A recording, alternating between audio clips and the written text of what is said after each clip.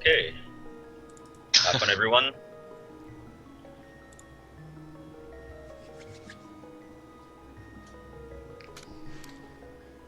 Now, one thing you guys will see, the timer's going to start according to race bot, so there's a stream delay to account for. There's no real good way around this, unfortunately, but the end times and the split times are what will matter. All right, we're starting off with the Master Sword race. This is the shortest category that we have in the relay today.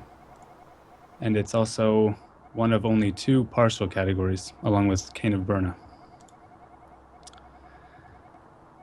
This race is going to set the pace for the entire relay, so no pressure on the racers in this one.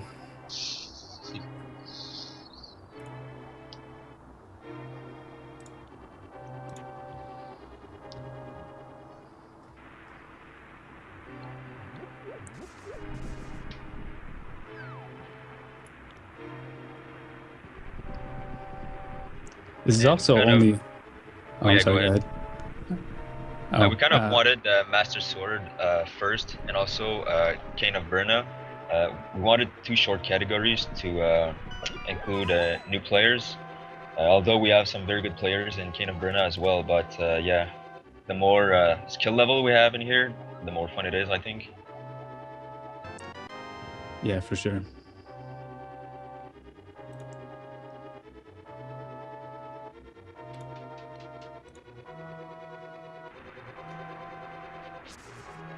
All right, looks like everybody successfully picked up the sword and shield.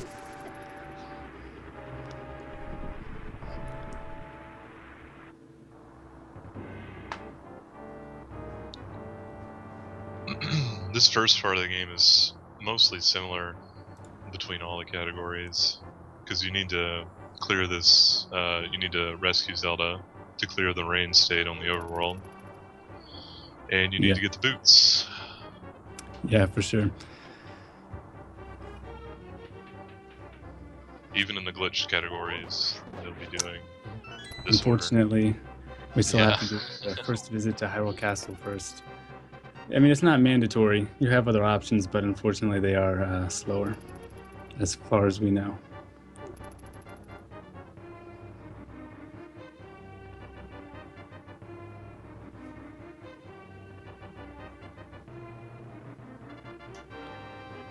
All right, this first part of the game we usually refer to as escape. And that's where you and Zelda escape from the castle to the sanctuary, of course. The optimizations in this part are mostly based on subtle movement mechanics and also quick reaction to relatively unimpactful random factors. But there's enough of them that they do make an impact overall, depending on how well you are able to react to them.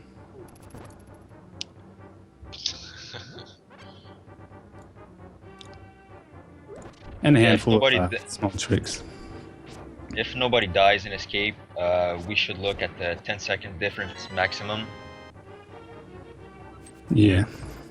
These players all use the pot kill on this. Nice. Guard. Yeah, there's two different popular ways to kill the ball and chain guard. One that uses a pot to knock off half his HP and then finish him with the sword, and the other way just uses the sword. Just using the sword is quite a bit harder and not that much faster, so...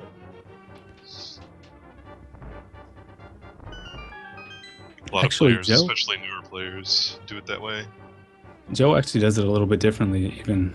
He throws the pot and then does a poke spin as the 5th and 6th hit, and then 2 slashes to finish him off. Interesting.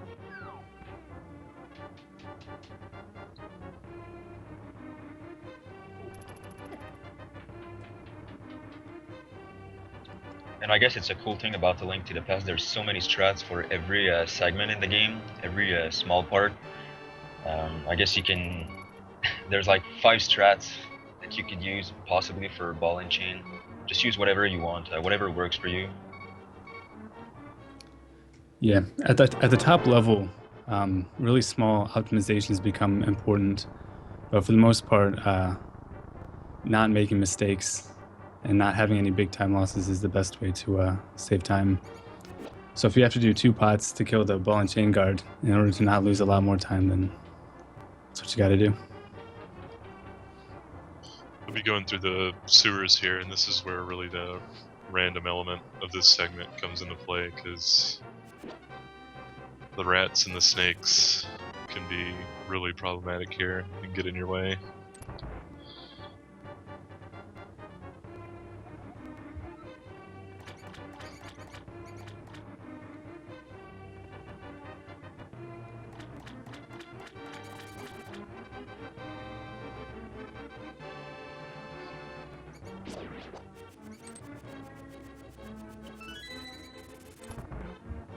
All right, good key rat RNG for everybody so far. Oh wow, all 4 players got good RNG. Yeah, that net room, the rat can go up to the top left corner, waste a ton of time. I don't know exactly how much time it actually loses in general. Well, yeah. I've heard Probably some not big that much, numbers. I've heard some big numbers from players, but I think that they might be hyperbolizing a little bit. It is really annoying, and it feels bad because it's something that you can't really do anything about. You can. There are some ways to reduce the time loss a little bit, but you can't prevent him from going up there at all.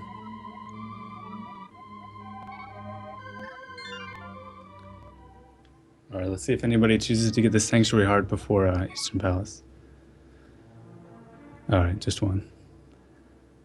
It's an optional safety. Oh, I'm sorry, 2 players did.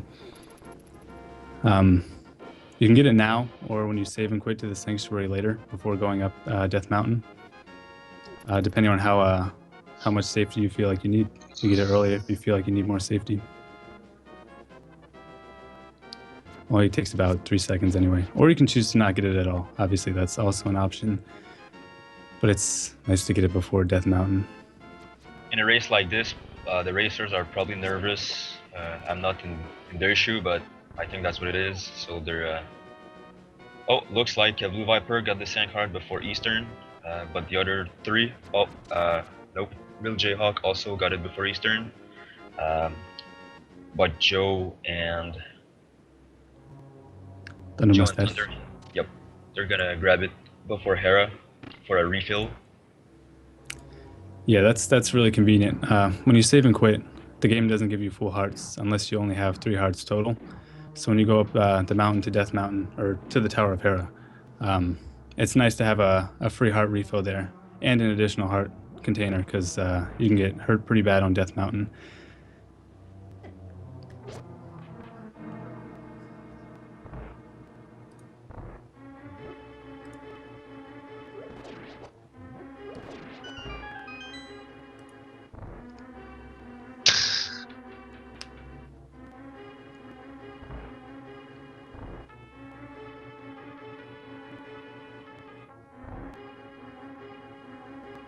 Okay.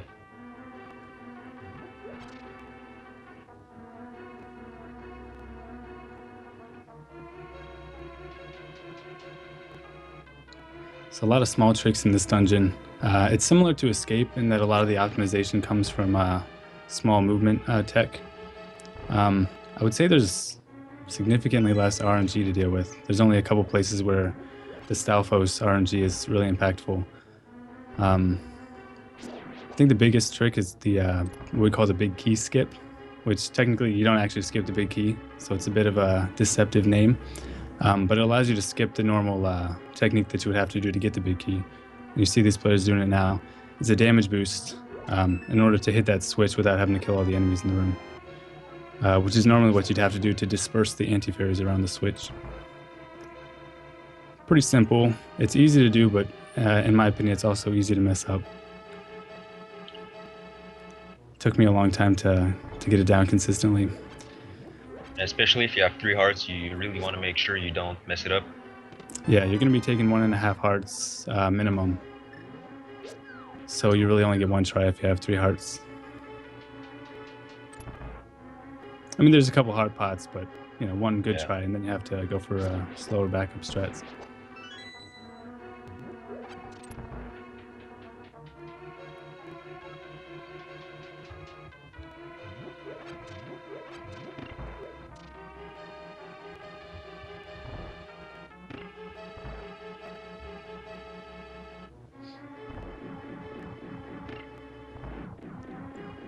There's also a lot of options on this boss fight.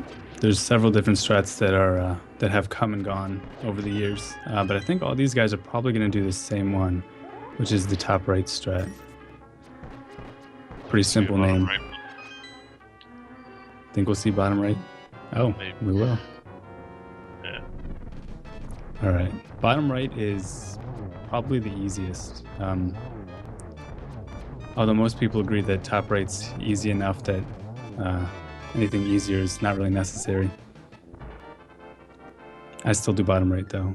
Bottom right or middle right because I've never practiced top right, depending on how I feel. Oh, 2 people doing bottom right. Okay, I was wrong. Looks like they're gonna take this 1 second slowdown Yeah. for safety. the ACMLM classic. Yeah. One noteworthy thing about bottom right, though, aside from just it generally being easy, is that if you happen to mess up in pretty much any way, it's recoverable.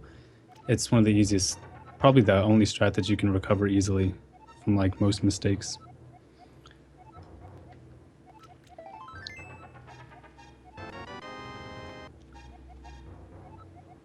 I'm going to get the boots here. Yeah, very important item for going faster. And for clippings, Yeah, gonna see which it we in won't the see in this last- category. yeah. Yeah. Now they'll go Oops. get the book because you need that to even be able to access desert. And it's very easy to forget because you just want to go straight to desert, but yeah, you have an extra item to get.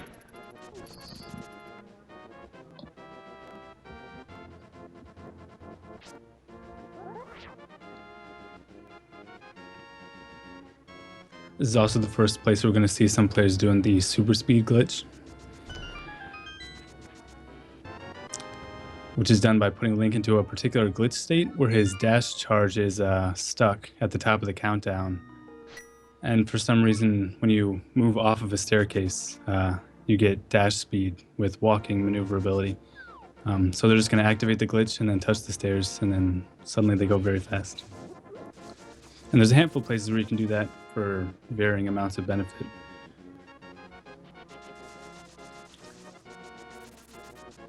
There is one you can do in desert that has a pretty high risk to reward ratio. We'll see if anybody decides to take that gamble.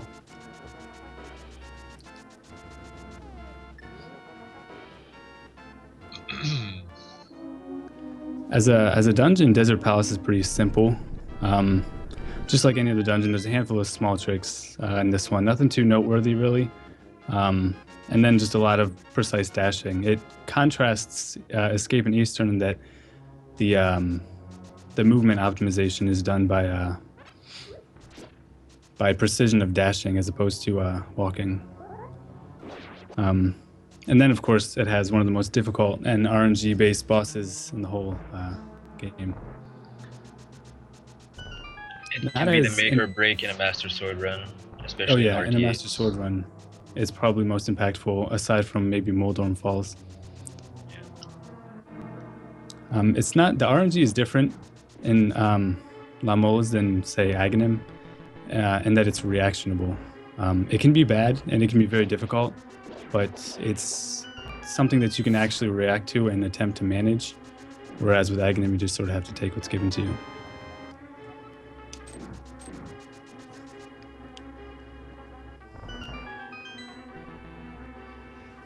We won't see Aghanim in this category though, but we will see it in every other category.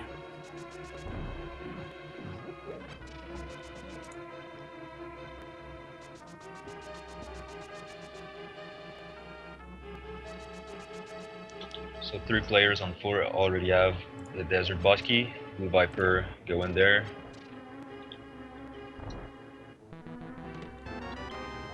they're gonna get the power gloves and head out to Desert 2.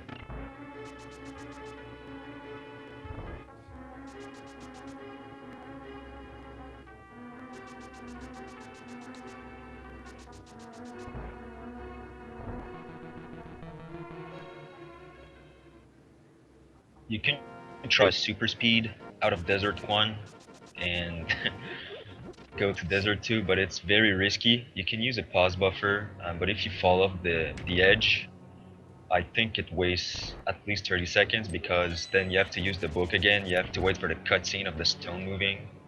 It's really slow. You really don't want to fall. And when you're in the super speed glitch state, you just have to touch a ledge and you instantly jump. There's no delay on the jump like there would be in a normal condition. And if you jump there, you lose a bunch of time.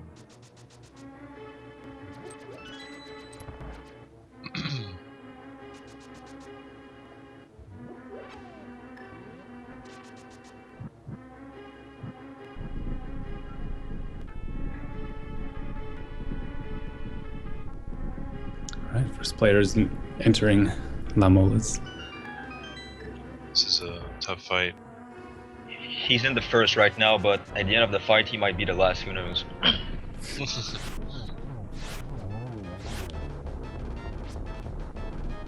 Arrow count isn't as important in this category coming out of this fight as it would be in others. Or going into it, you don't have to really have 30 arrows going into it. But if you exit with a low number, it doesn't really matter.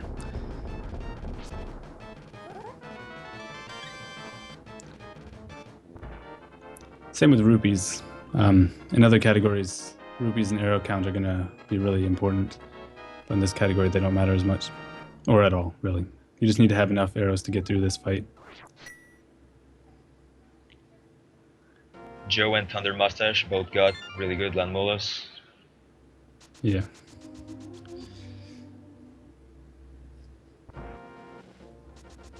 Joe's opting not to get the Sanctuary Heart at all. It's rolling way too deep for that. Oh no.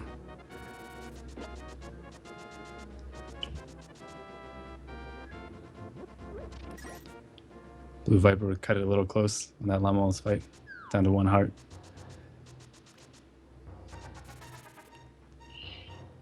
You can talk to the priest in the sanctuary to heal. If you chose to get the Sanctuary Heart before Eastern, but still want the full heal before you climb Death Mountain, then you have the option to talk to the priest to get full hearts. Shoutouts to ACMLM. Yeah.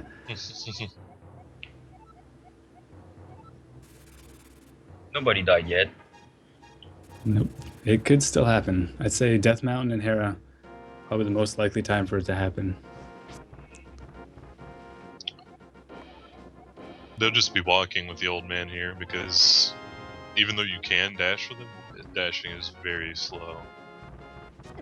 You dash with pretty much walk speed.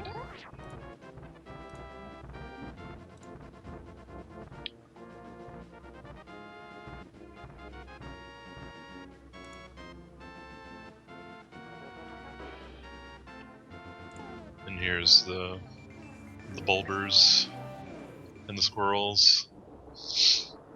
Yeah, both heavily dependent on RNG.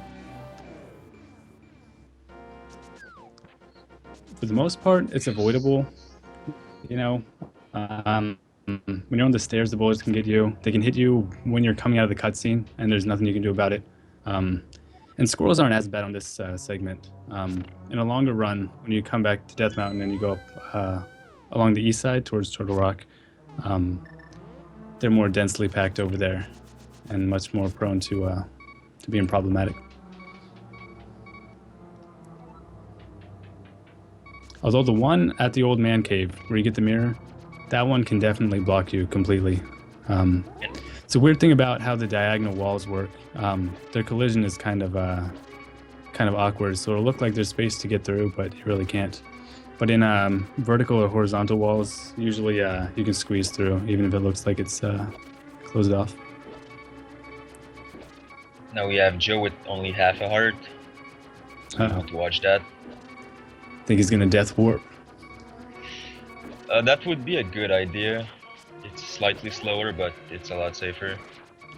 Yeah. And what a death warp is, for anybody who's not familiar, that's when you intentionally die. In this game, that'll send you back to the beginning of the dungeon, which he's intending to do anyway, except he would use his mirror to do it. So by doing that, he would end up where he wants to go anyway, and also technically save a menu, so it wouldn't be as costly as your average death warp.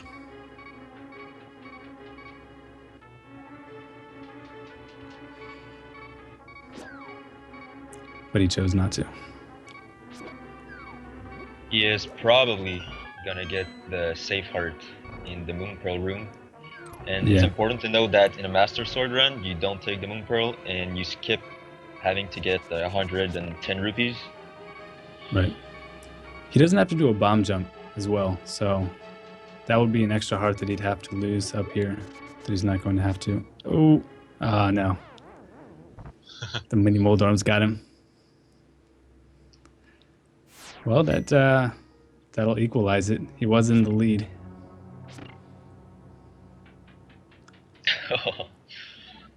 Yeah, that little pocket of mini Moldorms can be kind of tough to deal with. Yeah, their movement is really hard to predict. Oh, and Blue Viper died before the big key. That's one of the most costly deaths in a Master Sword run. Yeah, you have to redo the tile room, which is basically just a auto scroller, as they say. You can't really speed up that room at all, aside from, a third of a second or something.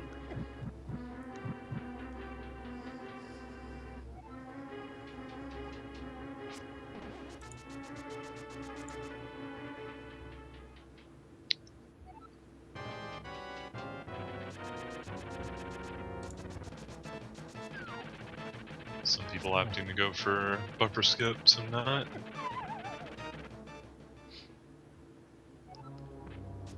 Yeah, bumper skip is a 4 pixels range window. Yeah. It's not that bad, but it's easy to mess up. Looks like Joe fell in Waste. Moldorm.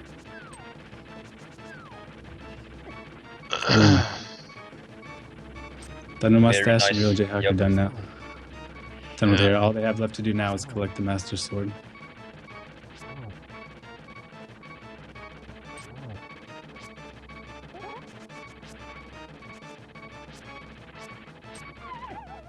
Oh man. Joe D'Amelio got killed while falling on Moldorm.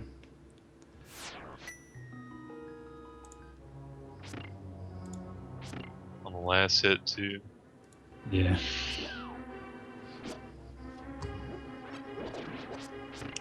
Looks like him and Blue Viper are actually going to be finishing this pretty close. Unless anything else terrible happens.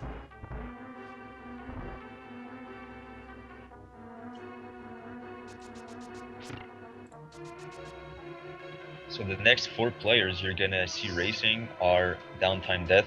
He's a really good player. He's been playing the game for I think 1 year now. And then we have Ivan. How can you forget Ivan? He's also a god at Super Metroid. Casnode. And poor little Pinkus, also known as Helge FMI, or I don't know how you pronounce that name, but yeah. So they're gonna be the next 4. Norwegian name. Or Finnish. Or some Nordic country. They'll be running any percent no major glitches, which is Yeah. really the main category of the game in terms of popularity.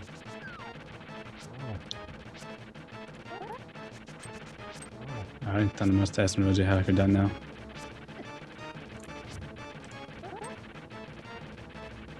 This means Team Deer Cup and Pretty Pistachios have taken the lead.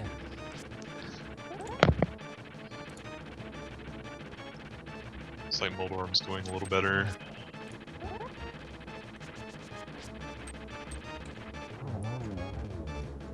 Yeah, it looks like the last 2 players have finished around the same time.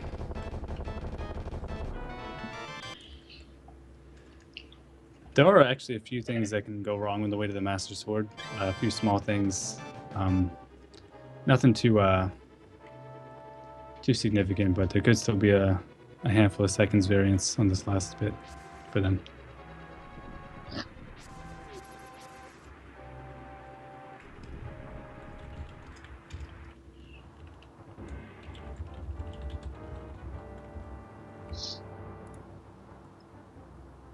Casnode starting up the no major glitches run.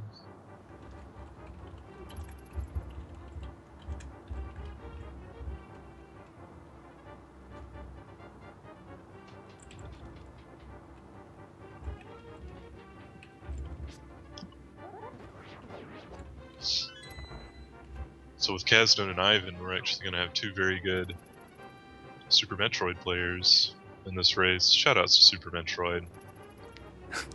It's a fun game. You should all play That's it. what I hear.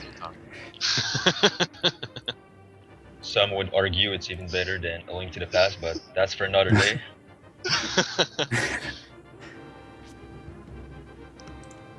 All right, the beginning of this category is going to be pretty similar to the last one.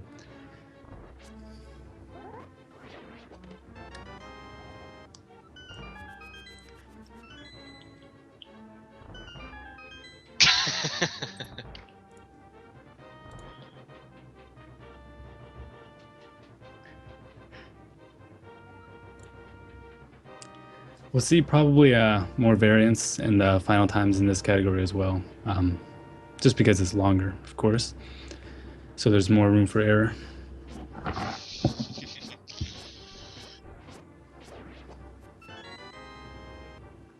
Yeah, there's going to be even more RNG in this with the Aghanim 1 fight.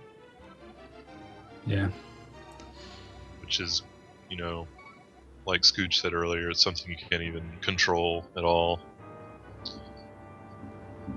Maybe someday, but probably not. The RNG in this game is too random. It's really too bad.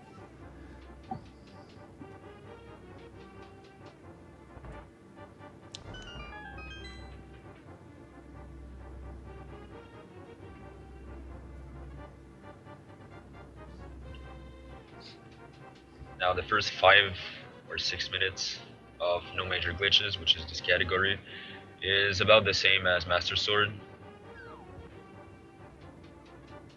Yeah, I guess the first difference actually comes after the Sanctuary, because this category will not be using any save and quits. It'll be done completely in one single segment. So they'll have to walk to Eastern. And actually, that's has some pretty big reactionable RNG in that segment as well, potentially. The Octoroks, which is one of my favorite screens. We'll also probably see most of these players, I think all of them outside of DTD will get the Sanctuary Heart here. Yeah, Downtime Death might as well, just because it's an important race. I think he will grab it. We'll see. I don't know, he's pretty opposed to it in general. He He's doesn't also a want RPG to... He's also a chicken when it's time to perform. I'm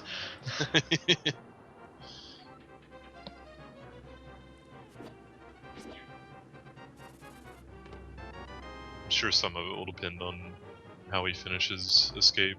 If he finishes with close to full health or...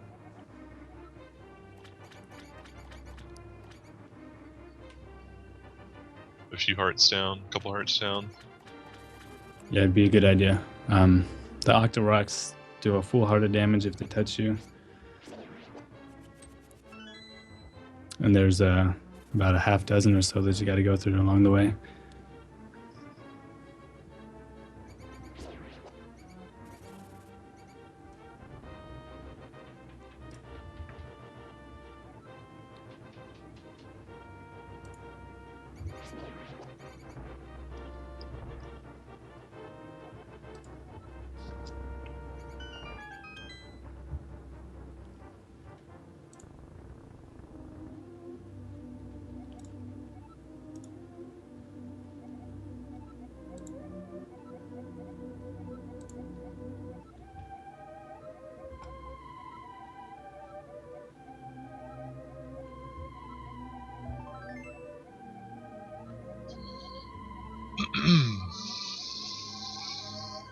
All right, 2 for 2 on Sanctuary Hearts so far. Yeah, it saves about 3 seconds to skip it, but of course you're heart down for the rest of the run. So Yeah, there's a few places in particular where that's particularly impactful. Where an additional heart, for example, at Helmasaur, would give you the ability to tank an additional hit on the boss fight if you do get it, and that can be a big deal. Dying on Helmazor wastes, assuming you get a good dungeon the second time around, it wastes about 2 minutes and 15 seconds.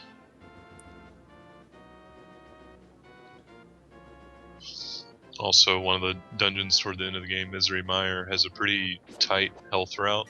So Yeah, extra one heart's nice additional to have. heart. Yeah, it can definitely make a difference. All right, Kaznode actually just got a red rupee drop, and he walked back to pick it up. I said earlier that rupees are going to be more impactful in this category, and basically he's set on rupees now for the whole run.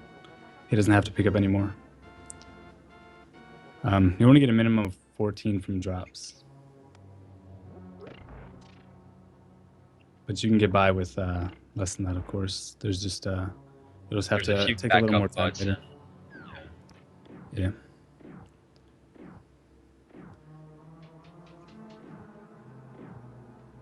Yeah, they're gonna need 110 rupees leaving the light world, so they can pay Kiki to enter the first Dark World dungeon. Kiki the monkey.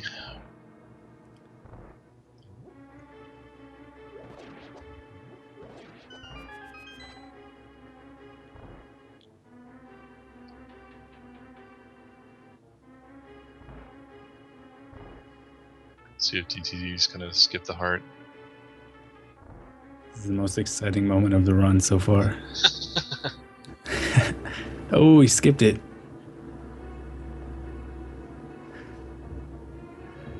Maximum swag.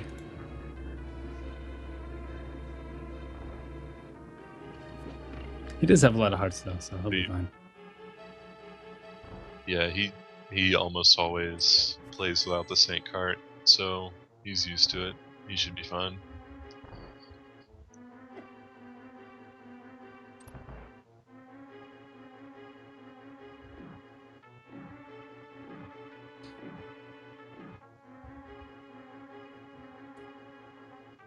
There's also a drop gamble in this first dungeon that you can optionally choose to do, which is to skip an optional arrow pot near the beginning and hope for a drop from an Igor later. The first two people both got the arrow pot, so they'll be fine. But generally, if you lose the gamble, you'll be one arrow short for the first boss. And there's like a 87.5% chance that you'll get the drop. But in order to save 1 second, you need both arrow drops, and I think that's the odds are 12.5% chance of that happening. Yeah, you need to win three coin flips to save the full second. Otherwise, it's about even, I guess. Like 20 frames difference, maybe.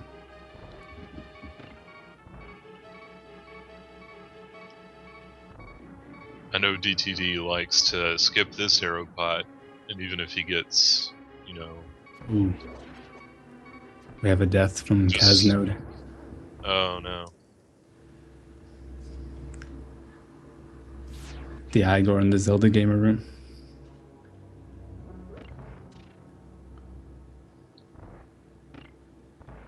I imagine that nerves are playing a pretty big factor for these guys. I know I'm nervous about playing later. Have you practiced your clips? A little bit. I'm not really worried about the clips too much. I'm more worried about Helmasaur and forgetting the route.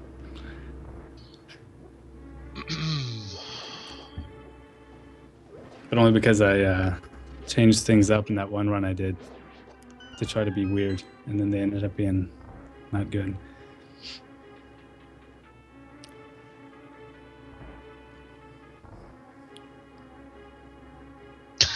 Right,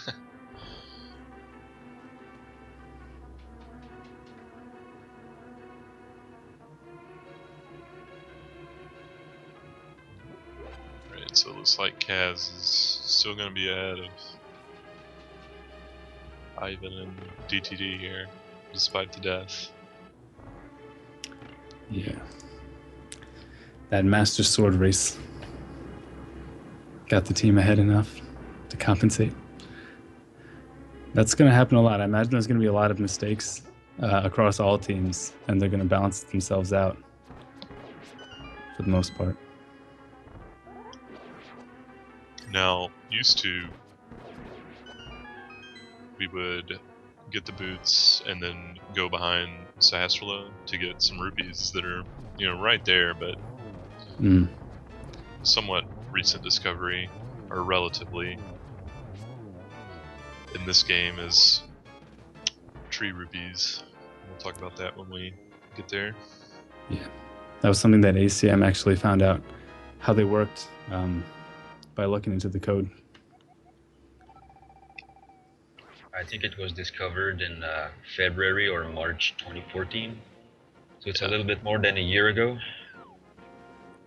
It's probably the most recent, like greater than 1 second time save.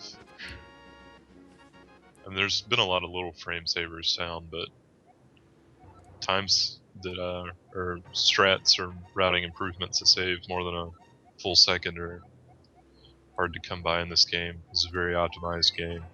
Yeah. Particularly this category. Yeah, for sure. Some very passionate and intelligent people spend a lot of time on this category. We're still finding a few frames here or there, but nothing too big. Of course, now a few frames is the biggest thing we can find, so yeah, we're still excited when it happens.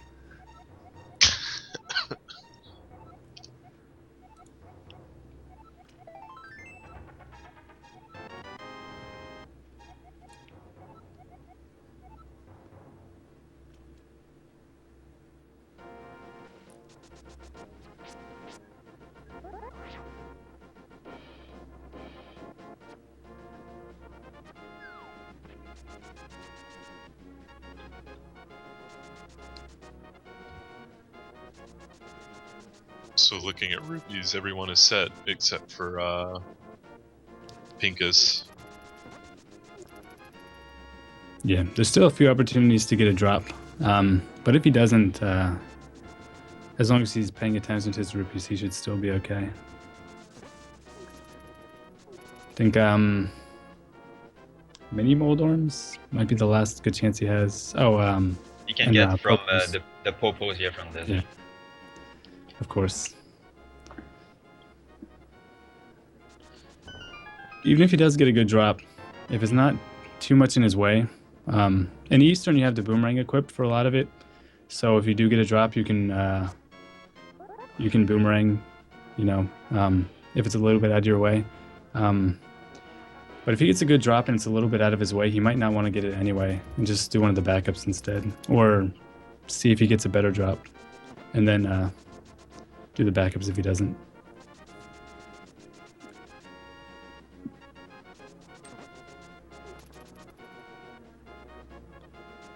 There's a 5 rupee pot in the circle of pots room there, if you're worried about rupees. Yeah, you only take that pot if you have like 0 or 1 or something. Just if you're very low. I'd probably never take it in a RTA. Only if I was really worried in a race.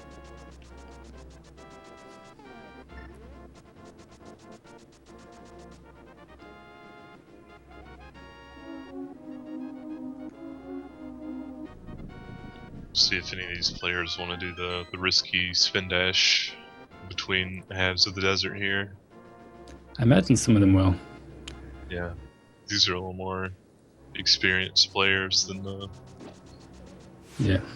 ones in the Master Sword race.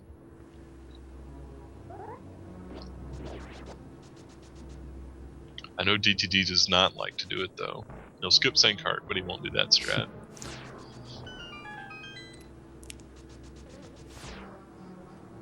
think he It's actually- has bad memories of falling off in a race one time. Yeah, I actually remember that race. It's a pretty significant time save. I mean, it seems like a really short distance. But generally, if you can move while the sword's charging, that compensates for some of the time lost doing the spin dash. And then it's a short dash and then like a right angle walk. So compensating that with a fast diagonal movement makes it a solid half second more saved, probably on average. I think optimally it's like almost a full second, but I don't think many humans are going to save that much time.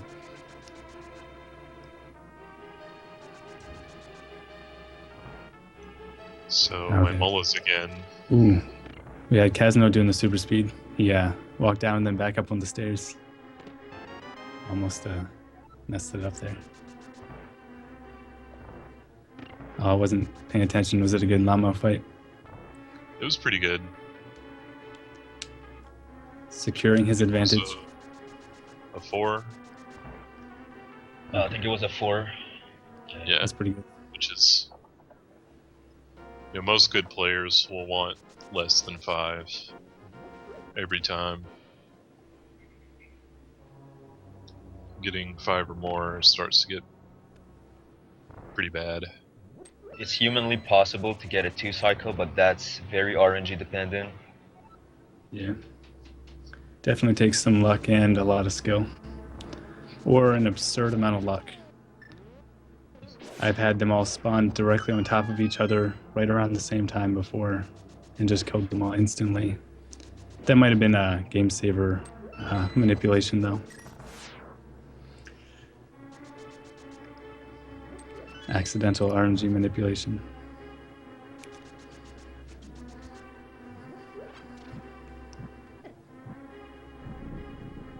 So, Pincus just did the fake flippers glitch there, which you notice he swam despite not having gotten the flippers yet. And he does that by jumping into the water and scrolling the screen at the same time. Tricks the game into thinking you have the flippers. Yeah, there's like one frame when the game, after you hit the water before the game checks if you have flippers or not. And if you're able to transition screens on that one frame, the game doesn't check again after the screen transition, so it just never checks. It just assumes that you have them. It's also exclusive to the Japanese 1.0 version, which all these players are playing on. Yeah. So is the super speed glitch we saw earlier. And we will see soon again on Death Mountain. Definitely. All right, we got Death Mountain. I've been trying the cactus dash. Oh. Team Pretty Pistachios having trouble in that mountain. Yeah, got that squirrel block. Yeah, that's the one big place where a squirrel can actually completely block you on the way to Hera. The other ones can be kind of annoying, but they can't really block you completely. Maybe in front of the Hera stairs, but you can deal with that. Like, just don't slash him in that direction if he's close. Before this super speed was found, this segment was even more of a pain with RNG. Yeah, since you have to stand still for half a second to charge a dash and only move in a straight line, dodging became very difficult. It's also worth noting, I guess, that if you take damage when you're in the fake flippers glitch state, you will soft lock your game and you'll have to start over. It's a good thing no one had that happen to them. Yeah. That would actually make me pretty nervous. I hadn't even thought of that.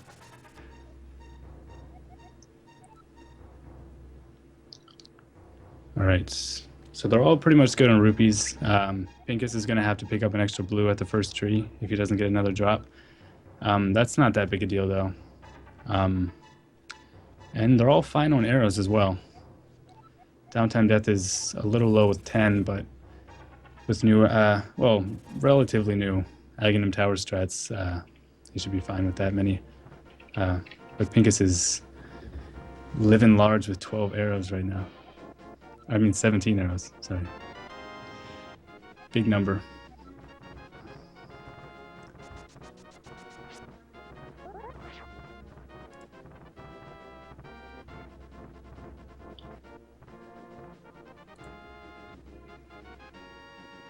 might see some item dashes here and out of a couple of runners. Pincus didn't do one, but there's one you can do in the tile room. Save he a tried. little bit of time. And then after it failed, he gave up. That's something you don't really want to spend too much time trying if you can't get it right away, generally. Yeah. And I guess that's the first item dash, isn't it? In this run. Yeah. Basically, that means you charge a dash and throw or use an item at the same time. With the boomerang, you can throw the boomerang in any direction and charge a dash at the same time. So we're able to throw the boomerang at the switch while charging a dash towards the door, and you can get behind the pegs before the switch gets hit, which saves you a little bit of time. You do that during the auto scroller, so you don't have to actually lose any time on movement in the next room. So it saves about as much time as it takes to throw a boomerang, and maybe a couple frames more for not dashing a full distance. Looks like Pincus fell on the bumper skip. That can happen. That happens to me all the time. But he had a good bomb jump. In this category, we'll see the bomb jump to the Moon Pearl. We didn't see that in the Master Sword because you don't need the Moon Pearl. But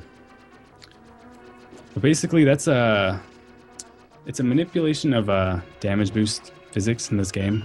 When you're near a hole, if you set a bomb near the hole and you stand within 2 pixels of the hole, the bomb will boost you across. And for some strange reason, if you bonk against a wall, if you dash into it and you're recoiling from the dash, then that range expands to 6 pixels. So you only have to be within 6 pixels of the hole and time the dash correctly to jump across. And that's the technique the technique that most people use, since it's pretty easy and consistent. There's more difficult and faster ways to do it, but I don't think any of these guys are going to do that. We may see some of those later from maybe Zelda. Maybe Zelda and Jaden. Yeah, I probably will as well.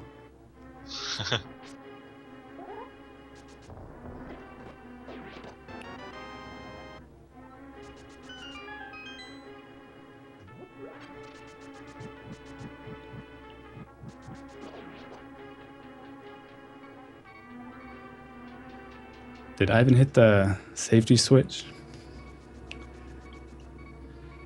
Oh, he did not. So he's going into the boss fight with only 1 heart.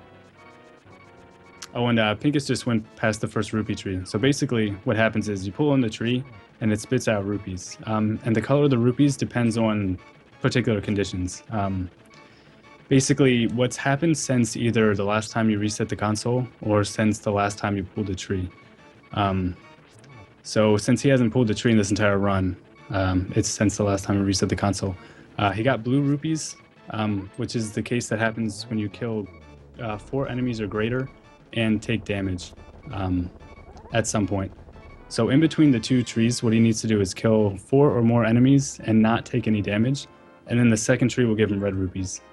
And he did pick up 3 blues, so he was paying attention to his rupees. And he'll pick up all 4 of the reds. And then he'll be set, because there's a free pot in Aghanim's Tower to put him over 110. Yeah, we used to not really understand why the trees sometimes gave blues and sometimes gave reds. It was RNG. It's a really strange mechanic. Yeah. ACM. Yeah, I don't know why they would program it like that, but it's cool that ACM was able to figure it out.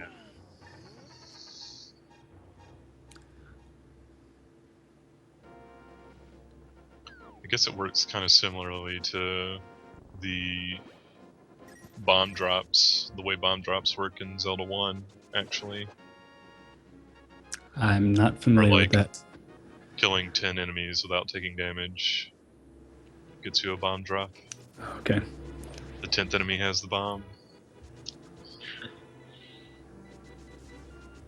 There's a lot of different things you can pull on to get rupees in this game, not just trees. Some statues, a painting of Mario. Even one of the feet of Turtle Rock gives rupees. Uh-oh. And Pincus got took some damage on that overworld, and that's actually kind of a big deal because you really want sword beams for this dungeon. Seems he got a hard drop though, Oh yeah. and that's for the strat that he's doing in this this second room. You use your beams to manipulate the second guard, so you can get a clean double spin to kill him, and that saves 4 or 5 arrows depending on how you kill the first one, which is very nice. That's why you don't need as high of an arrow count as you did before.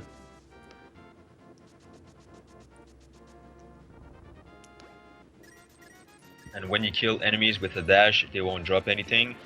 And the strat you saw LJFMI do in this third room of Aghanim's Tower, it's to manipulate a fairy drop, so he'll get it later in Turtle Rock. Yeah. That's kind of funny. This early in the game, you're already manipulating a drop in a second to last dungeon. But it basically guarantees that you'll get a fairy and a full magic drop. That dark Which maze is- room is pretty rough. Yeah, if you bonk Yeah. on a wall in the dark maze room, every guard will start running at you, and then good luck. Yeah, it can get pretty bad, pretty fast. If you use sword beams too, they'll notice you, and it can turn bad pretty quickly. Sometimes one of them will just notice you for no reason. And then I think he gets the other guy's attention. But I think Ivan was the only one who didn't do the prize pack manipulation, and he got the fairy drop. So he has no fairy waiting for him in Turtle Rock.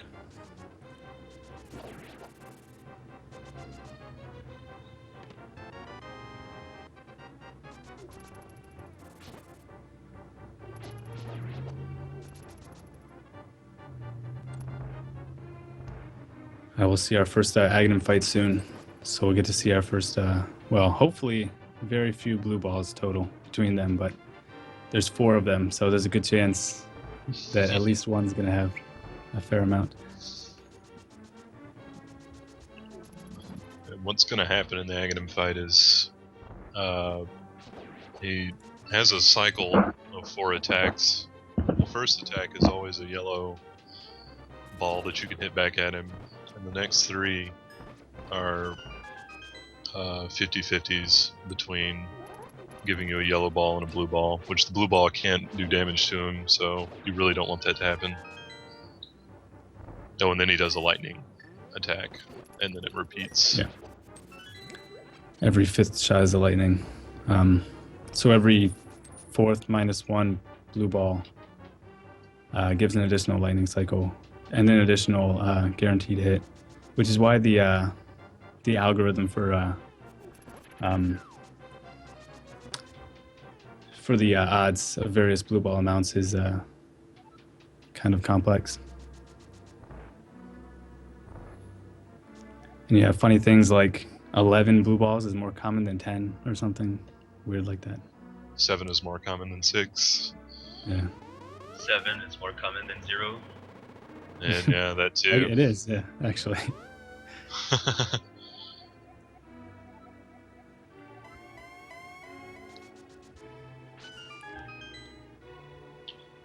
All right, I haven't Hopefully we been got counting. 2. I think I've got 2. Kazno got 0, according to the race channel.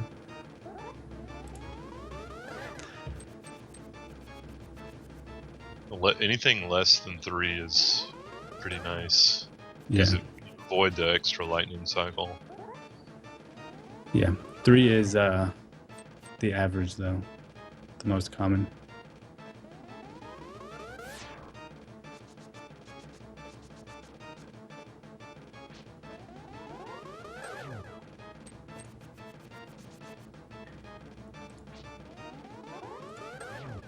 All low so far. Not sure how many Ivan's gotten so far, though.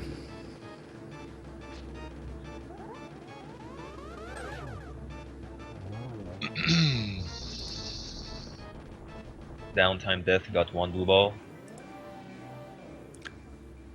So it looks like they all got very good luck on Aghanim. It's pretty rare that, especially in a race with 4 people, they all got. Well, we're still waiting for one person to. Looks like he did pretty well too.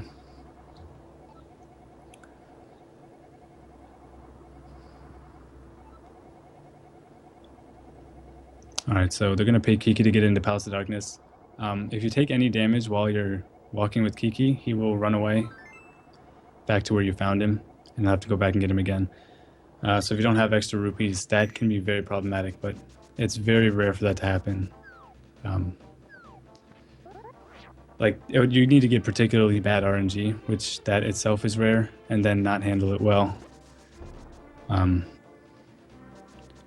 Which you can just by playing it safe, like not trying to go too fast. It's really easy to just not take damage, which is what I'd recommend in a race like this.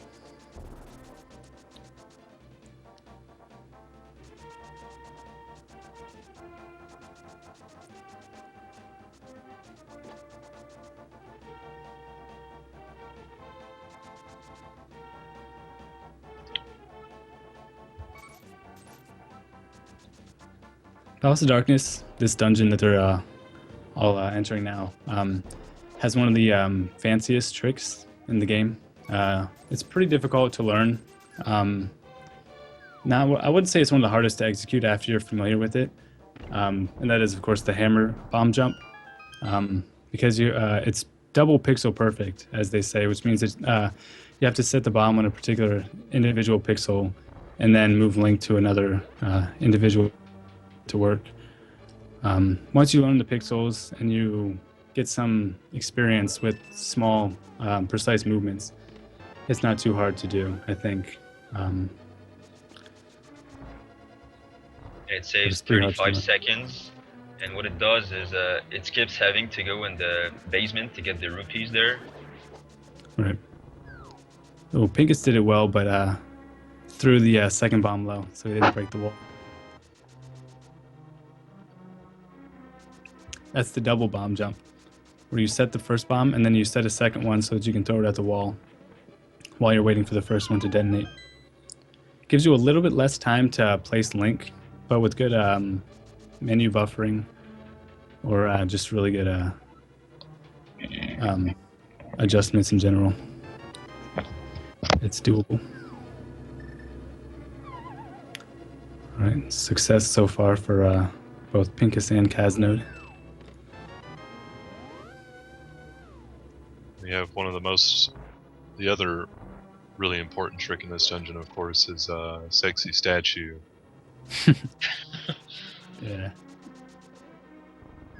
I don't even know if many of these players go for it. I know DTD does, but I don't know if the rest do. Ooh, looks like Pincus got hit in the Mimic's room. That kind of sucks. It means he'll have to use an extra arrow to hit the switch instead of his sword beam. That's a little slower because you gotta move a little bit to hit it. But more importantly, being low on hearts means that he's gonna have to be more cautious on the boss fight. I guess And it looks DTD's like boss. yeah, and that's also bad because he didn't take Sank Heart. I guess you can get the 3 heart pots after the bomb jump. Yeah. He's still gonna be he's still gonna be full on hearts, but yeah, failing bomb jump wastes around 15-16 seconds. Yeah.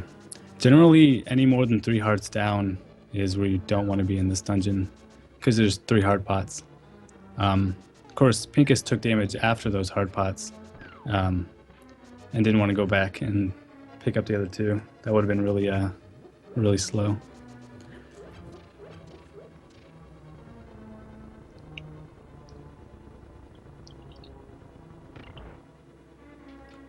There's a lot of RNG on Helmasaur as well, but it's, for the most part, pretty manageable. The worst thing that can happen, I think, is in the second phase.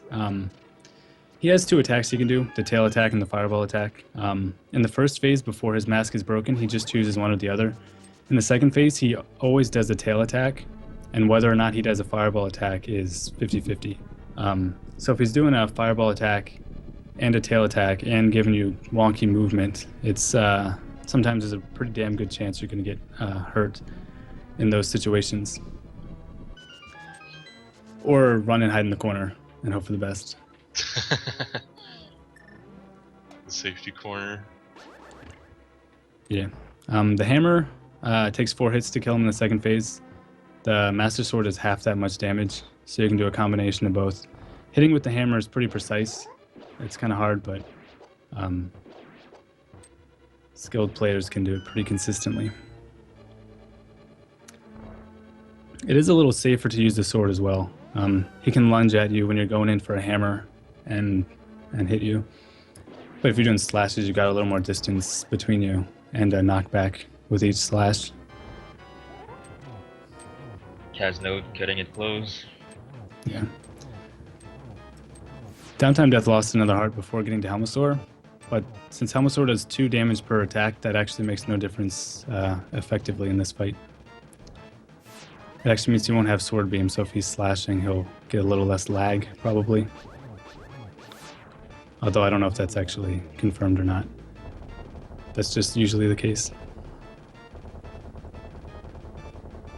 Alright, they all survived. That's the most important thing. Alright, the next item they're going to get is the flute. This is going to help to speed them up a little bit. Well, I guess a pretty significant amount, actually, because you can fly around the map. Yeah. It's also necessary to actually complete the run, so there's that. Needed to get into Misery Mire.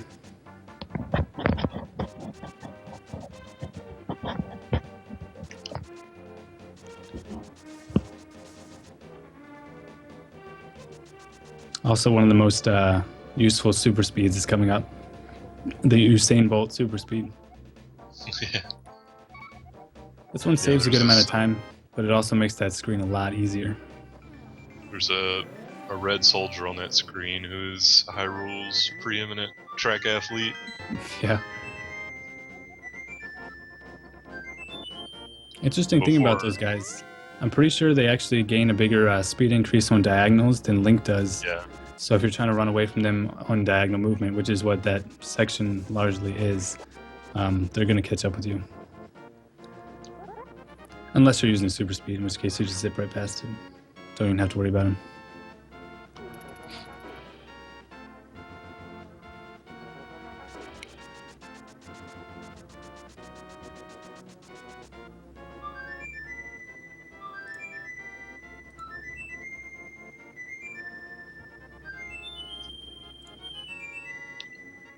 Yeah, he doesn't even look too fast when you're running by him with super speed, but if you try to do that screen without it, he will give you a lot of trouble.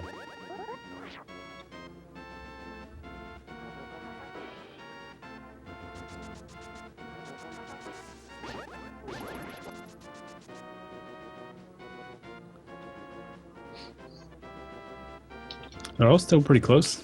I mean, they're all on the overworld in the same segment still. Yeah. Next dungeon coming up is, well, I think its proper name is Gargoyle's Domain. I think is that what it's called in the credits? I think so. At least on the Japanese version. We usually refer to it as Thieves Town or Blind's House. Something, I don't know. It's a fun dungeon. I like it. I like it because I have been doing it pretty well the last handful of times I've gone through it in practice. Yeah, and this dungeon is known for having very trolly RNG and one room specifically that we call the Yeah. Hellway, and you'll see why. Yeah. Unless they all get the the God Dash, but I don't think so. Yeah. There's a handful of rooms with finite RNG, or like a few different conditions that can happen that all have very specific, correct, quote-unquote, reactions. And then one that just has really bad RNG that you have to react dynamically to. Or do a pixel-perfect dash and get a clear dash path, and then you can get to the room super fast and easy, get a gold split, and then never get a gold again until you get the Hellway dash again.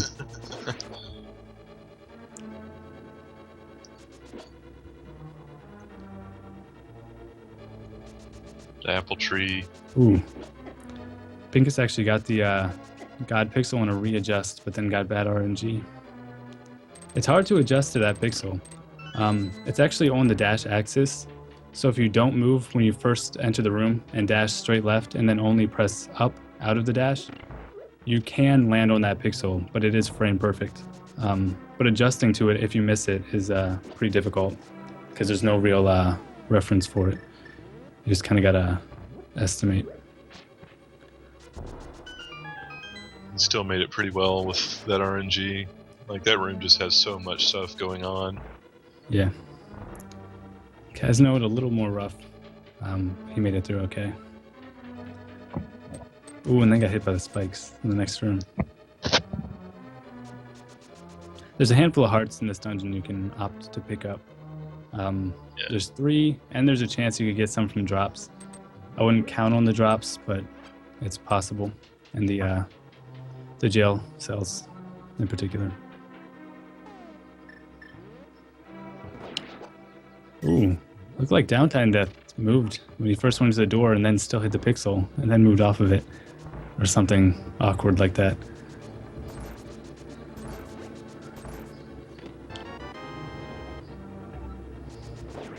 You still got a pretty nice hillway. Yeah, still got through just fine. Ooh. Ivan's getting blocked by the starfish. Blocked hard. Wow. Holy oh wow, and he got through him. That's the worst thing that can happen. Is Yeah. because how like you the way damaging them works is really weird. Yeah. It's difficult to get them out of your way. For sure. Alright, Pincus is coming up on the boss fight. This boss fight is known for giving a lot of trouble to casual players. But it's actually totally scripted, and if you execute it the same every time, then it will play out the same every time. Yeah, it's really... He did not do the second phase correctly. He missed the poke. He should still be okay. He has plenty of hearts, and it's totally manageable from this position. Yeah, he's fine. A little bit slow, but he got through it okay.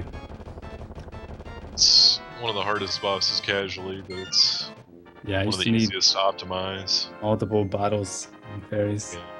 It's ironic how that works, because later we'll see Argus, and Argus is one of the easiest fights casually. Yeah. But he's one of the hardest in a speedrun. Yeah, at least if you go for the optimal strat. Yeah. Which I think at least DTD of these players will be going for the optimal strat. Yeah. Looks like Casno got a good fight.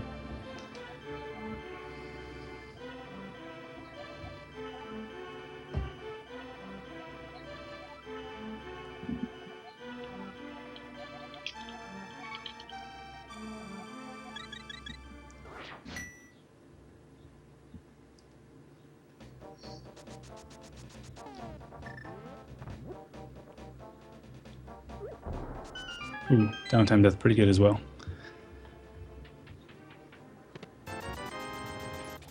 The normal dungeon order for Dark World is like Crystal number 1, which is Palace of Darkness, and then you're supposed to do Swamp Palace to get the hook shot, and then cross the river with it and get to Skullwoods, and then do this dungeon, Thief's Town. But this is a speedrun, so the rules have changed. Yeah. Then one of the main reasons they do it this way is to get this upgrade Pincus is getting right now.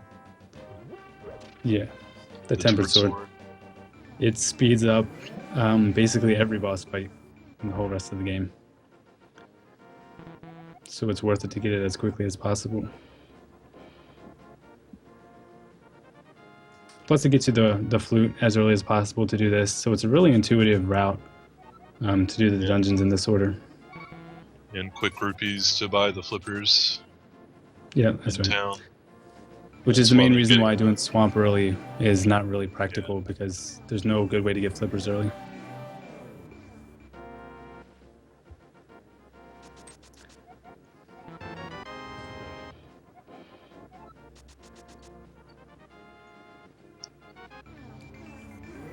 Right, let's check out defense dashes.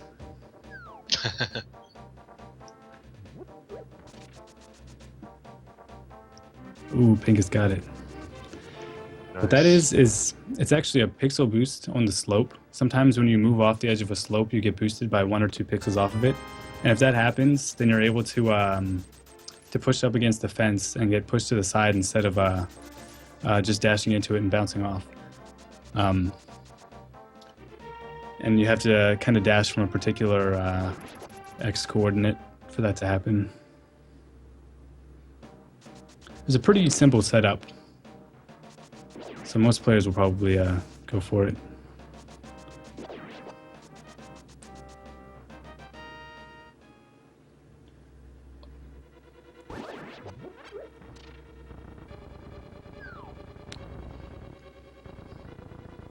His first 2 rooms of Skullwoods that Pinkus is doing are some of the most annoying, in my opinion. Well, it can be. The first one can be pretty bad. The room with the big key in it, it's pretty rare, but when that room goes poorly, it can go pretty poorly. And we got the next bomb jump also coming up. This one will be done the same as the bomb jump in the Tower of Hera, by placing the bomb and then dashing against the wall. And if you fail it, the consequences are not as bad as failing the bomb jump in Hera. The one in Hera is like 40 seconds or something. Yep. This one's like just a few seconds. I mean, of course you waste the bomb, but that's not a big deal. Yeah. There's a handful of options for extra bombs if you happen to waste a couple. Pinkus just didn't get the invulnerability frames. Normally, after you do the bomb jump, you'd fall into the hole and warp back to the door. So when you walk out, you can walk through the popo with invulnerability frames. But he actually didn't do that and walked straight into the popo on the way out. So he lost a couple extra hearts. Thinking I'll take a safety, but then forget to do the next part the right way. Yeah, that happens a lot in this game, I think. Ooh, Ivan fell in the wrong part of Skullwoods. Oh, let's see if he knows how to get out. Okay, yeah, he's fine. It's a fun mistake. That's actually the fall proper way to get to the fire rod.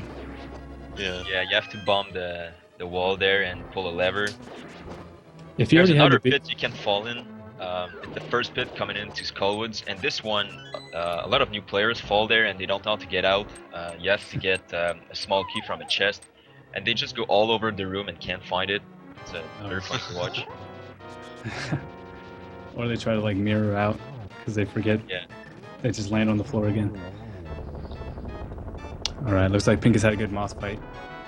That's a fight that a lot of players have trouble with. Because it's glitched. It's possible to hit Moth into the spikes and do 0 damage to him from the slash with the spikes. And that can happen a lot during a fight, especially if you're just doing random slashes all over the place. I'm a little critical of players who play that fight poorly and then get mad about it. I wouldn't say I'm like really good at it myself, but I really don't like when people make terrible decisions and then get mad at the game. But that's like the only part of the game that I'm really critical of people of.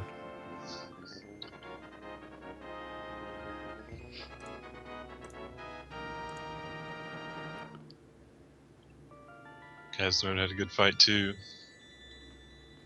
That's good. And if you're interested in learning how to fight Moth, actually, is making a tutorial which should be coming out soon. TM. Soon. Ah. I actually made good progress yesterday on editing the video, so hopefully soon.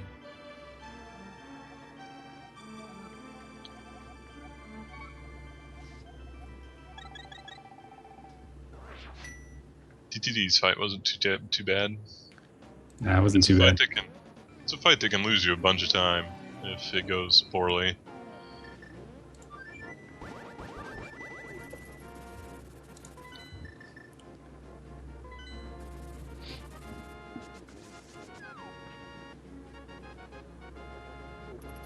All right, I guess none of them were too bad. Yeah.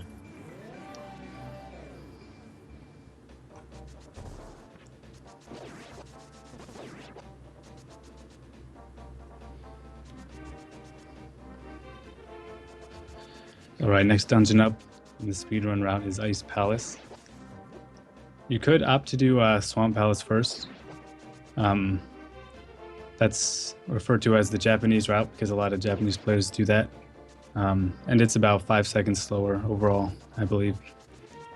And to do that, you'd come out of the flippers area and then flute to your house and go straight to Swamp, and then straight to Ice afterwards.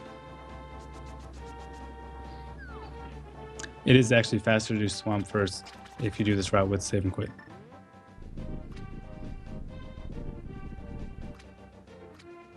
Which nobody does anymore. That's fallen out of style in the last couple of years.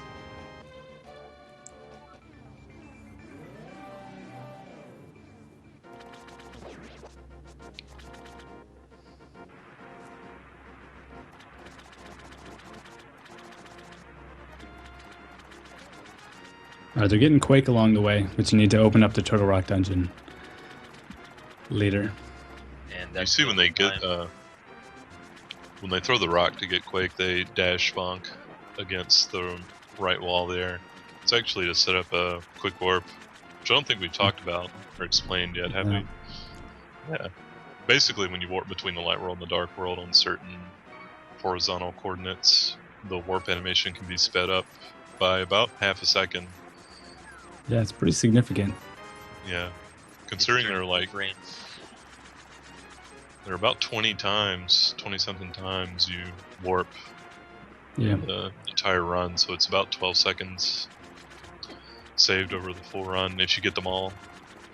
Yeah. It's hard to get them all. Yeah. And there's some that are basically free with setups like this one. Although Ivan is mid-dash when the cutscene starts, so it's not going to put him on pixel. Yeah, and some cost time. Go for them. Yeah. Casmode got the castle warp earlier in this segment, which is yeah. one of the harder ones. Ooh. I think he's got hurt in the penguin room. I didn't see how that went wrong. Probably missed the spin. Released it early or something. That's a mistake I sometimes make. Yeah, and then it lags on your way out. Yeah.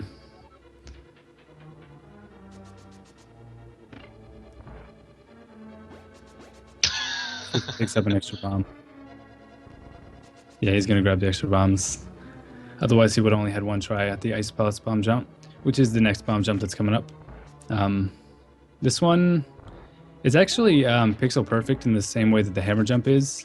For the most part, there's some weird things that happen. But because you line up by walking straight left out of the door, your Y coordinate is automatically set up, so you don't have to worry about setting Link on setting the bomb on a difficult pixel. And you just have to worry about positioning Link after you set the bomb. And there's 3 X positions that work. 3 X positions and 2 Y positions for each X position, and then a second. That's for placing the bomb, and then a second Y position for placing Link on one of the X positions. So, Yeah, so like- as you can see, there's it's pixel perfect, but there's a few sets of pixel that work. yeah, it's best It's just not to that learn bad. like one easy reference and just do that every time. Some people use Link's hat as a visual cue. I use Link's shadow because I think it's very reliable for any bomb jumps. Yeah, I like to use his hat there. All right, Cold Stare coming up for Pincus. This is a fight that This can is- go poorly. Yeah. Because Yeah. Cold Stare does a crap load of damage. But there The are some game- setups. If he does a setup well, he'll be fine. He can tank Okay. one hit from a cloud. Not The anymore. game at this point Okay, he's fine. is expecting you to have the blue mail. Oh, Yeah, and possibly bottles, fairies, extra hearts even. Oh, downtime death ran out of bombs at the bomb jump. Uh-oh. They had to mirror out.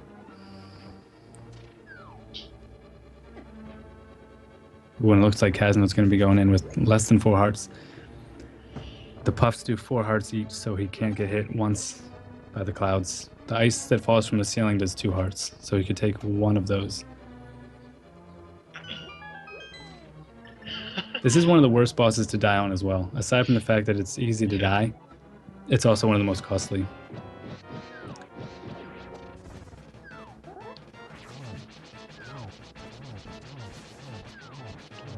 Ooh. Okay, he got him. Did 6 slashes, but 1 wasn't dead.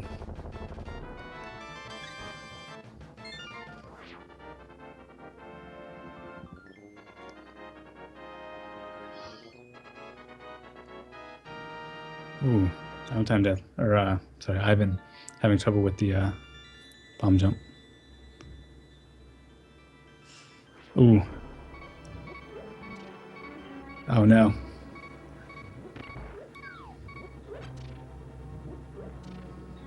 Alright, he's over, but he only has 2 hearts now. And downtime death is now about caught up with him, going back into the bomb jump. Yeah, you can choose to not skip the big spike. Good. There's also an option of getting some fairies. They're a little bit out of the way, but if you're worried about dying, you just got an extra heart. It's still 4 hearts, so you cannot afford to take 1 hit. Yeah. We'll see what he chooses to do, if he chooses to get the fairies or not.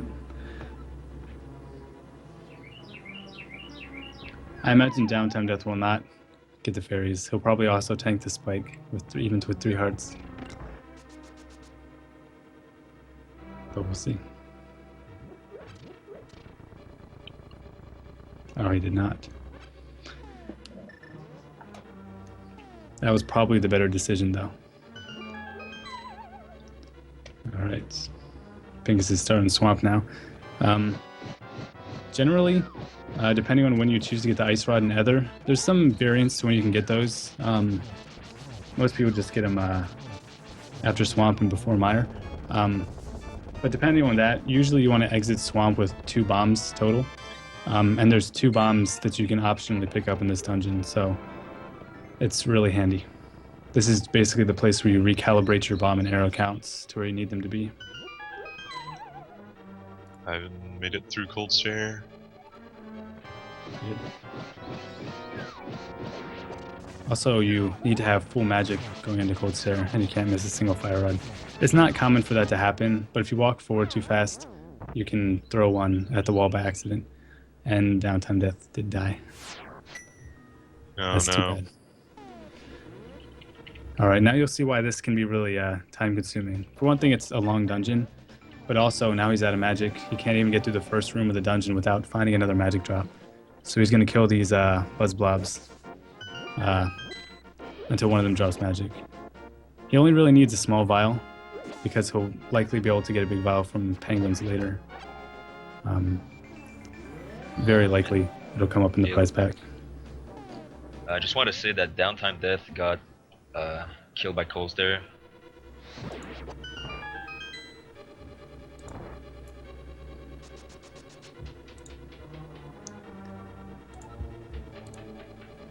That's okay. Team Power Rangers will prevail. There's still many places for people to lose time, so Yeah. no one's out of it this early. Low percent can go very horrible, and so can all dungeons, and so can 100% even. 100% is not so much about the difficulty, but rather about the RNG. You can get like super screwed. Yeah. Maybe Team Power Rangers gets 0 dig, 0 chest, or 0 dig, 1 chest, or 1 dig, 1 chest, I should say. I don't know why I'm saying 0. It'd be nice if you didn't have to do them at all. Alright, Swamp Palace is I think a lot of players dislike it as a dungeon because there's a lot of RNG. That seems to just come out of nowhere, I guess. Like you just expect to be perfectly safe and then suddenly something just bodies you from the side or something. Sometimes it can happen throughout like the whole dungeon. It's really easy to not die though, because it's supposed to be the second dungeon, and you have the tempered sword. You have a whole bunch of hearts, so it's really easy to get through. But it's it can be difficult to play optimally, very consistently, I think. You do get the hook shot though, which is definitely one of the coolest items in the game. It's alright. I personally like the Cane of Samaria the best. Yeah, the cane's the coolest item, but I think hook shot's up there. Hookshot is actually a pretty strong weapon against some enemies. Yeah. And you can use the Cane of Samaria to make a block in Ice Palace and completely go around the puzzle. You could do that.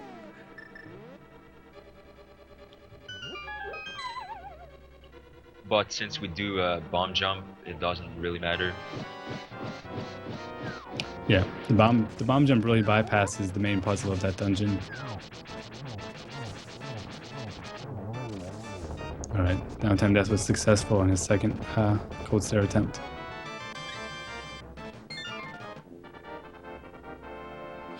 Pincus is at the boss now in Swamp House. He's not going for the what we call the zero cycle.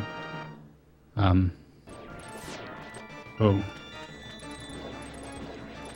Which is actually really difficult. It looks like you just hold your sword out and shoot the hookshot a bunch of times, but it starts with an item dash and then very precise hookshot timing on every hookshot afterwards.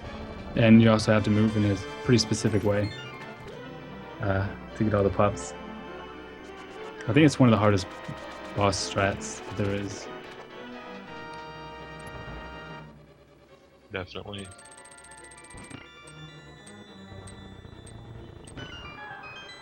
And then you can actually choose to use the fire rod on the second part to kill him in only a single cycle instead of two.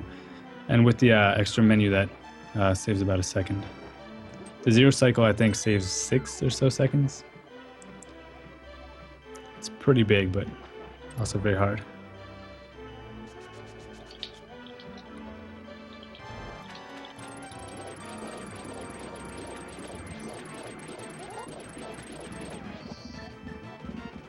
Right now, Team Pretty Pistachios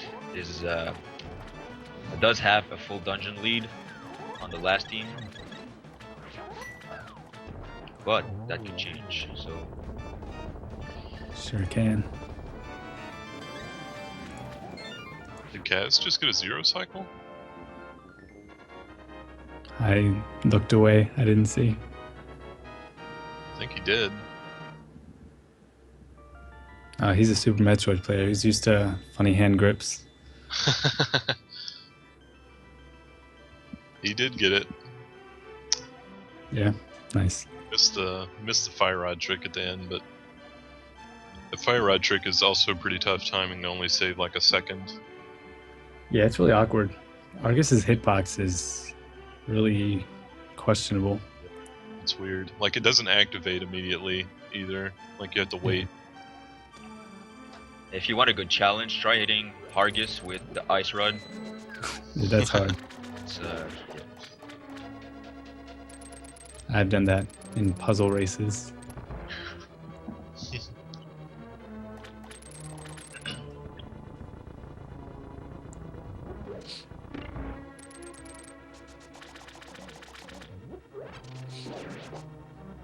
Alright, all these players should be getting the ice rod and ether after swamp. I don't think any of them do it differently.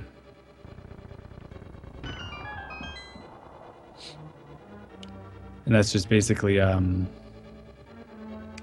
just collecting a couple items. There's a chance you could take some damage on Death Mountain, and at the ice rod, the crabs could potentially get you, and that can be pretty bad. You want to have a lot of hearts for Mire, because you're intentionally taking damage in the dungeon itself, and intentionally taking damage for the optimal boss strat. So maximum hearts are definitely what you want to have. Kaznode took some damage, but he was able to find a heart in those bushes. There's a chance for a heart or a fairy drop on any of the 4 bushes lateral to the warp, so he checked those for a heart. you can also also kill crabs near the ice red cave and hope for Yeah. drops. If you're really That's- lucky, you can kill 2 crabs and they both drop a heart. Yeah, they got a pretty good drop chance for hearts. I think it's 50% chance to drop, and 6 out of 8 drops in the prize pack are hearts. I think. So just under 50% theoretical chance of a heart drop. Yeah, be right back in 5 minutes.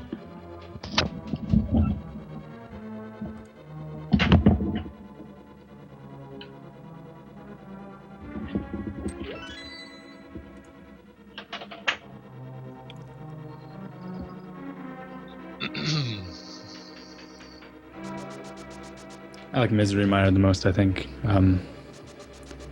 It's a really it's a dungeon that can be made very consistent with practice. It has some pretty challenging but not particularly RNG dependent rooms, I guess. Most notably, obviously, Mire 2, or the Wizrobes room, which has a very fun strat. There is some RNG in there if you do the slightly easier variation, but the harder variation is particularly designed to counter the RNG factor, which is just like a single popo that can wander off far out of the way.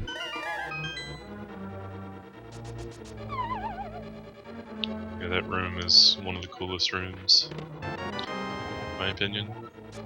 Yeah.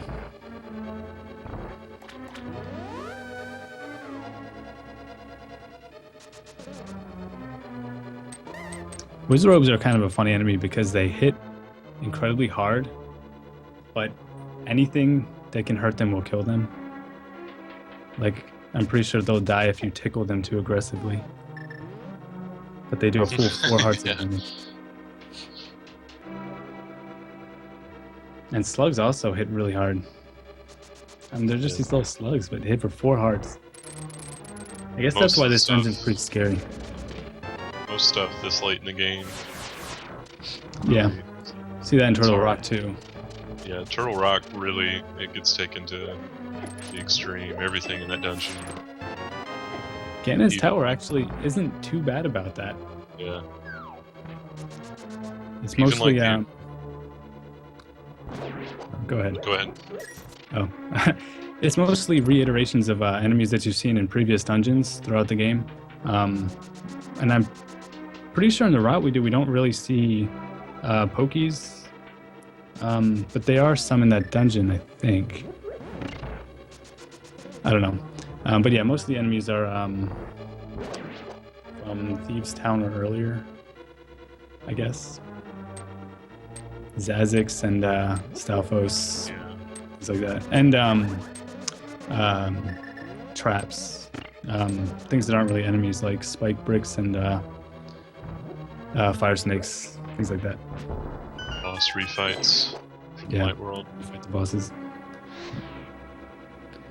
Much easier though the second time through. Even though they try to make it a little more challenging by adding an extra dynamic to the fight, the fact that you have, stronger items. Fire Rod for Lamol is Tempered Sword for Moldorm. I guess Ice Armos isn't really easier than the Light World, but they're both easy enough that it doesn't really matter. Alright, Pincus is coming up on the Vitreous fight. You'll see him intentionally tank damage in order to get some double spins on the eyeballs to kill them. The eyeballs do 4 hearts of damage, and the goo only does 1 heart. So he'll basically try to take either 1 or 2 hearts of damage each time he enters the goo and he gets a spin. And very successful fight. The big eyeball did not cast lightning at all, which means that he completed the fight very well. It was fast. Yeah. That's a pretty risky fight because if you mess up any of your damage boosts, then you will get hit by the eyes, and they do a ton of damage. 4 hearts. If you try to do the fight too tight, one of those eyes could just lunge at you, and you have basically no time to react. and that's bad.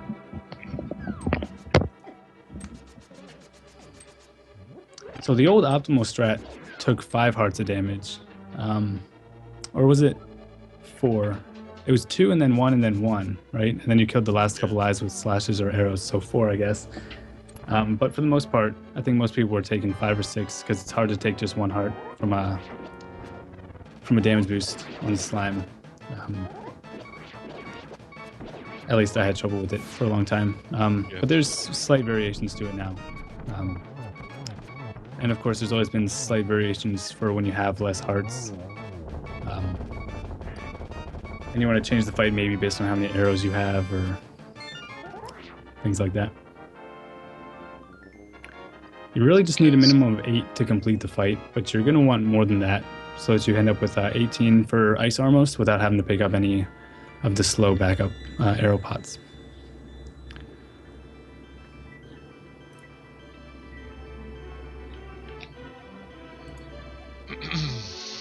Casanova had a pretty good fight too.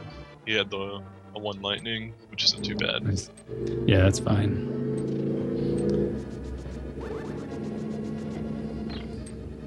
Alright, Pincus just made his way to Turtle Rock.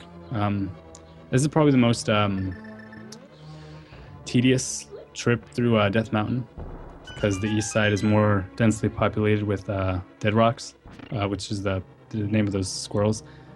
He lost a couple hearts, which happens. I mean, it's rare to not lose like 1 or 2 hearts, I think, between boulders and squirrels. The worst thing, of course, is getting completely blocked and having to wait several seconds or try to despawn the squirrel.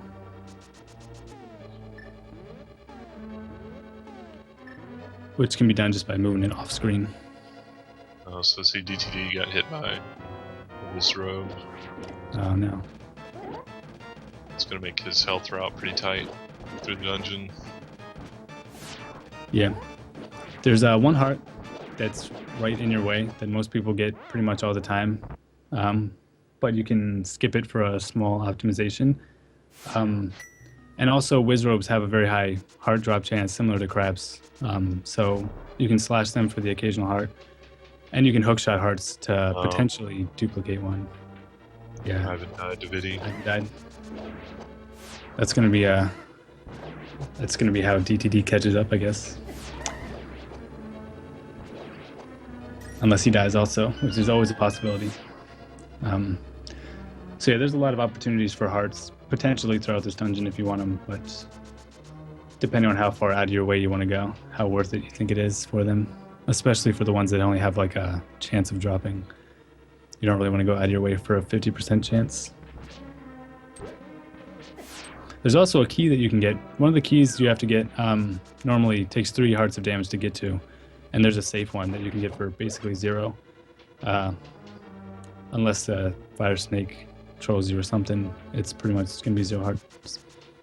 Yeah, usually you get like the safe key if you get hit by a slug or you get a really bad second room in Mire.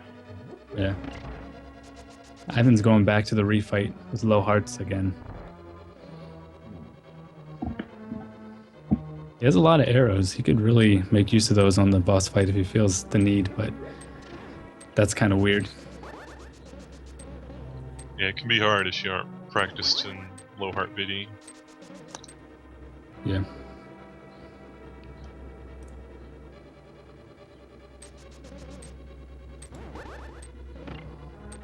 I'm doing pretty well in Turok so far.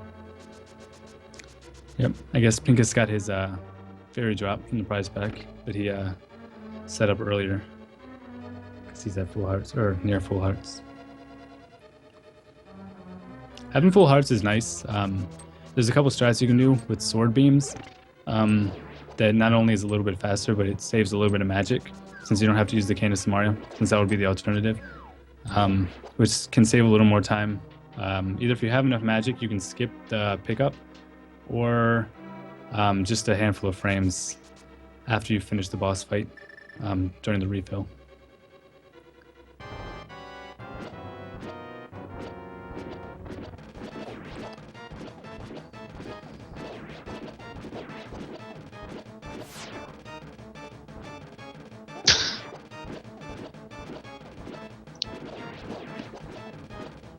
Ooh. I don't like this fight from Ivan so far. Ooh. I think he'll be okay. Yeah. Okay, he's fine.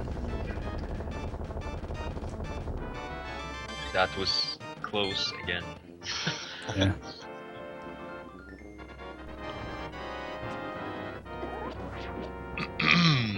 Ooh.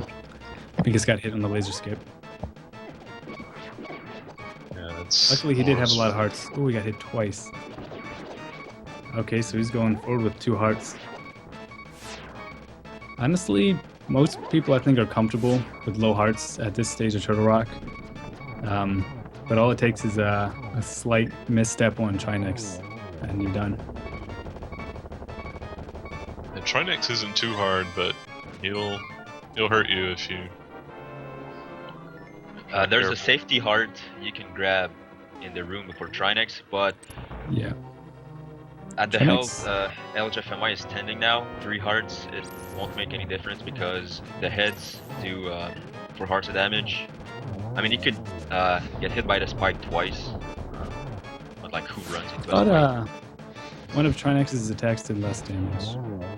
Running into his foot, I think, does too. Okay. Oh, and the fire. When he spits fire, that does 1 or 2 or 3 or some random number, but that never happens because you never let him spit fire. Ideally, anyway. I don't think I've ever really seen fire on that fight. He had a good fight anyway, though. Kazno with 3 hearts. Going into the Yeah, he laser got- skip. He got hit a few times and a couple times in the 2 pokey room. Ooh. And he took the laser right to the back on the way out of the laser skip. Oh no.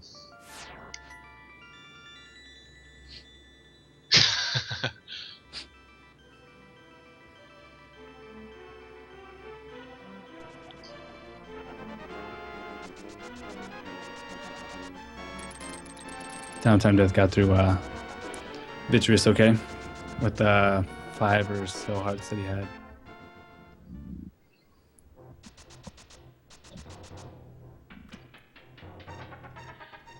Downtime Death is the inventor of the prize pack manipulation that provides a fairy in Turtle Rock.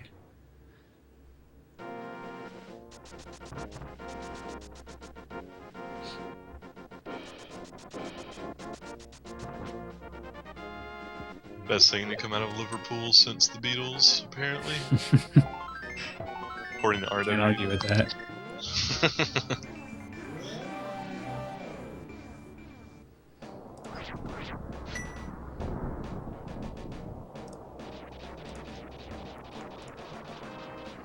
Alright, Pincus is coming up on the last dungeon in his tower. This dungeon, I would say, is probably, I think most people would agree, is the most difficult to really do optimally. I don't think the risk of death is as big as maybe in some other dungeons. Yeah. But some rooms can go very, very poorly. There's It's some... also a healthy amount of RNG in dungeon too. So Yeah, for sure. There's also some strat variation in a handful of areas. Some small things pretty much throughout the whole thing. The whole dungeon.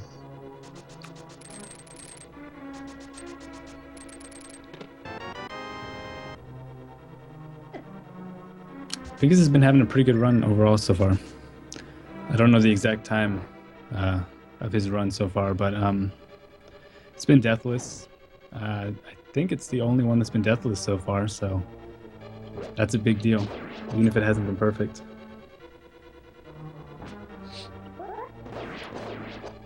Kazno is just now making his way back up to Trinex with 3 hearts, just like Pincus had. Let's see if he handles it as well. He's going for a backdoor strat, which can be a little more troublesome, but he did fine. He's right in the middle though in the second phase. I don't know if that's going to give him a good spin. Okay, he's fine. Perfect.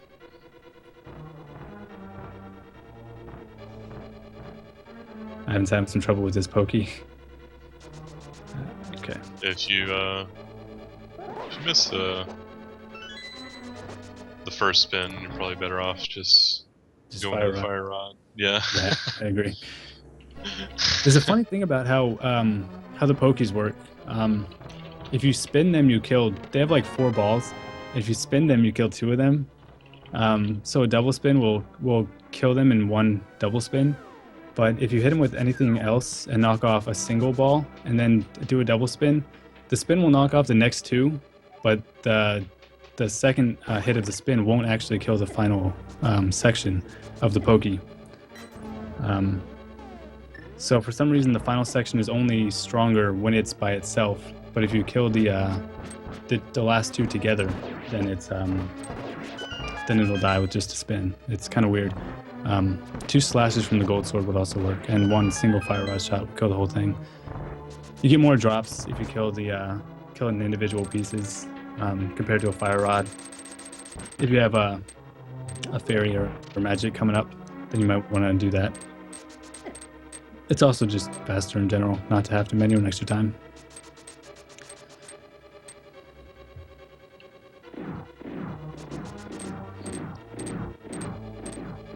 Alright, Pincus coming up on the gauntlet.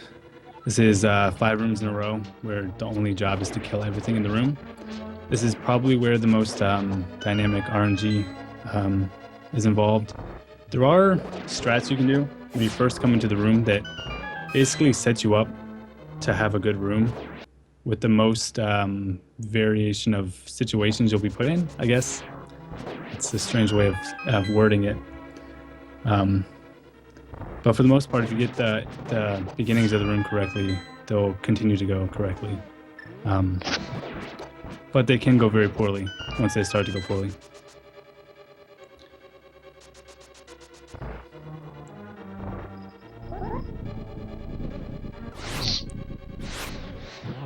Ivan and Downtime Death are both approach and try and exit around the same time. Ivan also on low hearts, just like the other 2, but Downtime Death actually on high hearts for this boss, unlike the last 2 bosses he fought. Should be a comfortable Trinix for him. Yeah, for sure. Ooh, missing some ice rod shots though. Oh wow, didn't menu while the head was exploding, or before the head was exploding. Ooh, okay. Okay, he should be fine.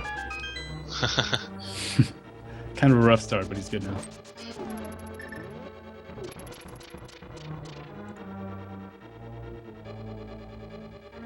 Yeah. Hunters also have to be really careful with how they manage their magic in the fight. The blue head can give really erratic movements. Yeah, first head you basically hit as soon as it spawns and becomes vulnerable, so you can lock it into place right away. But the other one already gets the chance to move around a little bit, so you kind of got to anticipate its movement to hit it.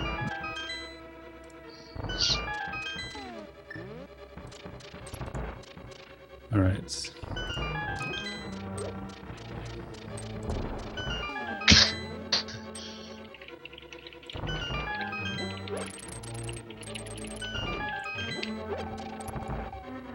See, Ivan's one of the most consistent hoverers in the game.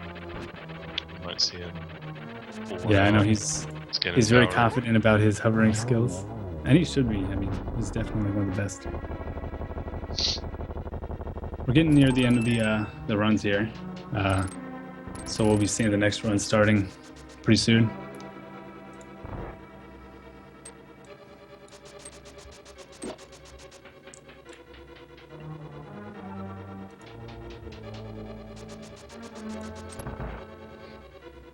We got Jaden coming up for Team Pretty Pistachios after Pincus finishes. Do a low percent run. That should be good. Yeah, low percent is always fun. Yeah. Jaden and Zelda are both in that category. So we got some of our top players. Yep. That's probably one of the runs that ought to have the top players in it. Yeah. It doesn't seem like it would be very different because, pretty much the main difference is you don't get the tempered sword, but it's actually bigger than you might think. Yeah, it affects every boss from that point forward, and Yeah. some of them quite a bit. And a handful of other enemies. The Lionels are pretty noteworthy. Red Zaziks you can't kill with just the tempered sword, or with the master sword rather. The Ropas and Skullwoods. Yeah. All right, Pincus on Ganon. This is a really good fight to end off a speed run. It's a really good final boss. Definitely. One of the hardest in the game to end it. Yeah, which is really nice. Ganon does a lot of damage, but Pincus should be fine with Yeah. the amount of parts he has. Well, he got a good first and second phase. He has Yeah. plenty of hearts, so unless he walks into him a couple times, he'll be fine.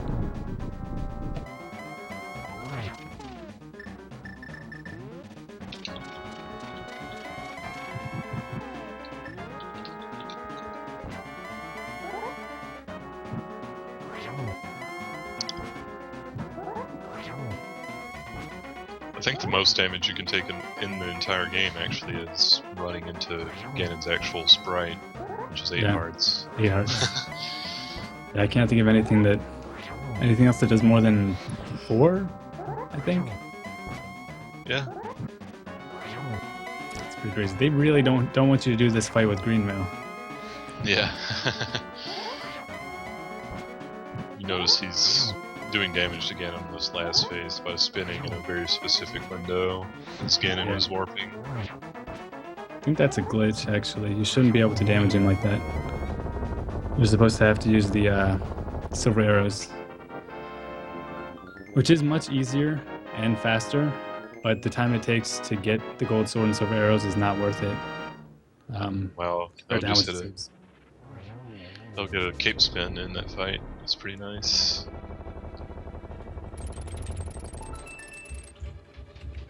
Alright, I gotta reload the streams. Switch out. Got Jaden joining with his low percent. Yeah. I'm actually gonna be right back. I gotta go use the facilities. Alrighty.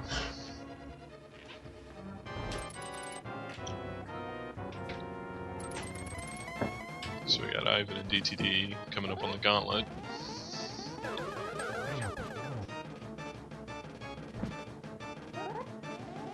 Kaznode fighting Aghanim 2.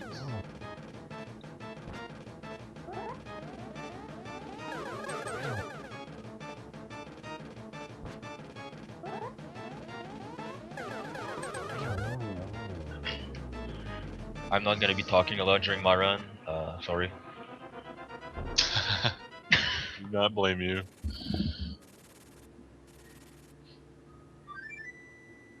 You're on Pizza Tracker? Or no, you're on Deer Cup. Deer Cup, okay. So yeah, you're coming up.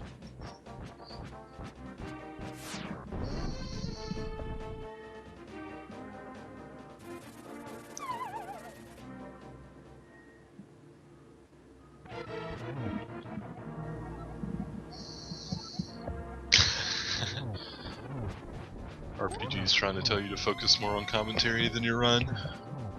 Yeah.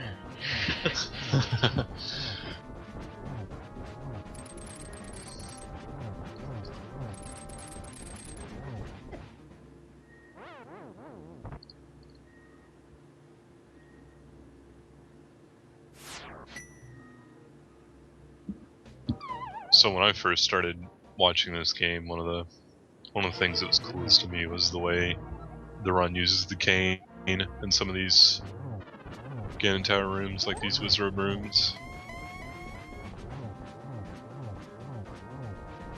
Pretty fun strategies.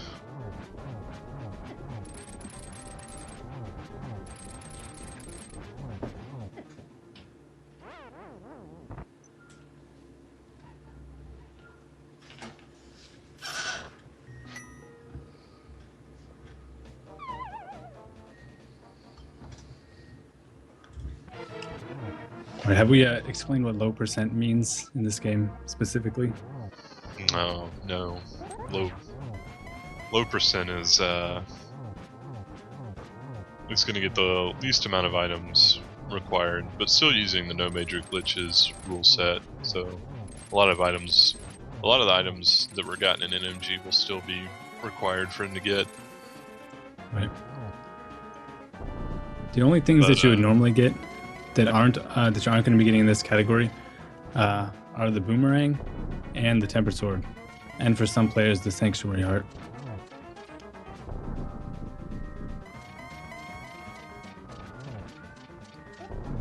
I think Jaden is, of course, a 124 player. Yeah, very good player. One of two we'll see in this category, so it's always a very entertaining watch. Yeah.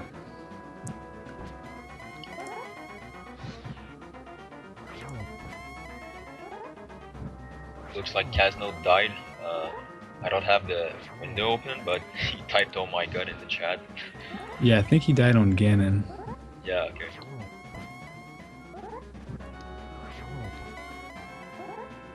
Alright, Downtime Death's entering, and Ivan's just completing Aghanim 2, so they're all right near the end.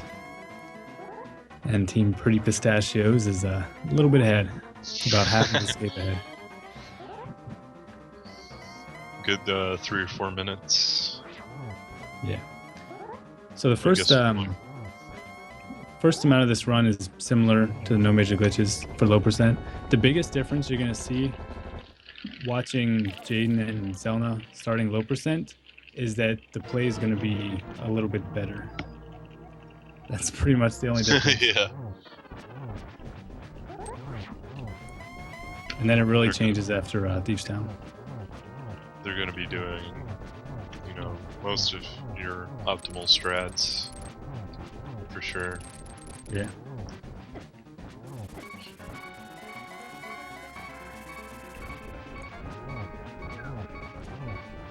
Even Right. Jaden, I'm Is it pretty sure, percent? has put a little bit of work into optimizing his low percent. Yeah, I strategies. spent some time practicing too. Ooh, I haven't died on Ganon. Yeah, Ganon can be really tough. Looks like Team Deer Cup is coming in second place so far.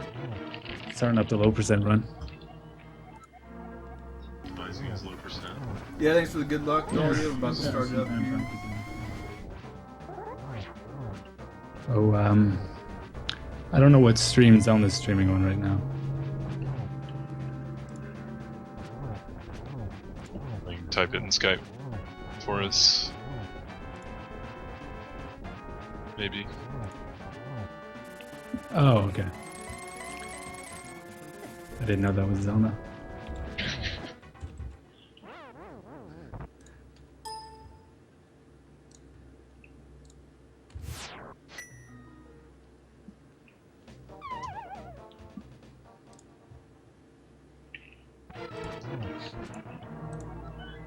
Alright, Downtime Death finishing up, so RPG is going to begin started with his low percent run, representing the Power Rangers. Gonna hope every player remembers to skip the boomerang here, because And not get pushed in the mushroom by a bush guard. if you get any of your extra items, it's no longer low percent, so they're gonna have to reset. It would be even worse if they forgot the route later in the run, even. Yeah. The reason why accidentally getting the boomerang is a problem is because if you skip the blue boomerang in the Hyrule Castle, then one of the 300 rupee chests that you normally get later in the run actually has the red boomerang inside of it. Now that's the route that they use in 100% intentionally, but in low percent, if you forget, since it's like basically reflex to pick up those rupees, it's possible to accidentally pick it up.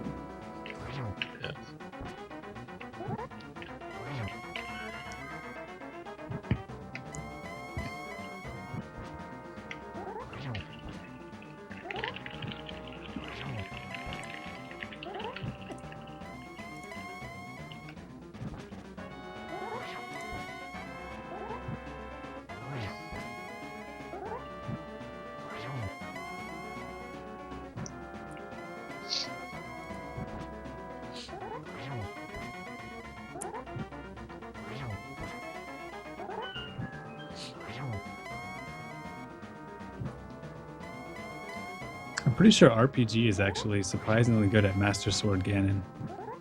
Yeah. I think he completed his very first attempt of doing it. Yeah, with no deaths on Ganon.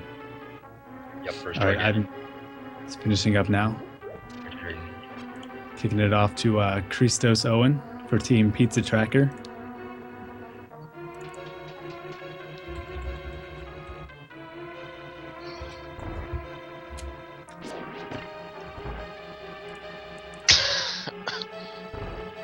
So Team Pretty Pistachios is a little over a full dungeon ahead now of Team Pizza Tracker.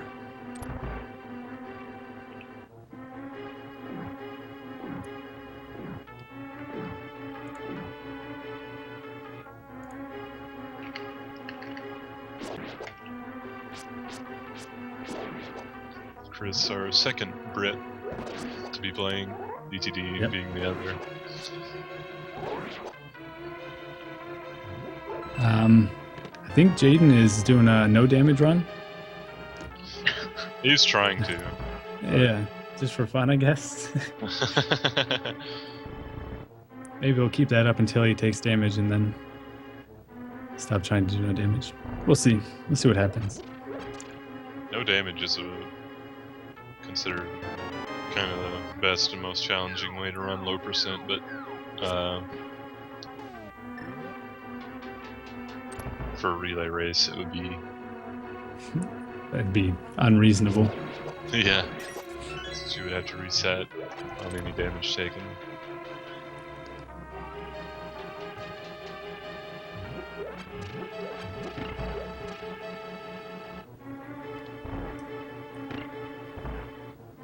It's one of the few areas where it'll lose time, though, to treat it that way.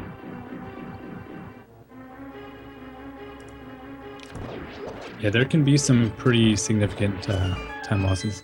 Some of the places where we saw deaths in no major glitches are twice as hard in low percent. So we could see a lot more deaths potentially from some of the players, even multiple deaths in the same area. Hopefully we won't, but you know, it's the nature of low percent.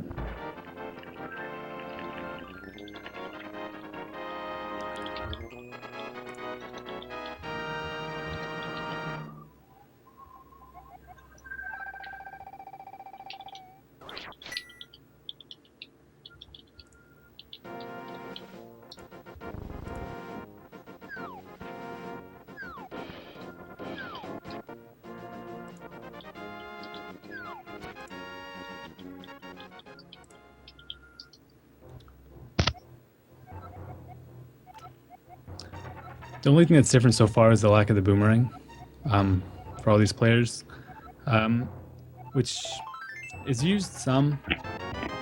You can actually complete escape faster without it, since it takes time to pick it up, but it makes the RNG less manageable. So it basically sacrifices a little bit of consistency. There's places where booming an enemy to stun him, you know, to get past him, where one slash wouldn't kill him, and booming becomes superior. And there's a few places where in and around Eastern where the same kind of thing would apply. Also, you won't be able to boom rupees if you're into that kind of thing.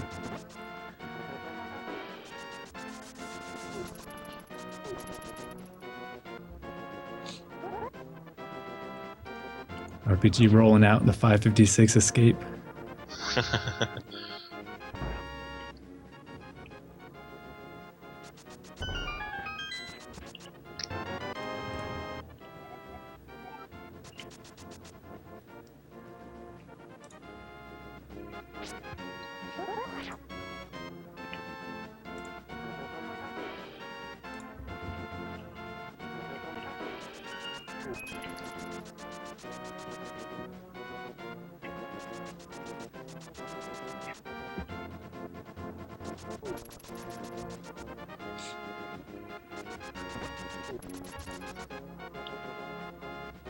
So yeah, we'll definitely see Jaden do the risky desert super speed. Yeah. Without a buffer. Yeah.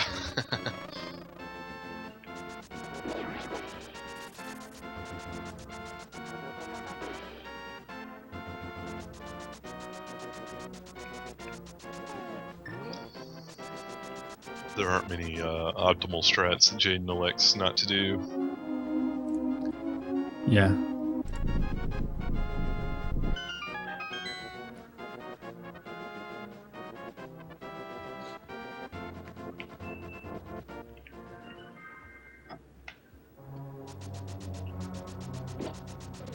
Alright, I guess this run is the one where we're going to really start to see desynchronization in the runs. The other one, they were all pretty close within a dungeon of each other the whole time. But now it's going to start to divide a little more.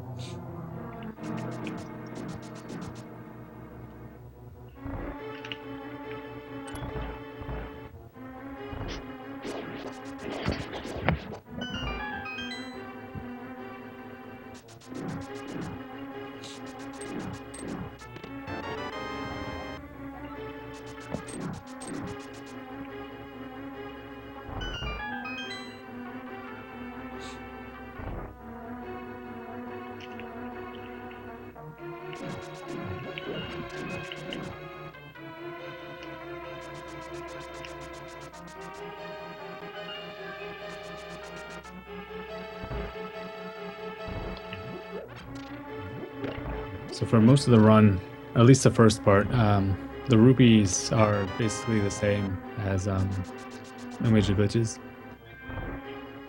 Rupees and arrows, those are basically the same. So Zelda and Jaden are both good on rupees already.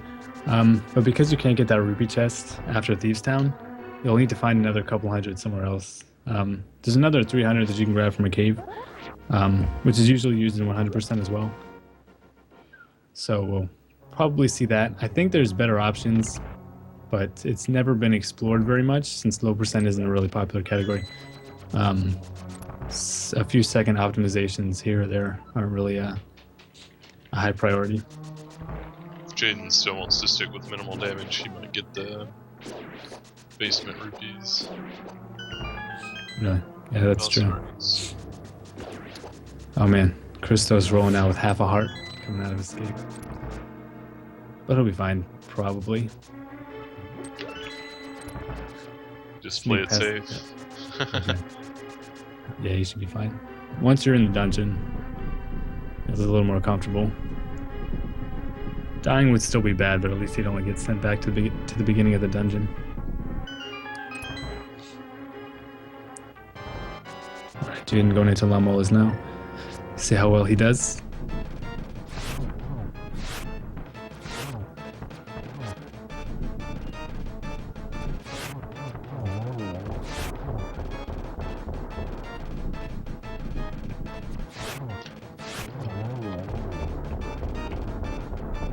Ooh, almost a 3. Should be easy 4.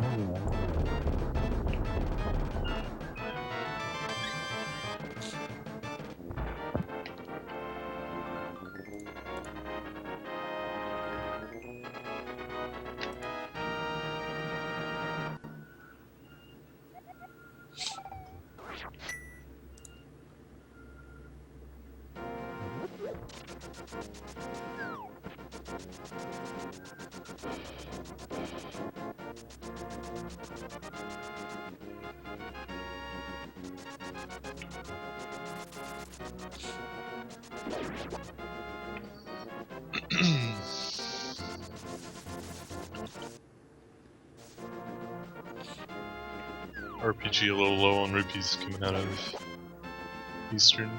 Lower than he'd like to be. Yeah.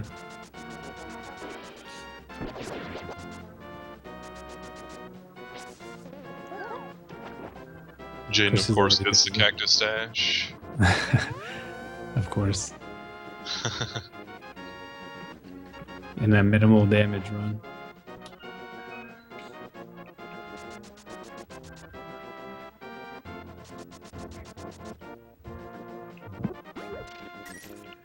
Yeah, I guess RPG's the only one who's gonna have to worry about rupees.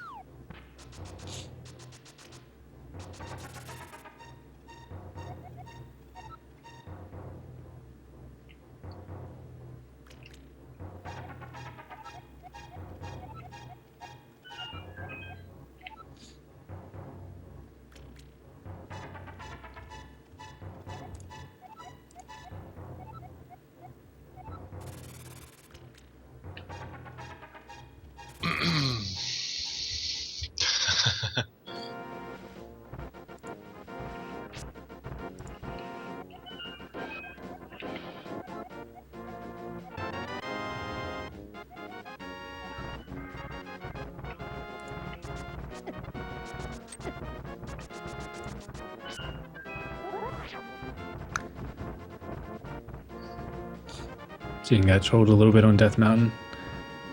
Asked him to boulder a couple times. Pretty smooth other than that.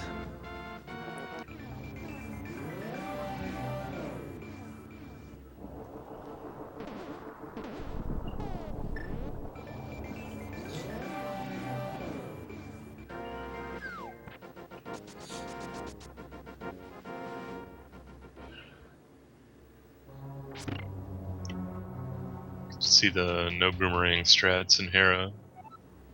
Oh yeah. I think Jaden would be using arrows instead. Yeah, he was practicing them. I'm sure if you have a lot of arrows, it's worth it to do them. Yeah.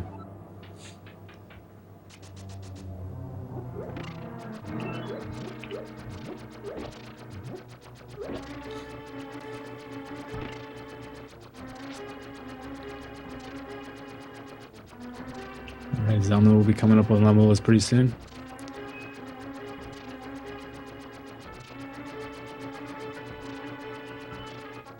Expect a pretty good fight from him.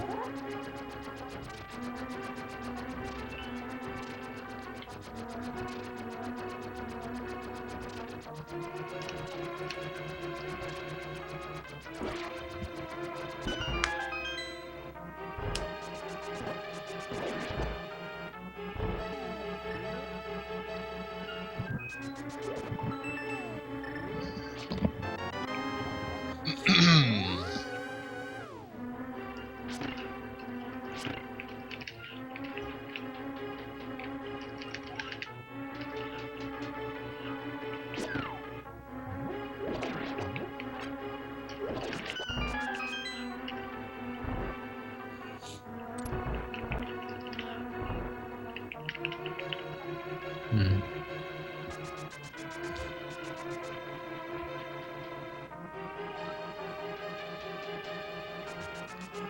Jane's probably gonna do a early bomb jump.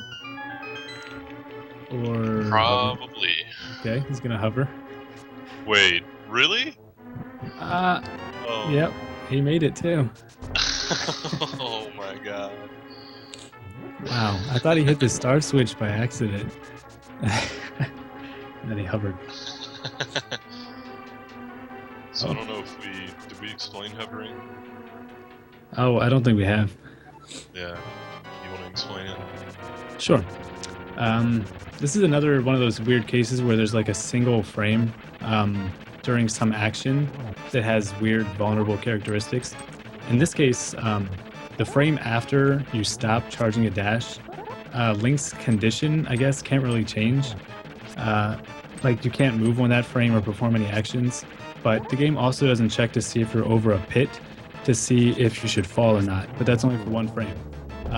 Also, you move if you're holding a directional input on the first frame that you're charging a dash.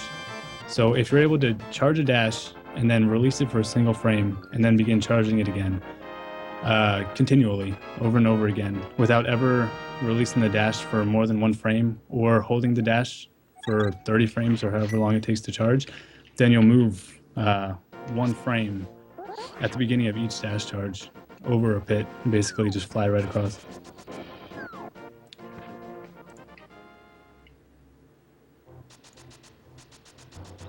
Yeah, it's one of the hardest things to consistently execute in the game. Yeah.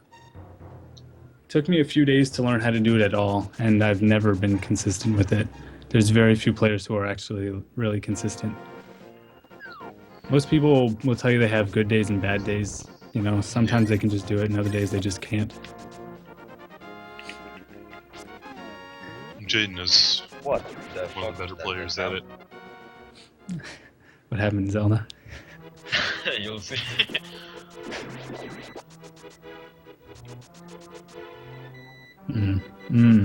Oh no. Yeah, Death Mountain is.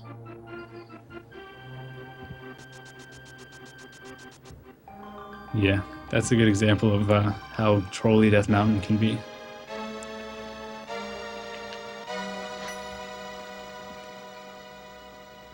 Ooh, a crab was stalking RPG on the fake flippers, but killed it.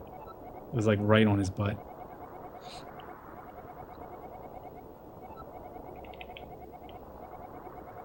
Power Rangers not too far behind Deer Cup now. No, not too far.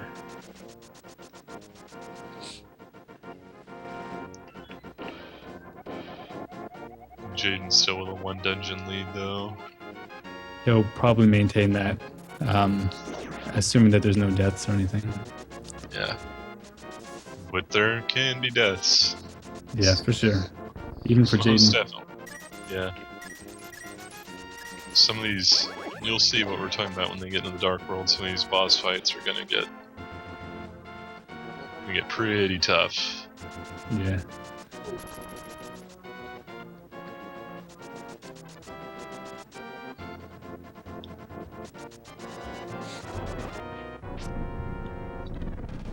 Alright, let's see how Christos does this. Mamolas.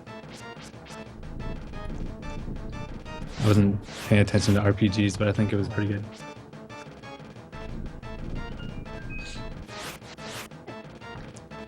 Ooh.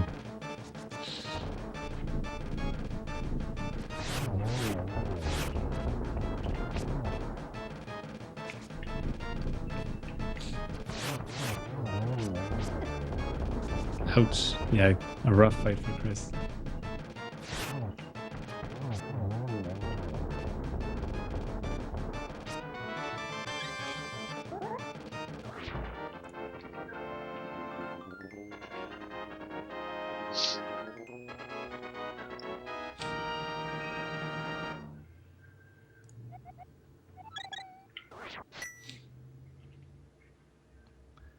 Alright, let's see if Zelda does the early bomb jump.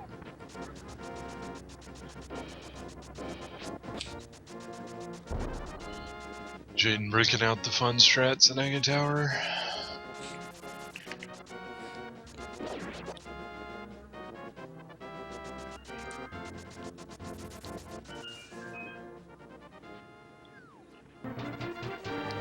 Oh no.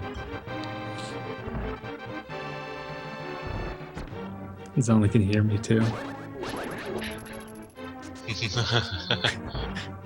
He didn't do it though. That's too bad. I will though, I promise. I don't know how to do it with the bomb. I've never practiced doing it with the bomb. I know it's easy, but I have no reference for the timing. Chris got the backup fake flippers. That's Oh, yeah. nice.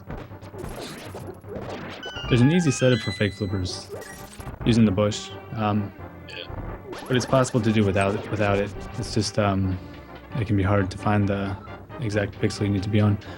When you're going from the right to the left, you move 2 pixels per frame on your first movement. I don't think that applies to swimming as well. So I think it's harder to get on the farthest most pixel to the left if you're coming from the right compared to going from the left to the right, if you're going to just try to find the pixel manually.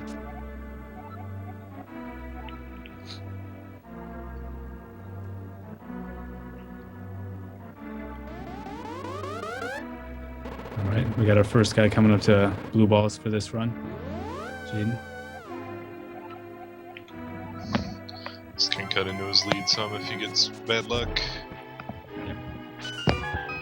Or it could extend it. If he gets great luck.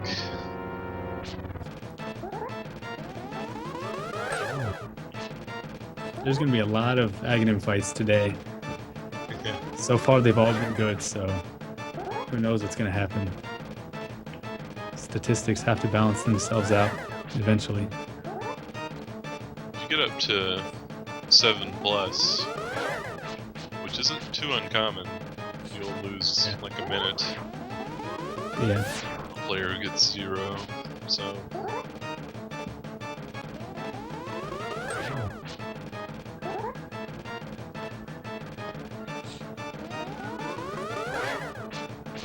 Looks like he got 2 that first phase, I think, or 3 in the first cycle. Oh yeah, Apocalypse made a good point in the chat. There are actually 2 pixels you can do fake flippers from. From one of them, you're gonna have to hold diagonal when you jump, and the other one lateral. I forgot about that. You normally are holding diagonal anyway when you come off the bush. So that's automatic. I don't know which pixel you actually hit when you use the bush setup though.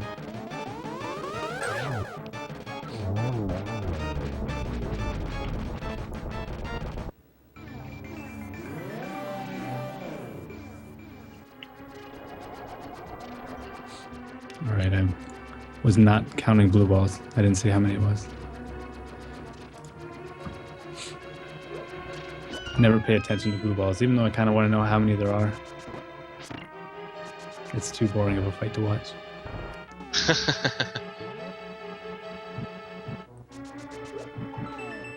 Couldn't have been too many though.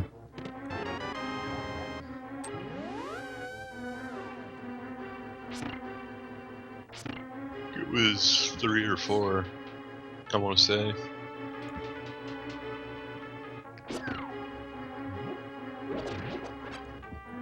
Oh, we got 3 in the first cycle. 4 total, it looks like, according to chat. That seems about right. Alright, looks like RPG ended up getting as many rupees as he needs. So they're all good on rupees. Zelda entering Aghanim's tower with full hearts, that's nice. He can do his sword beam strats.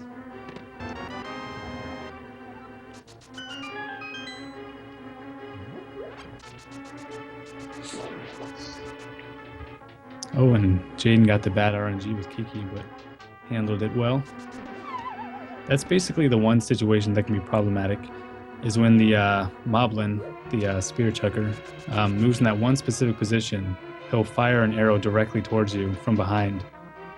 If you slow yourself down too much, then you can't sneak past the rope anymore. So if you try to deal with one situation, then the other can screw you up. So you kind of have to know how to deal with both, kind of at the same time, or at least early enough that neither one is able to hurt you, or you'll lose Kiki. Losing Kiki can be very problematic too. Yeah, especially if you only have just as many rupees as you need. You'll have to find a way to get more. Since you pay him 10 initially. Yeah, it will keep those rupees.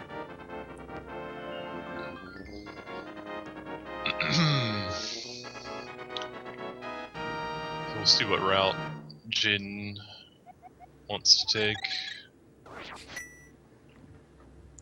I don't know if he'll do hammer jump or not. He's kind of been doing no damage strats. Oh, yeah. He might try to hover it.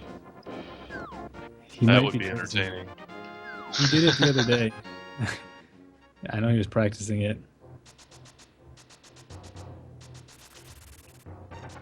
Hovering that is kind of tricky because you have to clip into the rail at a particular spot and then kind of hover through the rail. Oh, don't know what RPG was doing there. A modified Pui strat that still uses all the arrows.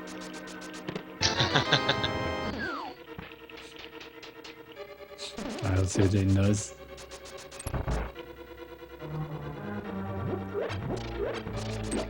Ah, no jump.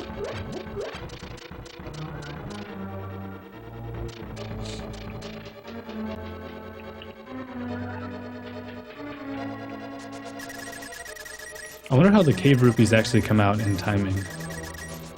compared to basement? Yeah, that's a good question.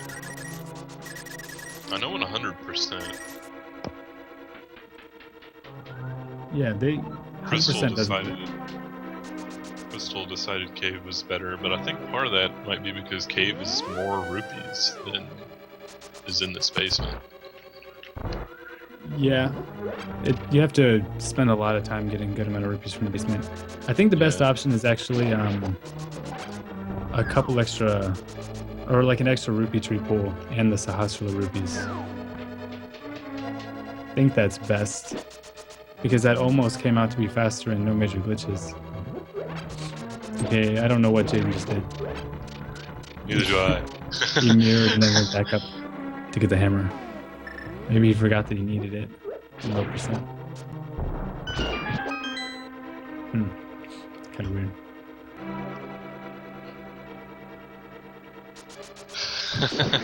Five blue balls.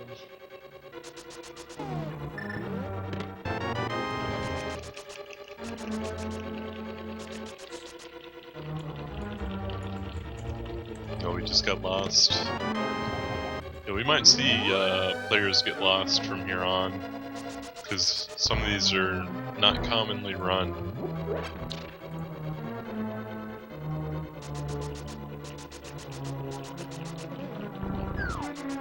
Right. Didn't see how many blue balls Zelda got either. 5 blue balls. 5, okay. And RPG is just about to go into that fight, doing the spin speed, of course. Doesn't roll deep if you don't do that spin speed.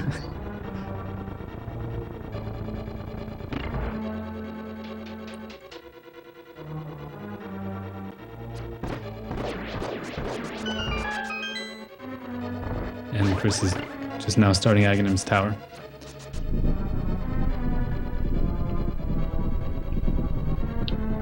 Yeah, the main mistake, like we were saying earlier, that runners definitely need to avoid is getting the route right after Thieves Town correct. Yeah.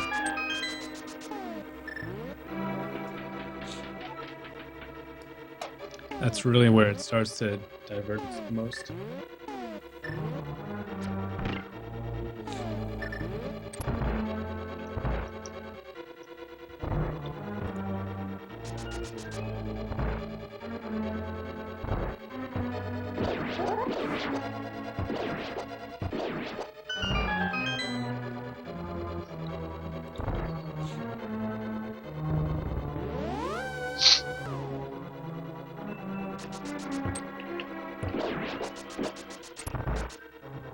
Oh, nice. Jane with the key dash.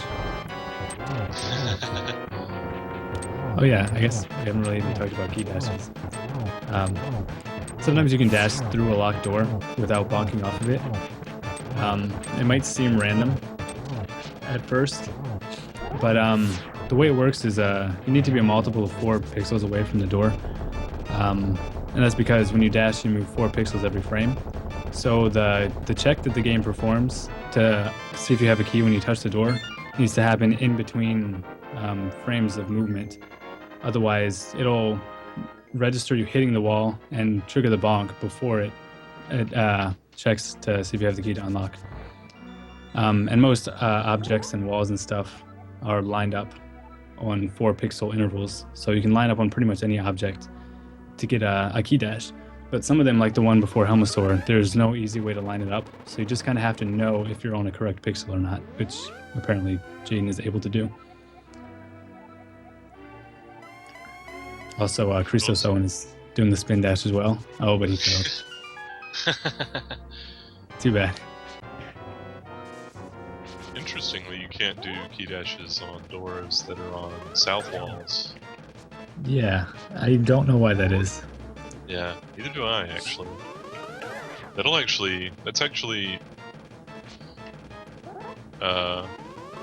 comes into play in all dungeons, though. There's a door that you would certainly dash through if you could, but you can't.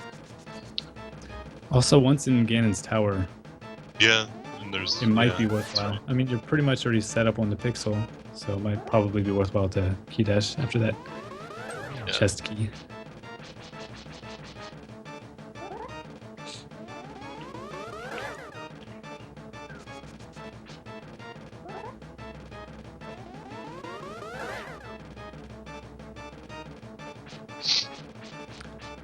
Oh, someone's Jaden asking actually about. needs. Someone's asking what? Oh, about the low percent rules. To be reiterated.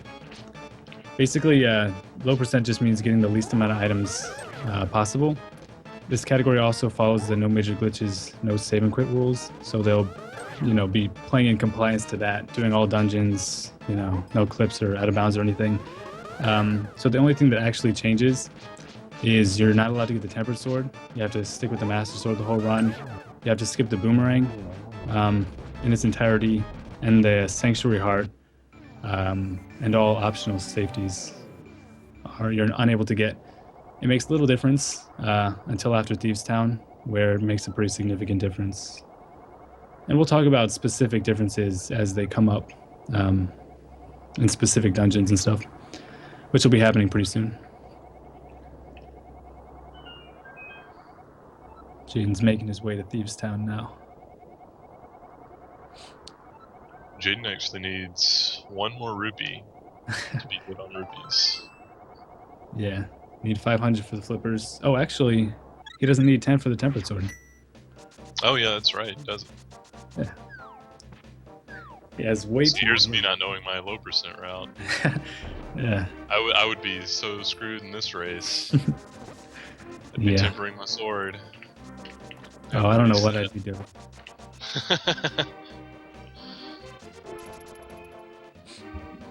You actually get more keys in this run than you have to. That's like the one change that could possibly be made to make it lower percent. You get at least one less in Meyer, but I don't know about any others.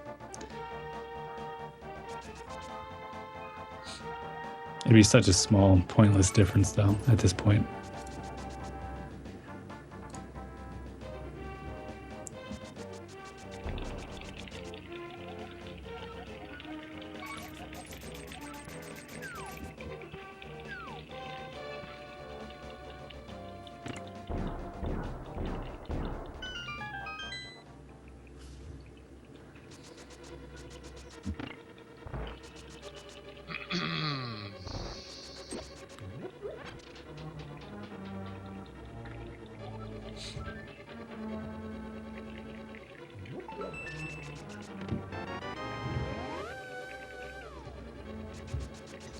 I imagine Jaden's Thieves Town will be very smooth,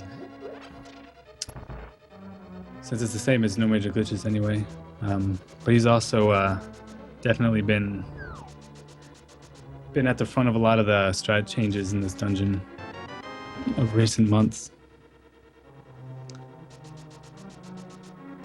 So he definitely has a strong understanding of a lot of it.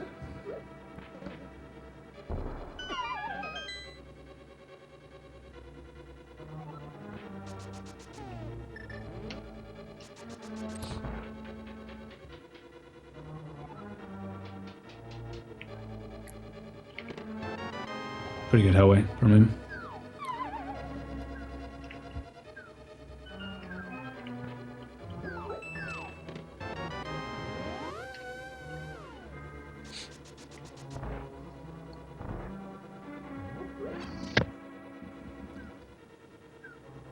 This is the first time we've had pistachios on the same segment. He's the second place runner in a while. Well, Jaden definitely lost some time in Palace of Darkness. Yeah. Skipping the bomb jump and messing up the route. But he saved a little bit of time on this next segment by not having to get the rupees from the thief. I'd say the time lost in Palace of Darkness was more significant than the time saved, though. Still pretty well ahead. Yeah, definitely. RPG's just finishing up Helmasaur. Nice clean fight. And Christos isn't really too far behind. It's just he got the hammer and just needs to make his way.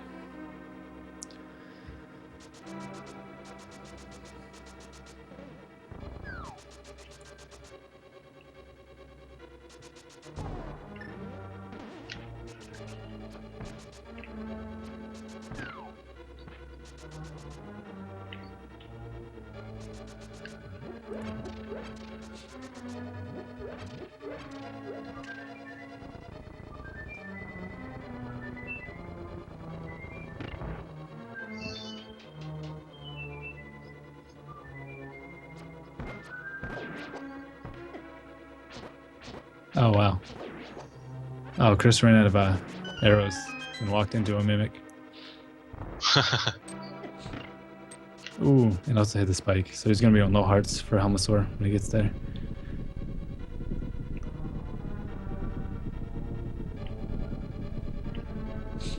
Should be okay as long as he plays it safe. Master Sword definitely helps as far as playing safely on Helmasaur. Doesn't help really with optimal play very much. I mean, the spin at the end as opposed to a fourth hammer is a little faster, but other than that, just hammering a lot's best either way. Jaden with a good blind. Of course.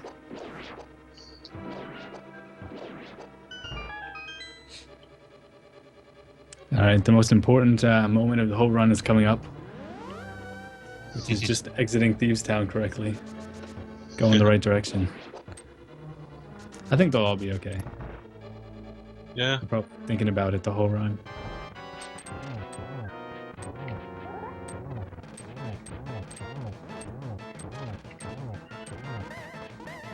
RPG is actually on PB pace after Palace of Darkness. Alright, Jaden dashed east. So far, so good. Alright, now is when the low percent really makes an impact. Yes, ooh, definitely. Chris got pinned up against the wall there, but handled it well. Down to 2 hearts. First, the enemies in Skull Woods on the overworld, you can't kill with the Master Sword. So dashing through them won't kill them. So you have to be extra safe, particularly around the hairpin turn up here. You're not going to kill it, so you need to slash it or dodge it or something.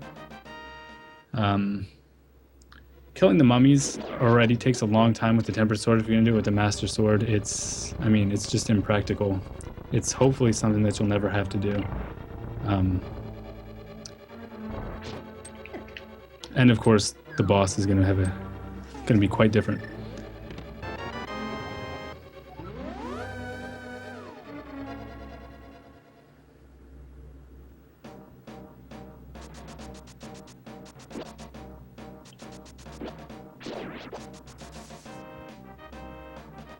There's actually a mummy you kill later for a key.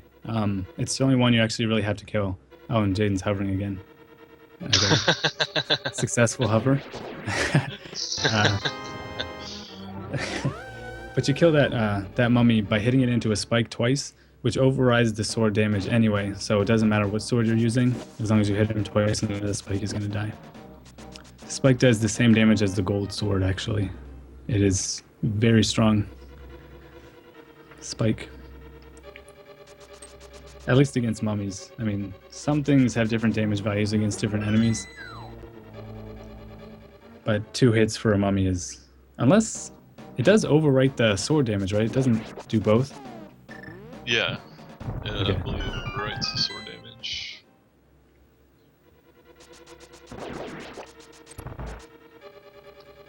Right, and for Mothiolas, the spike does no damage to Moth, so if you hit him into a spike, it overwrites your sword damage with 0. And since you need 8 full slashes with the Master Sword, there's a lot of opportunities for that glitch to hurt you pretty bad.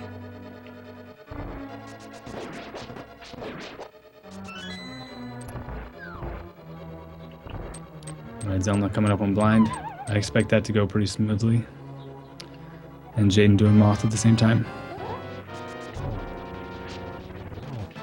It's hard to even tell if some of the slashes are hurting him.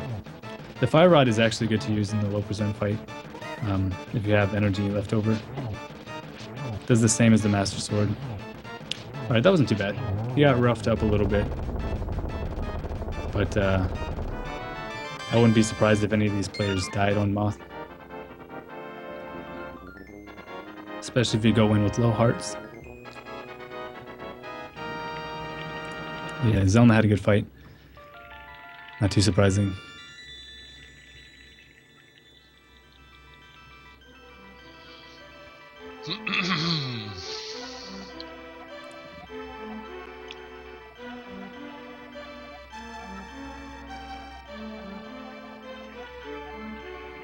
Zelda and Jaden finishing their dungeons at about the same time. Yeah. Ooh. RPG almost died there. In the room right before the conveyor toilet.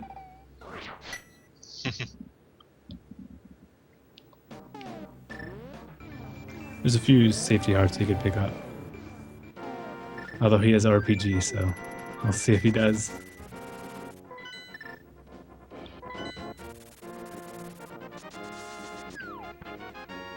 Whoa. Okay, he did.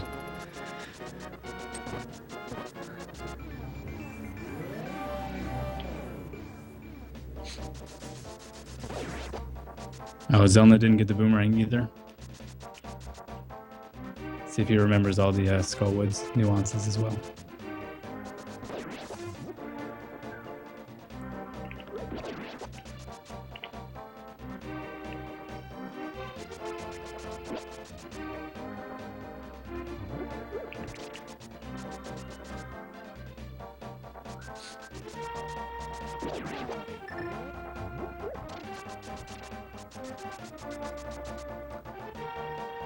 RPG coming into blind now. 4 hearts.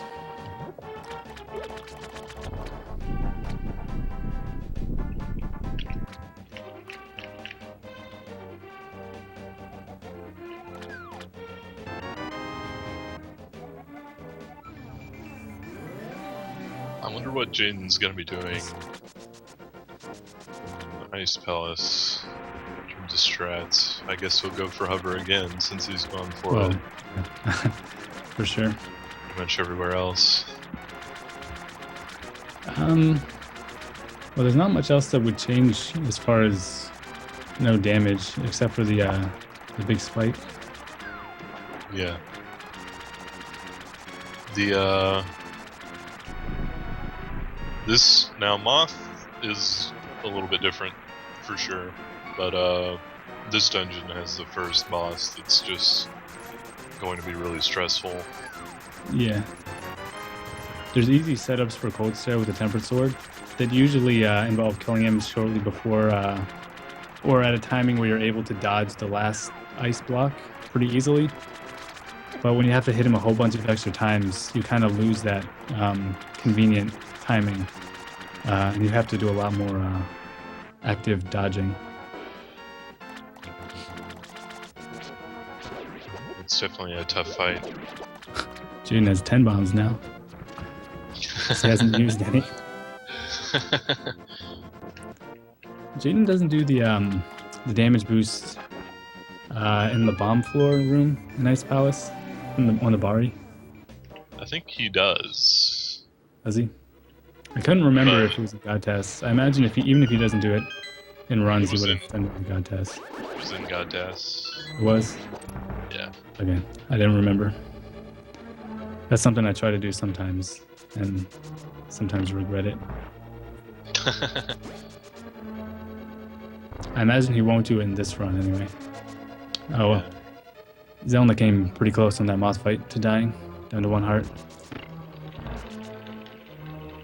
He's a guy that can handle Select situations buffers. like that, though.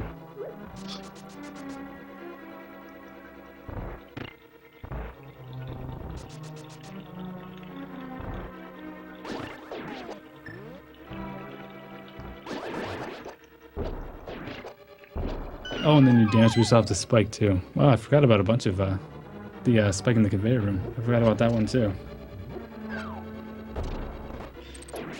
That one you don't always do, depending on the direction the conveyor is going. At least I don't. Yeah. I was never really clear on what's technically proper there, but I think if the conveyor is going left, you just walk with it. Ooh, this is his first failed hover. Ooh, and he dashed. Uh-oh. Okay, third try. Definitely want to try to maintain your hearts in this dungeon for this boss.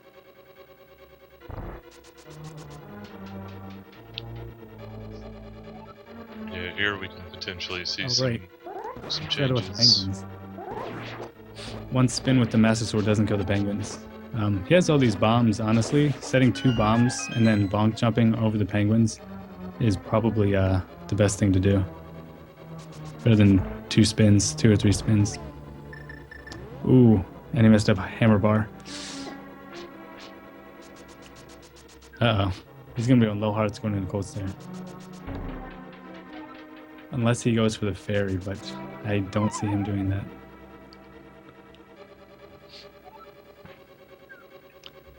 Alright, RPG's going into Moth. Chris is done with blind now.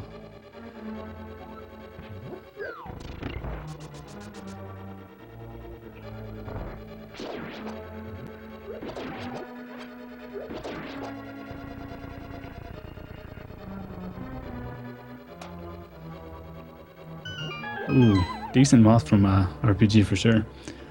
Kicked off with some good RNG at the beginning. Got a couple of really good hits. Right from the start. Here comes Cold Stare. This is going to be an intense fight. Started with the poke dash. Oh, staying on the top of the room is pretty smart. Because the iceberg doesn't separate when you're on the top there. So as long as you don't get like surrounded by puffs. Which as long as you're charging your dash, you can kind of deal with that anyway. Just spin. As long as they don't surprise you. Ooh, wow. Okay, he got it. Missed a couple slashes in there. Had me a little concerned, but it was fine.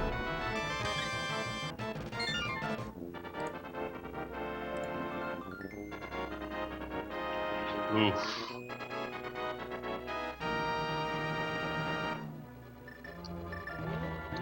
That was a good Cold Stare.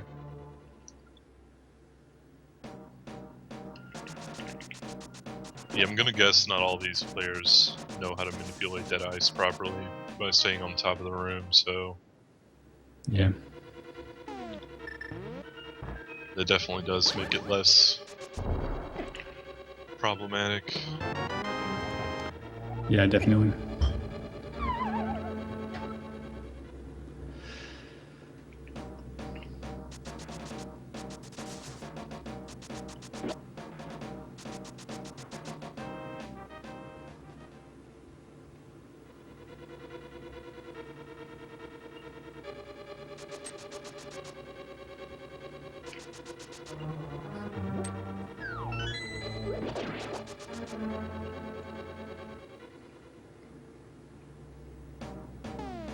Ooh, Chris is going to be low hearts going into Moth.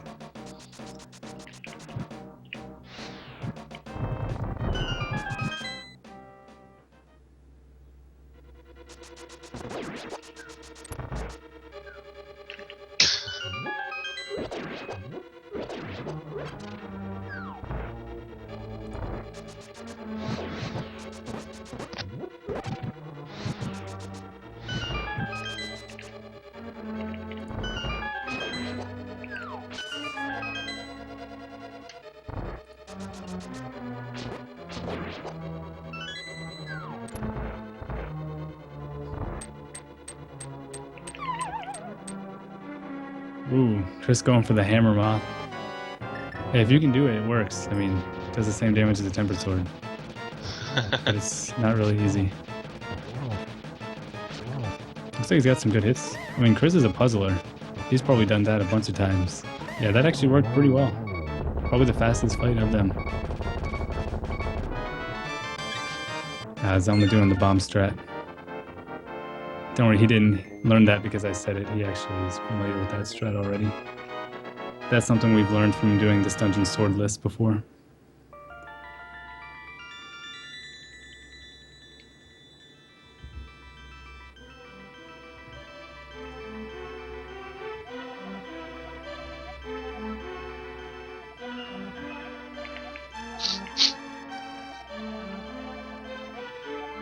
Argus is kind of a funny fight in low percent because it takes 2 slashes for each of the puffs.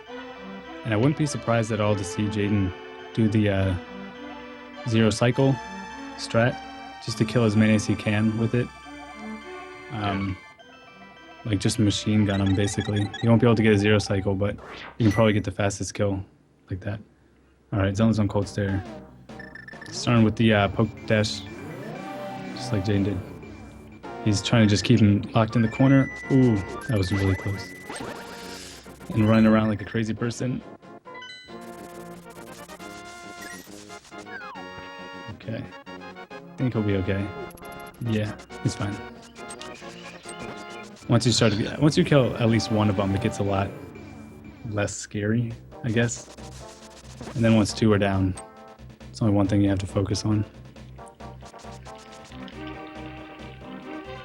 So that's nice. Pretty good run so far from just about everybody, actually. Yeah. RPG still and PvP based.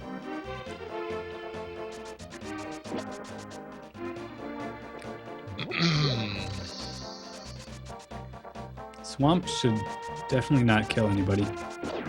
Yeah. It's probably the last little break you're gonna get before it gets hard again. And it gets really hard. Next 2 dungeons.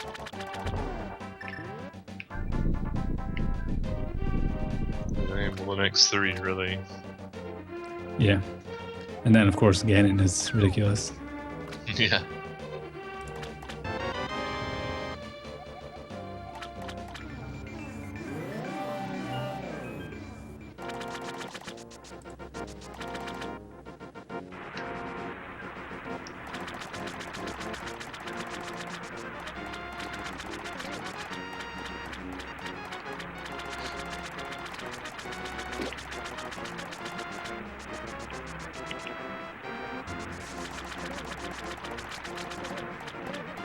RPG in pretty good health shape.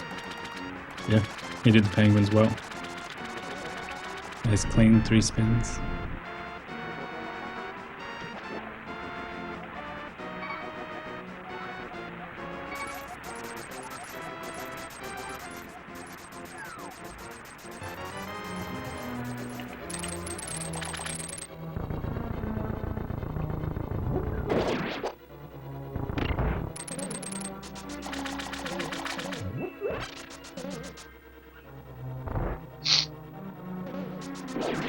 It's cheap.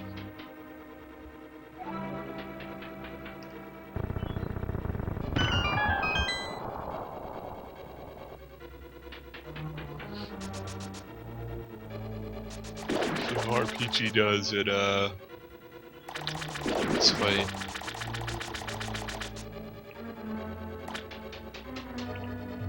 He's just gonna try to keep him locked in the corner. Ooh, they got separated though.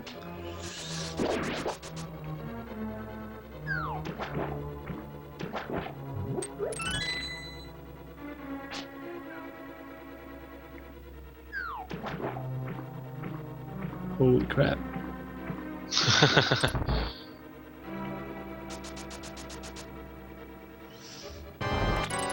Alright, just the last one to deal with. Seems fine. Man. Okay. He's on my team, so I was a little nervous. Oh, I guess he died there on his previous runs, because that's a big gold split.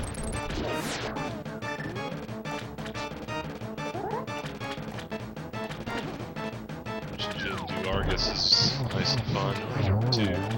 Whoa. Is that 3 Fire Rod quick kill in the second phase? Wow.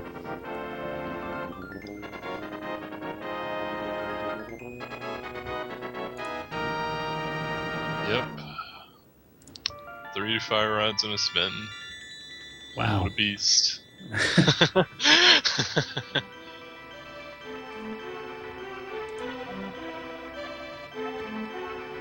What a beast. I didn't even know you could do that. I didn't either. I was thinking 1 Fire Rod, 1 spin for a 2 cycle. For each of the 2 cycles would work.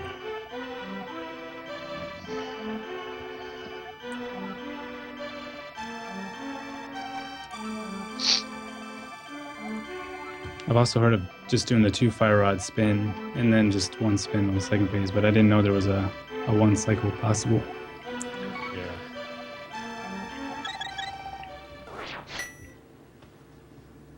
Alright, so Chris is the last person that has to get through Cold Stare before getting a nice, refreshing break.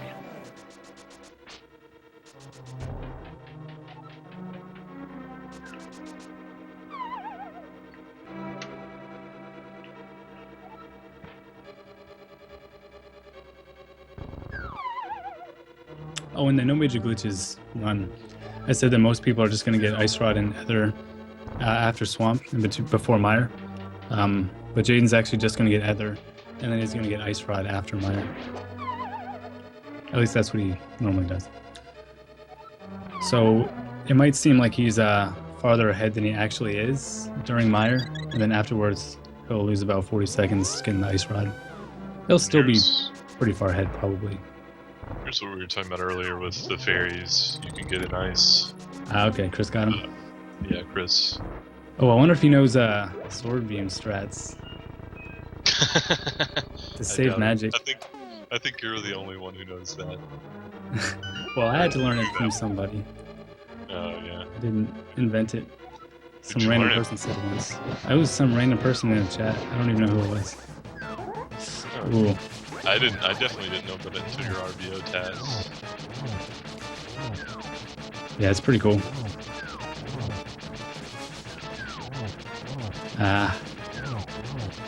He didn't get him locked in the corner at all.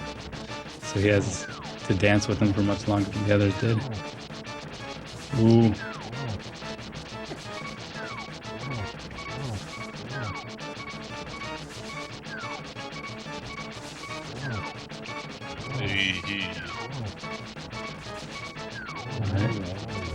Scary, Ooh, scary. man. Oh my gosh.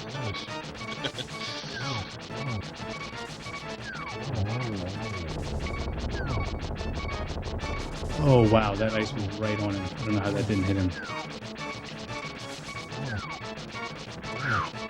Okay, that works. Everybody survived so far. That's crazy.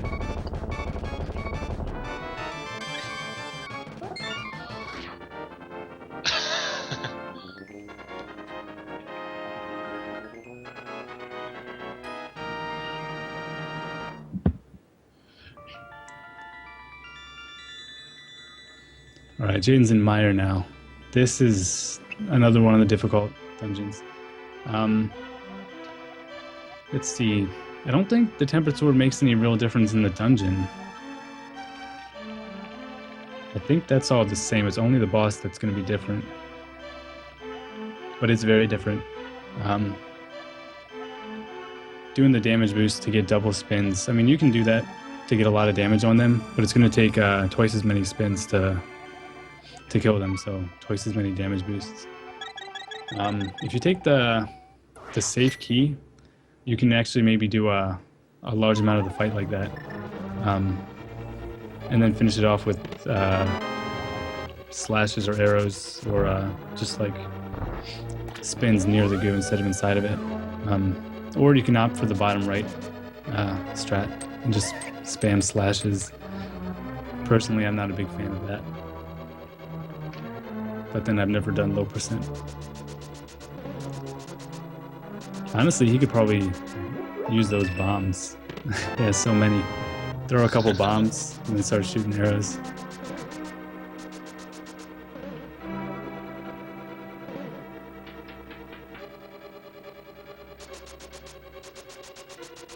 Jaden did opt for the safe key, but he's been playing as if it's a minimal damage or no damage run. Yeah.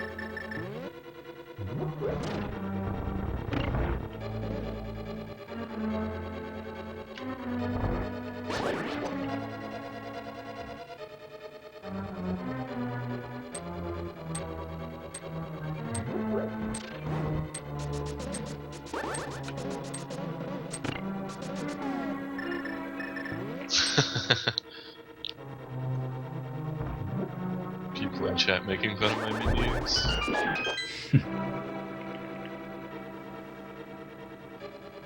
All right, Zelda got the ice rod, so that'll put him a little farther behind until after Meyer.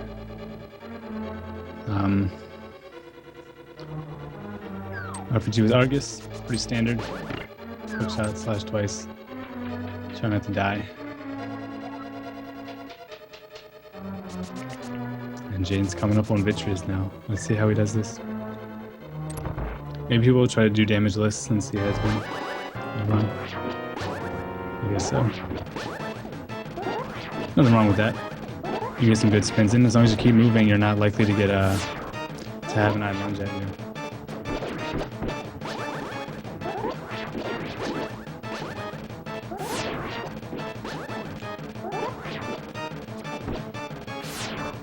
Yeah, this is looking good so far.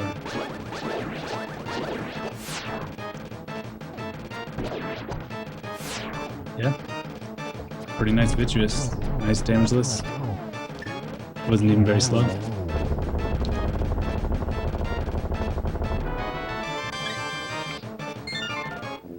Yeah, it was really solid.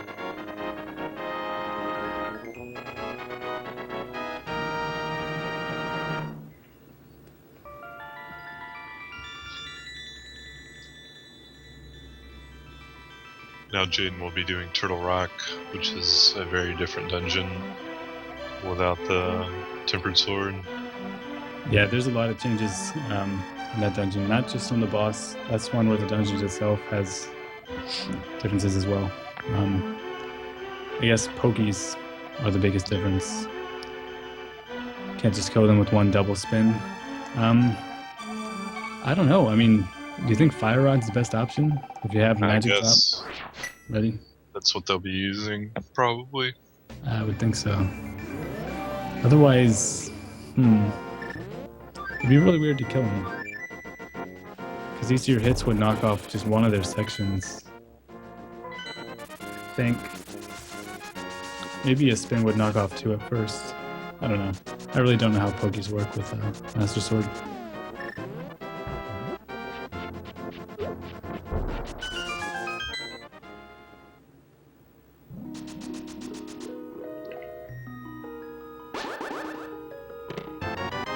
Alright, Zelda did not opt to get the safe key.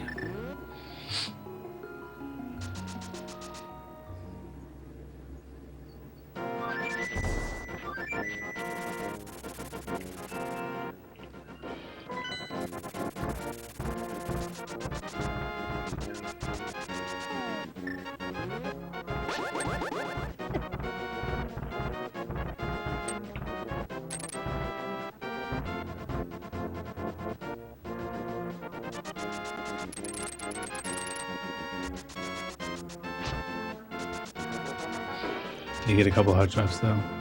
Well, one drop in the one from the Wiz Rope. So nearly at full hearts anyway. Jaden did the Rock Garden super speed. Oh yeah. That definitely rolls deep. Yeah, that rolls pretty deep.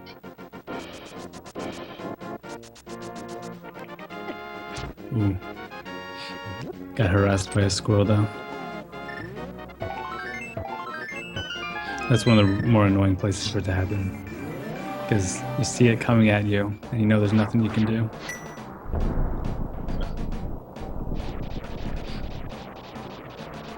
Well, I mean, you could stun it before you pick up the rock, or move down so you're not at a direct lateral position to it, and that'll significantly reduce the chance of it getting to you. Zelda's opting for another heart. Full hearts for Vitreous, so we got the spike key and ended up with full hearts anyway. And Christos is finishing up Argus now too. So he'll be joining everybody in Misery Mire soon.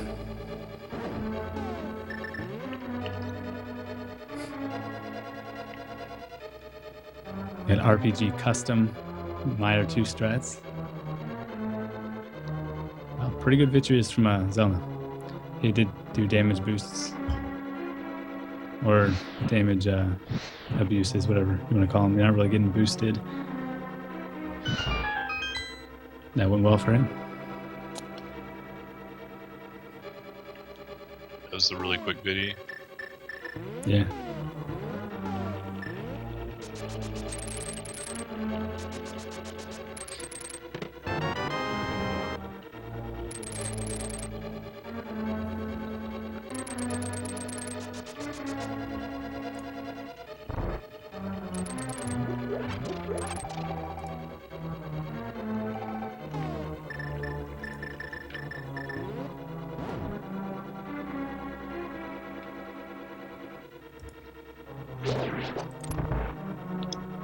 So here we're gonna see what he does. Well, he got that magic, so I'm gonna assume he got it so he could so he could fire rod the pokies. Ooh. A kind of a sloppy chomps. Okay. Damage the list anyway. I think that was his priority.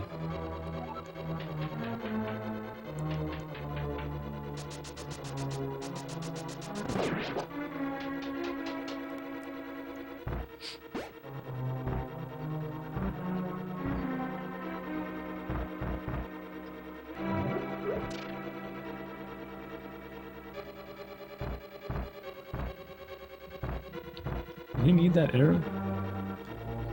Yeah, I guess he did. Yeah, he did.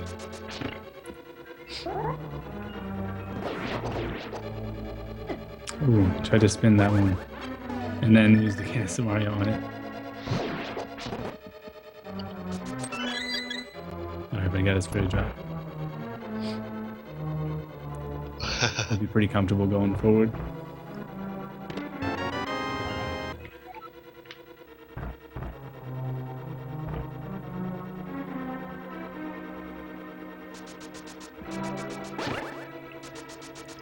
RPG didn't get the save key either.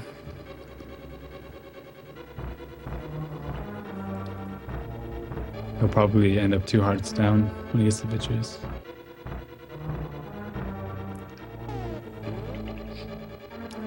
Double pokey, fire rod strats.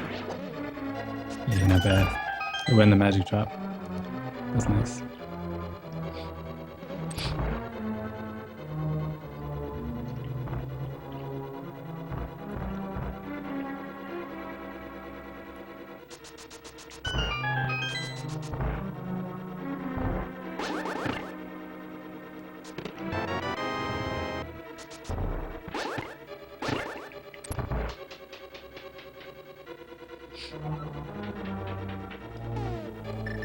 So do you think anybody's gonna get the checkpoint door in Turtle Rock? I would assume. Well, I don't know. Depends on what their health is doing, I would imagine. Yeah, I think so too. Yeah, there's a door at near Laser Skip, which you can open up with a bomb, and it actually takes you outside the dungeon into the overworld. And what's nice about that is if you die at the end of the dungeon on like Trinex or whatever, you would be taken there. You would respawn there instead of way at the beginning of the dungeon. So it would RPG. save quite a bit of time if you died. Yeah, it's basically just a little checkpoint near the end in case you do die. RPG had a pretty scary Vitreous there. A couple tense moments, but he pulled through. Still no deaths outside of Zelma's Death Mountain death on the way to Hera. It's surprising to me. None of the deaths that you expect to see in a like this one. Yeah.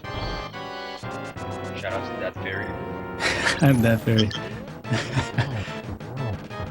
Oh man. Alright, James so back to the hammer. Trinex. Yes. You really have to use the hammer to.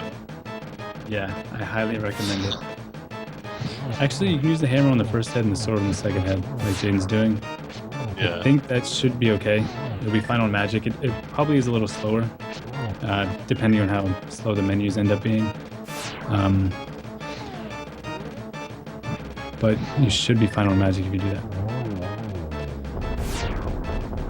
I guess it's worth noting that the fire rod always hurts the ice head, when you shoot it.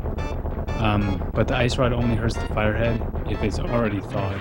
So you'd have to shoot it multiple times for that rod to do damage, but the fire rod will always hurt the ice head. And I think sometimes it does double damage, but I'm not sure why.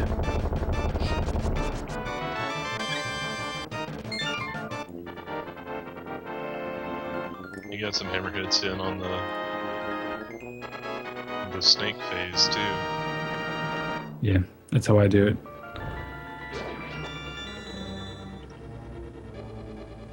Now, one interesting thing on this overworld coming up is the Lionels do not take damage from the Master Sword. So ordinarily you would just dash through them. Here they're not going to be able to do that. Yeah, it's not safe to dash through them. The first ones I think you can just avoid and just dash around them. But the second one, I think best is to dash right up to it, and then hit it with a hammer to knock it back, and then just go around it. It's not too hard, as long as you remember that you have to do that. Which is why Jaden probably won't menu to the hookshot here. Okay, never mind. He did. I thought maybe staying on hammer would be best.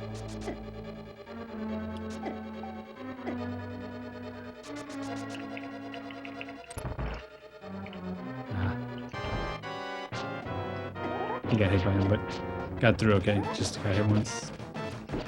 Oh, and Christos is on Vitreous now, and he is definitely going the heavy arrower route. Ooh. He should be fine. It's gonna be really low on arrows afterwards, though. Barely gonna have enough to even kill the big guy with arrows. Oh, that last one will not die. Okay, there he goes. Yeah, he'll have to pick up a couple extra arrow packs for getting his tower. Too big of a deal. Be a few seconds. I'm working on try next. Alright. Got him. He must use just the hammer because he's only half magic now. At least on the first two phases. Use the sword a little bit on the second.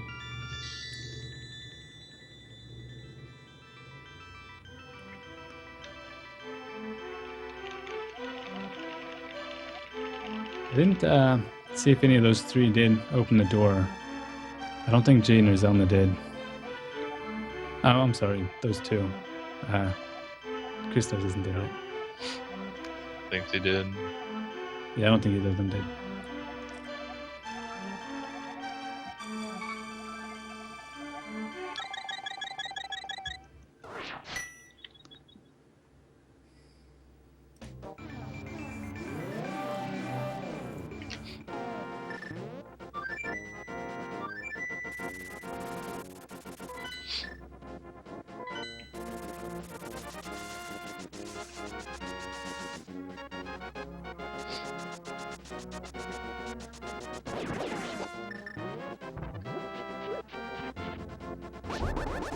So RPG still on PB pace. Oh yeah, over 5 minutes.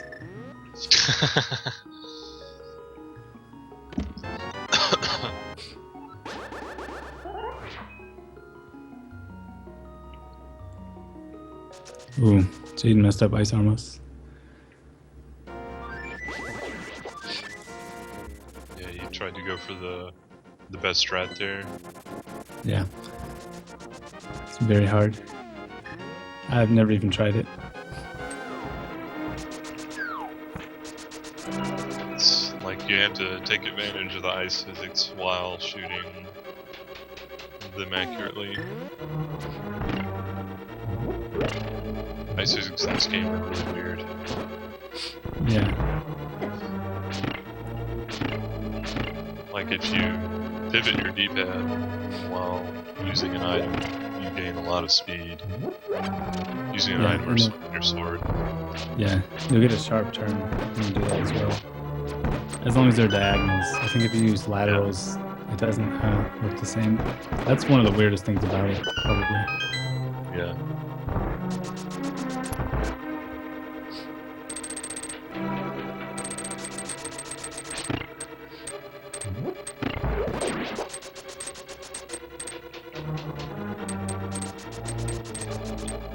mimics as usual from Jaden though.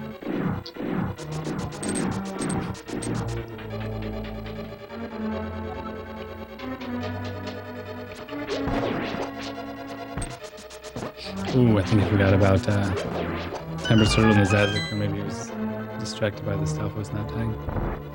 Because he kind of dashed into it. And then let it hit him. Yeah, Red Zaziks won't die to the Master Sword, but in the Gauntlet, sometimes they will seem to. But that's because they got hit into spikes. Like, he just dashed through that one and it died. Because it got hit into a spike, which killed it.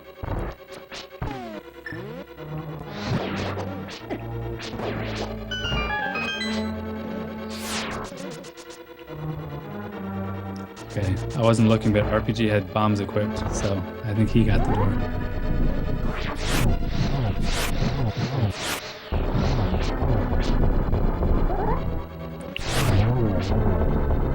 A lot of players will elect to use Ether in those last two rooms in low percent. Yeah, it helps. It kills Stalfos straight up, so it's actually kind of nice in the second room too. Although that's not really a room where you're really likely to get wrecked.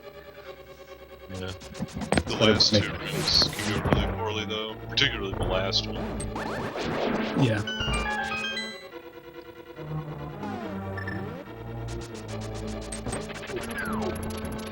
Alright, RPG on Trinex. Kind of a rough start.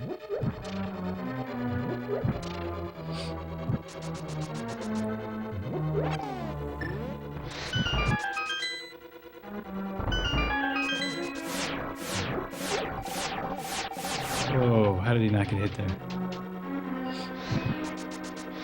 Oh. Oh no. Oh no. Ran out of magic. That's too bad. Oh, wow. Christos. That's really an unfortunate way to die. He hit the pokey with the fire rod, I guess, and the ball bounced all the way off the opposite wall and came back and hit him.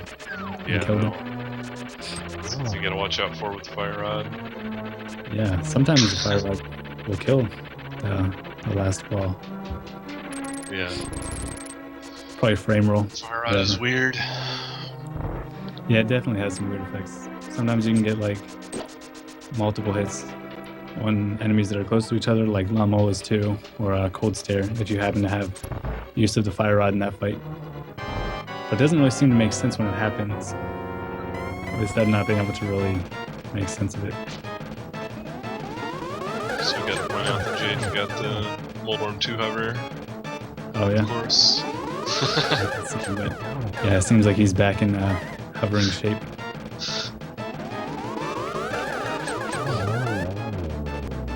Ooh.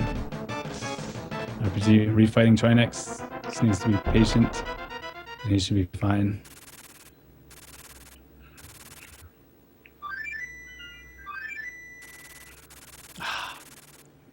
Died again.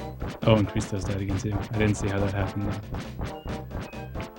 Oh, they're both stuck in the Turtle Rock loop. For a little while at least. Jane's already heading into Ganon though. Oh wow, the way Chris died. Oh my god. He got hit by another one of the Poke's balls off the fire strat, and then got hit like into one of the skulls. Dang. That was nice 8 hearts. Yeah. Okay, for Ganon, you can only hurt him with spins when you're using the Master Sword. It's going to take 12 spins for the first and second phase, so 24 total before he starts warping around. And then 1 spin for each warp on the third phase, which would normally just be a slash. That's hardly different though. And then the fourth phase, he's going to have to get 24 spins.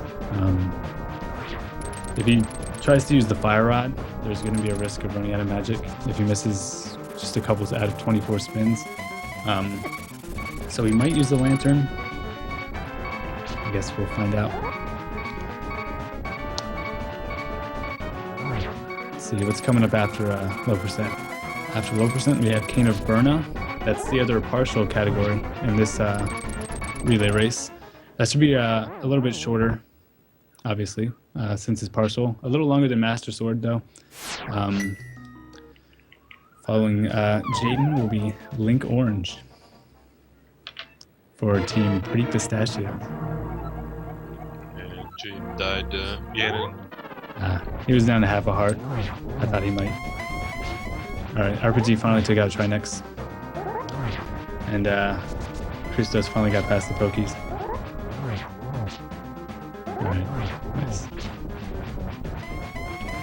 And Zelda will be entering the Ganon fight shortly.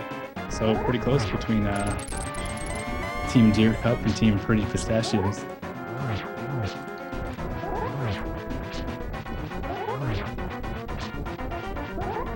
Yeah, Ganon is one of the roughest parts of this. Yeah, it's the main reason I've never even tried a low percent run.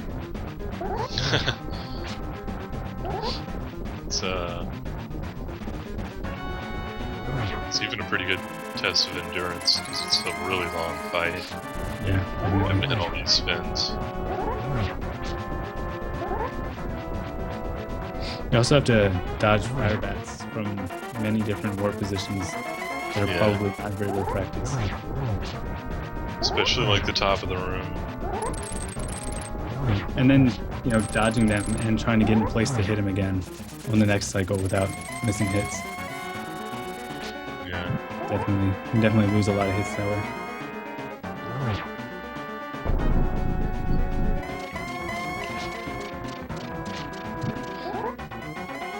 Using a lot of Christos is- shot invulnerability to his advantage here. Oh yeah, I would definitely take advantage of that. Christos is getting the safety door as well, so that's good. He only has one heart, so it's probably a good idea.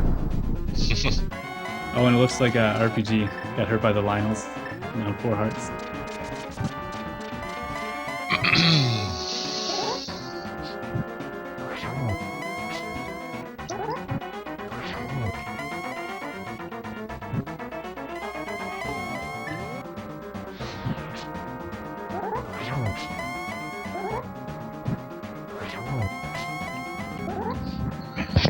Jaden opting for the lamp. Yeah, at Just a least at safe first. choice. Oh, now he's going to fire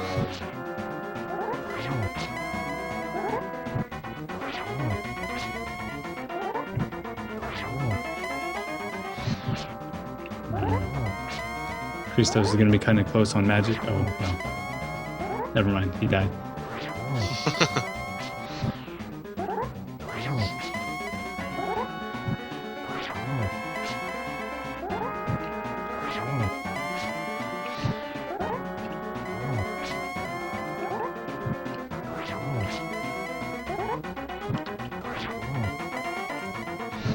Right after Zelda, Timon is going to be racing for Team Deer Cup in Cane of Berna. Ooh, low magic. I don't know how many hits he has. I mean, it's got to be close. Dead. Okay. Jaden's able to complete Ganon. Seems like Zelda closed some of the gap there, so Yeah, we're at the one end. death on the fight from Jaden.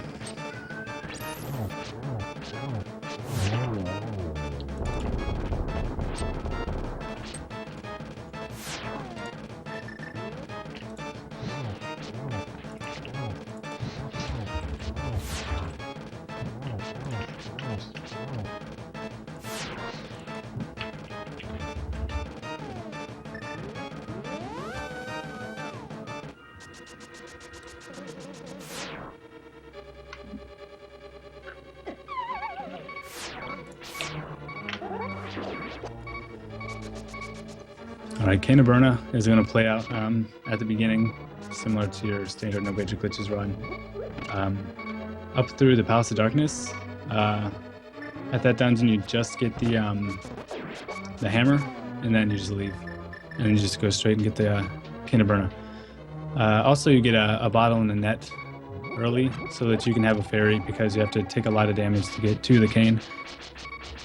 This is I believe this was a popular race goal among Japanese players originally, and then for a while among international players it was pretty popular, and then it's seen kind of a resurgence in popularity somewhat recently.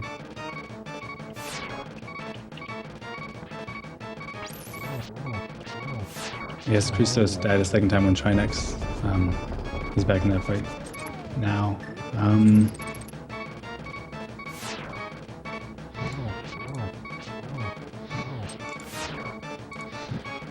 Oh, I misspelled Timon's name.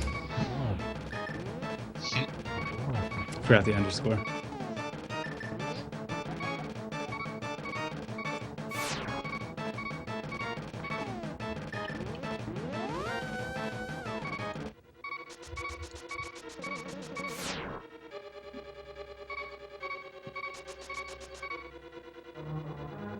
Wow. Chris having some rough times in Magic. He's having a hard time getting to Trinex with very many hearts.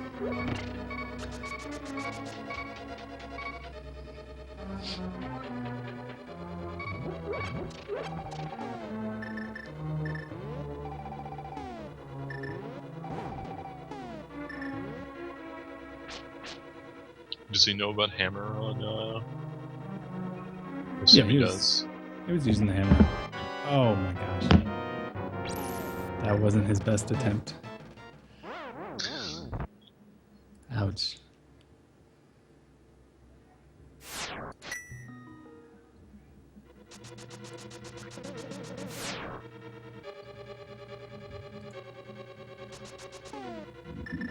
Well, at least he has the door.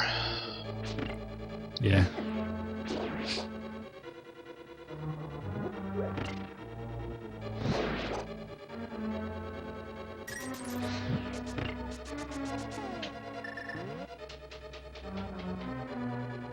This is actually close between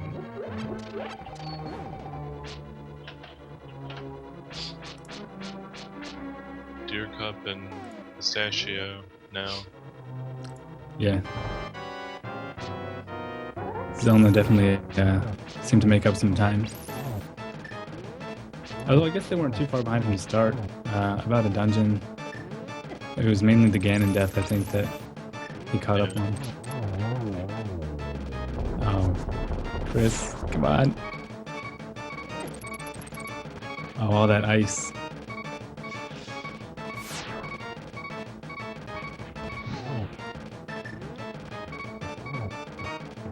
It really sucks when ice is in the room. Yeah. He was waiting for him to put the head in a good position. The fire head, or the ice head, and then the center head got him. That's too bad.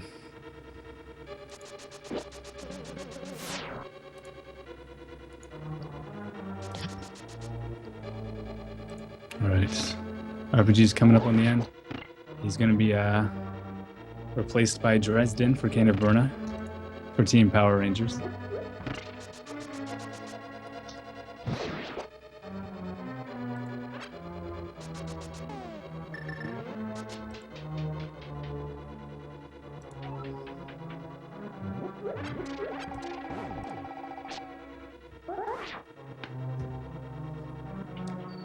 There's still likely to be pretty significant variance in the 100% runs.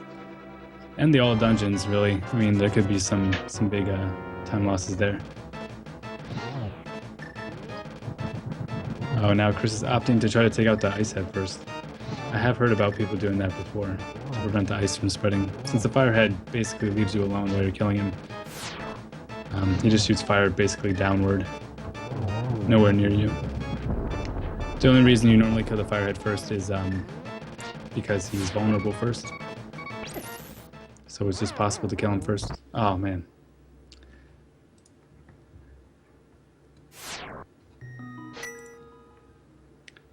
Another death.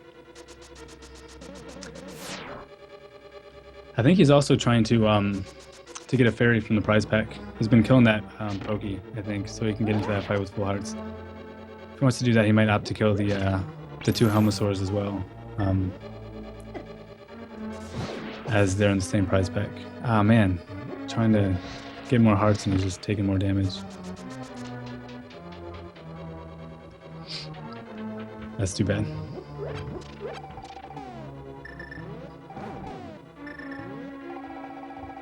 RPG's actually on pretty good pace. Assuming that the Ganon fight goes well, and even if it doesn't, you know, even if it takes him a couple tries, he'll still beat his personal best, I think, by a pretty respectable amount.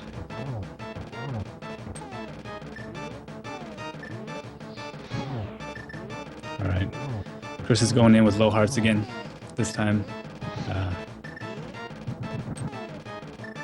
So,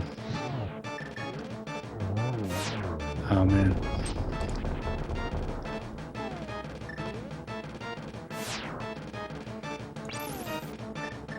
He can still do it.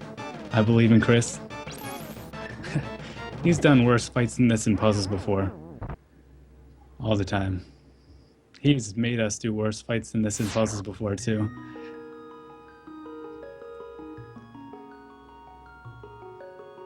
RPG is through the first 2 phases on Ganon, onto the 3rd phase. These warps, actually, we haven't really mentioned.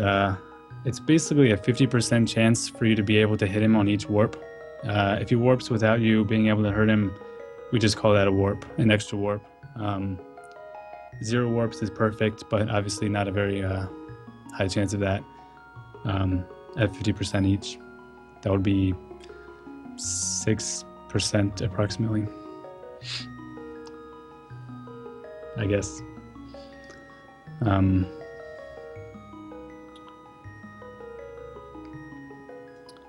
So the first difference we're going to see on the Cane of Burner runs compared to a normal run will be when they go to the library to pick up the book.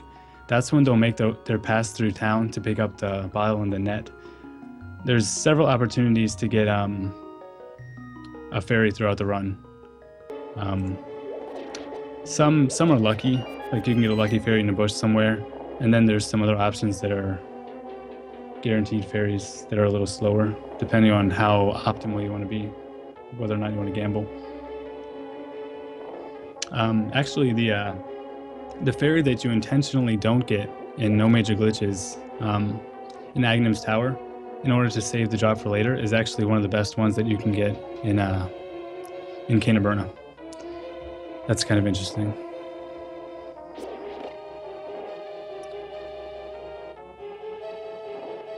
Don't know how many hits RPG is in, but he's getting pretty close. He still has plenty of hearts, as long as he's patient. And just, he's using the lantern. There's no risk of running out of magic. I think at this point, Chris is getting a little frustrated, a little demotivated, but I still believe in Chris. I don't know if he's gotten that fairy drop yet. If not, that's pretty crazy luck. There's been a lot of opportunities, and there's 2 fairies in that pack. And one of them is after a heart, so it should be next if he dies again. I guess he has that to look forward to.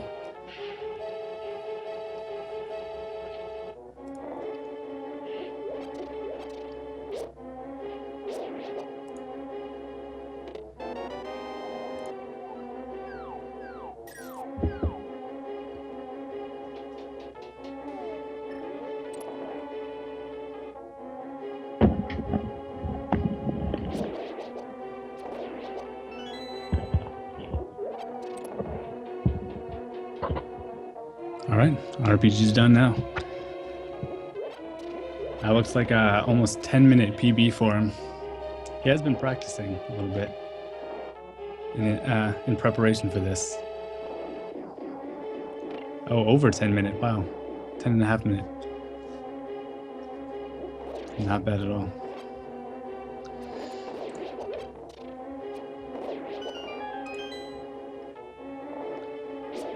All right, Dresden is rolling out the Cane of Burner run.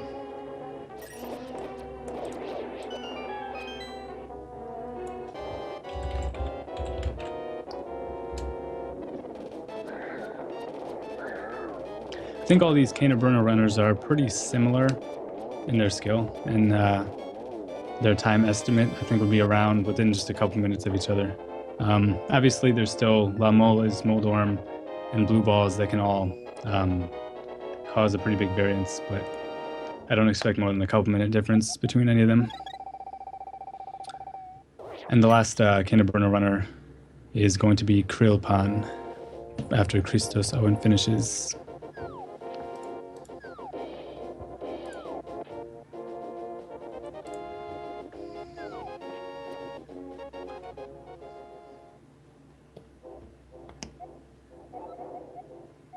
Oh, and the Sanctuary Heart, you're allowed to get it in Canterbury, of course. It's not low percent, but it's actually nearly required.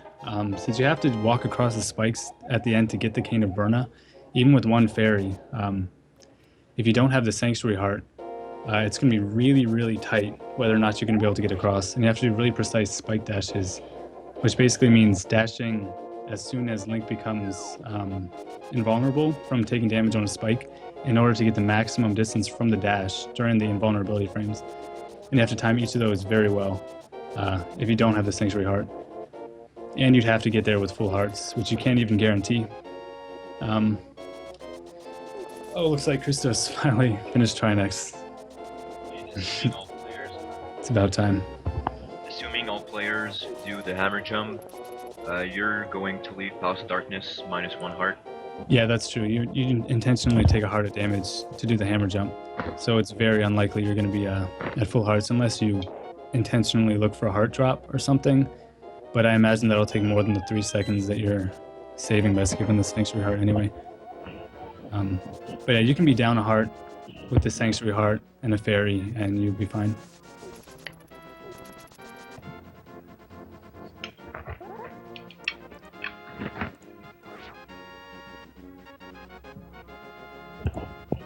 There are actually a lot of places you can get a fairy.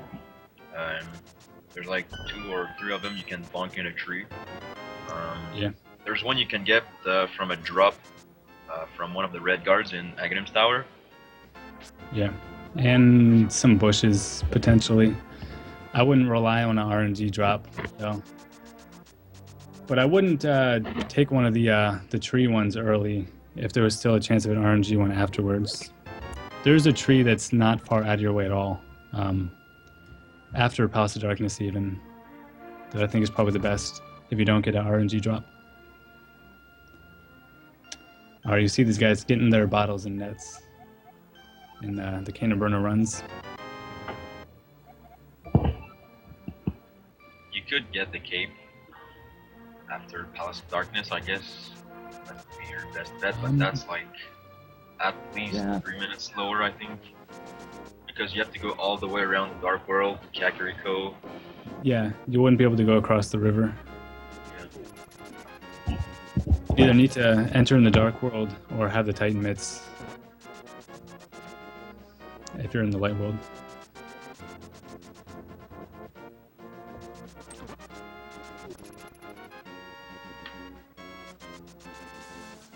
Alright, hopefully the rest of this run is smooth for Chris.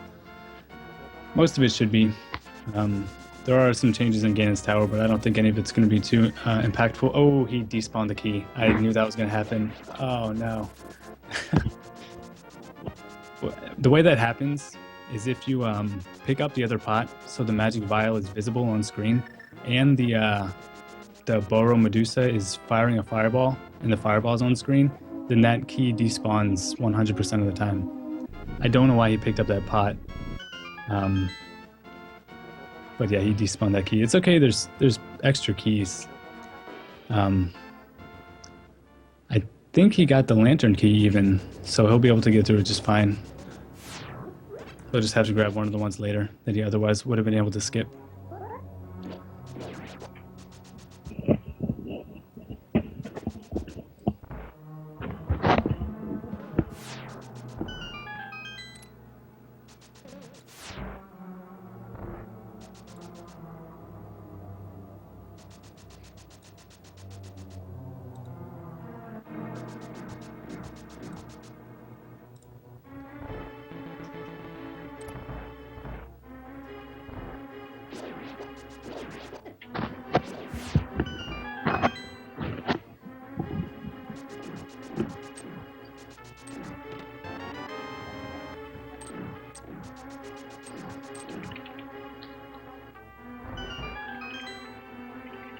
I guess having a lot of arrows isn't really important for Cane of Burna.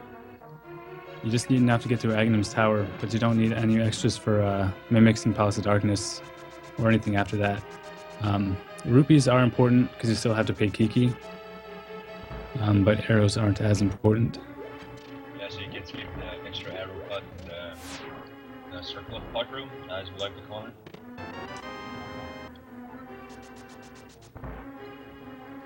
I guess you need, 5 for Aghanim's Tower? If you use 1 for Pui, and then 2 each on the other guards. The Javelin Knights.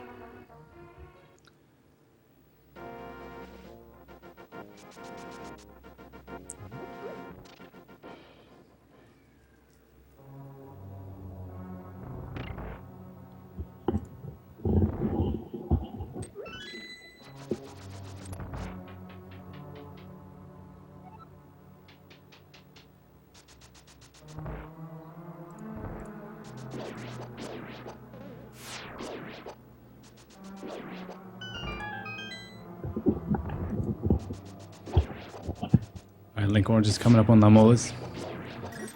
First particularly difficult part of the run. Christos opted to get the fairies before the gauntlet, since he was low on hearts. That was probably a good idea. Just to be sure that he actually gets through it. And much like Master Sword, Cane of Burna also depends heavily on the Lanmola's fight and the RNG get Aghanim. Yeah. If Master Sword doesn't have Aghanim. You know what I mean? Right. Does have Moldorm though. Oh, and you do need to do the bomb jump to the Moon Pearl in this category. Actually, I think you need to have the Moon Pearl to pick up Kiki. Otherwise, you probably wouldn't need it. You could just go to Palace of Darkness and just die inside the dungeon. It'd be really hard to get there safely, but it would probably be possible. Would it be slower than actually getting the Moon Pearl?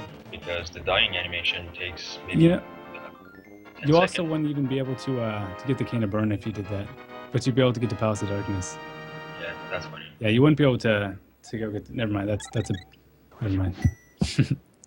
I didn't think that through.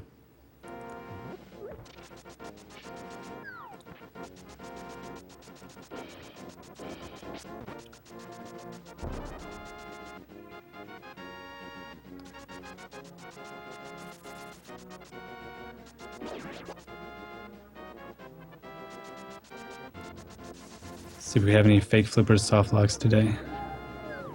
Hopefully not. Oh, he has the crab harassing him. Okay, he can get through.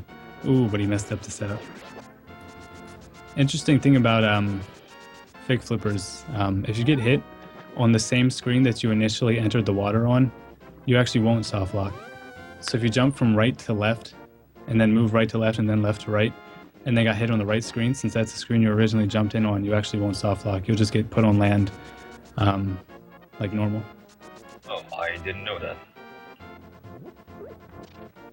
It never really comes up. Maybe in puzzle races. Maybe.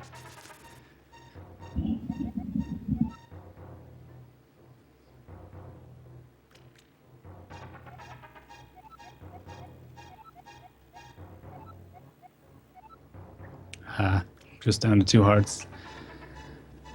Oh, do we have a lead change here? I think we do.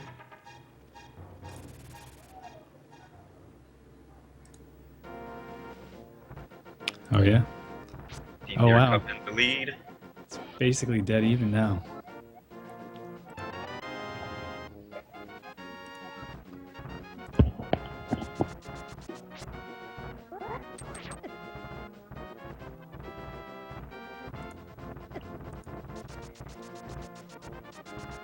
All right. Well, Tower of Hera can definitely determine who's gonna expand the lead here. Wow. On my multi-stream here, it is dead even. The only difference now is that one menued already, and one didn't. And now it's dead even again. All right, Chris is gonna have low hearts going into Ganon. He should be fine. I mean, he should survive Aghanim too. He might die on Ganon once, but then he'll go into it with full or more hearts, and hopefully be more comfortable. Or he could get through it on the first try. That would be much better. It's still possible. It's still possible for Team Pizza Tracker to catch up to Power Rangers if their 100% go very poorly. Yeah, there can be some strong variance on 100% for sure. It's gonna be hard to catch up to the top two, but let's see. Yeah. Well, you never know. Something terrible could happen.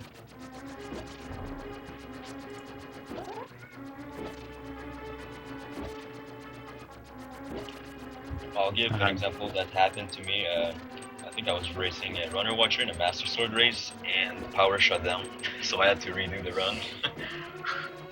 Yeah, that Things could like happen. that could happen, but that would be bad. Dresden got the rupees from behind Sahaswala's house. Everybody else we've seen so far has been doing the new rupee route. I think Dresden might be the only person still doing that. I think he likes bombs on Lamolas too. That's part of the reason he does. And of course, it gives him more opportunities to perform chess turns, and we know how much he loves chess turns. Ooh, Link Orange died. I didn't see where, I just saw the flash of red. After the big E, or maybe on Beatles?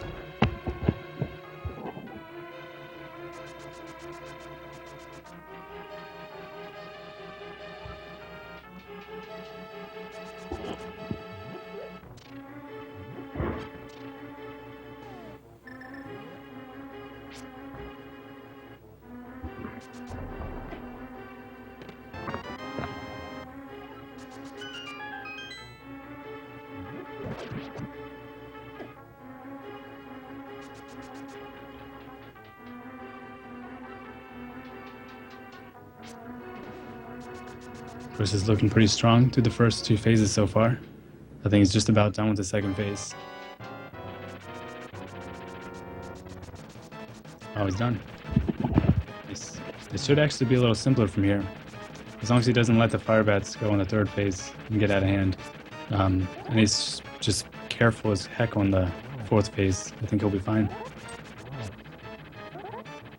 One thing that's hard with low percent Ganon is obviously you need to damage him with skin attack only, but that makes the third phase a little bit more hard because he has time to spawn a fire bat. Yeah, If you hurt your don't mobility hit a little quick bit. enough. Yeah. You have to lose a little time doing the slash, and you move slower. And if you don't anticipate where he's going to warp correctly, you can be a little slow getting to him. All right, Timon seems to have gone through Hera without any major hiccups. And Link Orange is on Moldorm, so not too far behind. I guess the death was probably on Beetles, somewhere where there wasn't a big time loss. And blue balls could make a big difference here.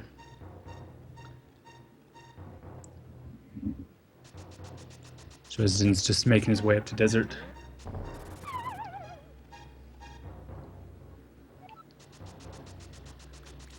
Already good on rupees. That'll actually save him a little time later on the Aghanim Tower segment. About 6 or 7 seconds compared to the other players.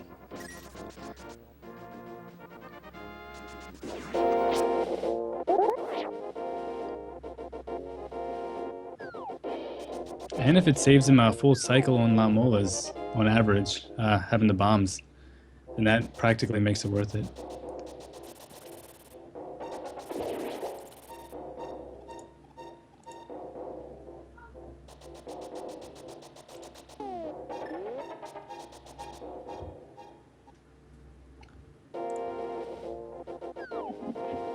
Almost dashed in the mushroom. Oh no. It's not quite as bad in this category as, like, say, low percent. Yeah. It's still annoying, though. Yeah, low percent is a reset, but any other categories it's just annoying menus and extra text. Yeah. although it gives faster menu in House of Darkness to switch for the hammer jump, to switch from bombs to mirror, like 2 taps on the D-pad instead of 3. Right. But other than that, But it's even if it's a little bit faster in some places, it throws off your muscle memory throughout the whole run. yeah, yeah, exactly. All right, Christos finished Ganon first try with 2 hearts. Very nice. And Give Christo some love. yeah, It's a pretty hard category, but I'm glad that he made it through. it went surprisingly smooth for most players, to be honest. I mean, very few boss deaths. I think Trinex was the only one that really gave anybody any trouble. RPG died a couple times there. And Chris got really unlucky bounces on the pokies. He threw a fire rod at the pokey and got the bounce right back in his face and killed him like twice. Yeah.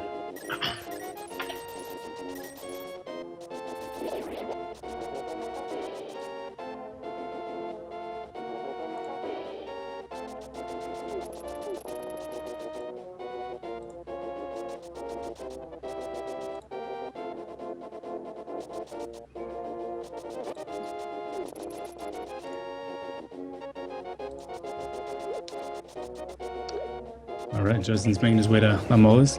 So you will see a variance, as I had mentioned earlier, on his execution of this compared to others, because he is going to be using the bomb strats. Oh, and Timon got the lucky fairy drop on the guards. That's really nice. You see him set bombs to get a handful of hits on them right away and save some arrows. Yeah, he even killed one on the first cycle. That's nice.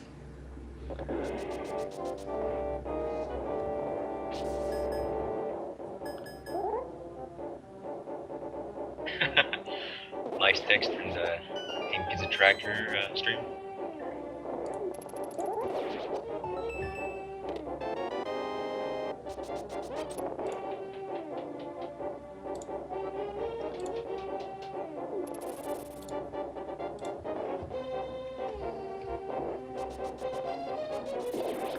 I think Orange is a handful of rooms behind Timon now, still. We'll see what Aghanim has to say about that. Having that fairy, though, is nice. He'll be able to Yep. not have to worry about that later. Saves quite a bit of time too. Yeah. He had exactly enough arrows. That's funny. So will they pick up the extra arrow pot? We'll see. Yes. Muscle memory. Yeah. And Timon does.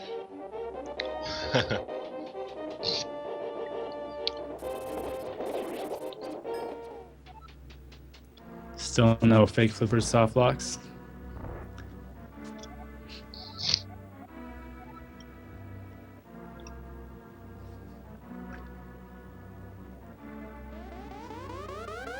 Oh, Link Orange got the arrows as well.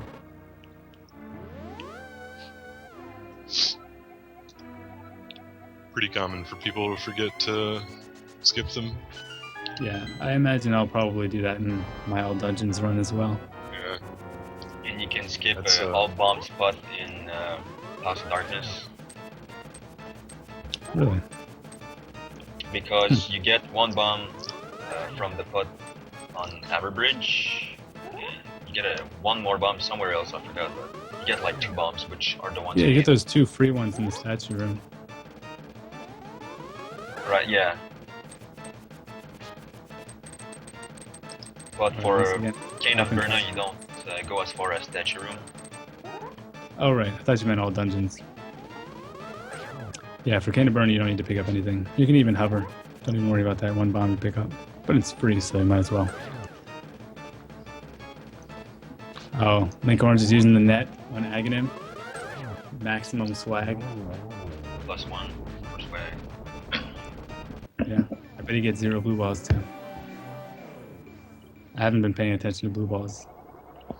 It's so hard to pay attention to blue balls.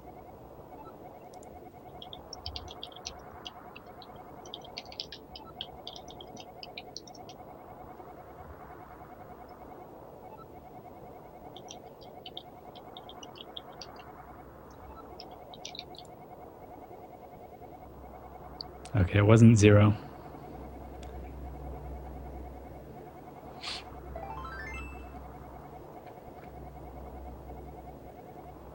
All right, this run's actually pretty close to done now for these guys. They just got to get the hammer and then get the Cane of Burna.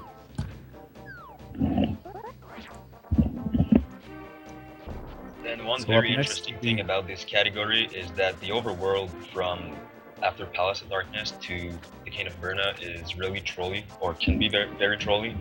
The And it's all first part about of it is movement. actually- Yeah. I don't even know the proper way to move after that. After you mirror, or like where you mirror, or anything. I looked at it once. I looked at some maps and tried to figure out what would be best, and I couldn't think of anything. You got those red guards. After you kill Aghanim, the enemies there change, so it's not just popos and statues, or Octorocks and statues rather. You have fast red guards who can definitely hit you hard. Usain Bolts, I guess. Ooh, Timon got the bad RNG with Kiki, but slipped by okay.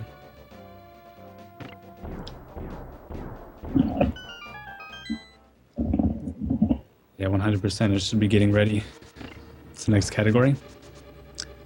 100%. Other than low percent, I guess 100% probably is going to have the most variance in times based on factors outside of the player's control.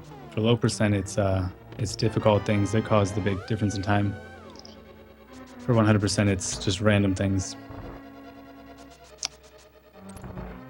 For the top 2 teams, Deer Cup and Pretty Pistachios, we're going to have Adam Vivitron and Ajneb174 running 100%. Ooh, wow. Timon's getting trolled a little bit. He might need to find some extra hearts. Yeah, that's just some really bad RNG got there.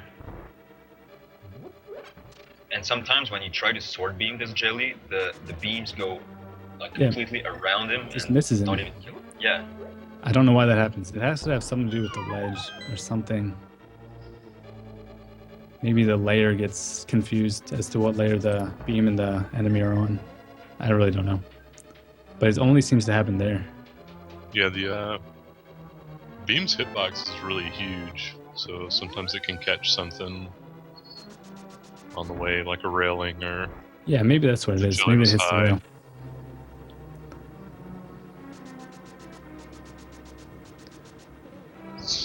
It's the same thing in or a similar thing in the Meyer 2 room that we've seen with all the wizrobes and popos. You can hit the far right wizrobe with a beam, but it's very precise because of how fat the beam's hitbox is. Mhm.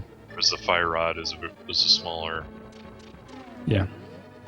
projectile. All right, Timon. Executing the hammer jump. You think he's gonna bonk a tree for a fairy along the way? Since he already has one in a bottle, he can maybe just find one of the ones who would have the option of netting.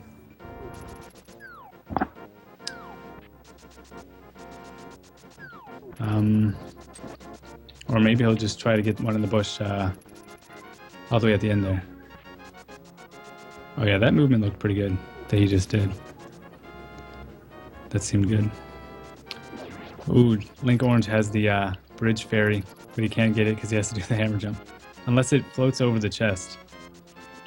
There's a chance he could maybe get it. Ooh, never mind. He fell on the bomb jump.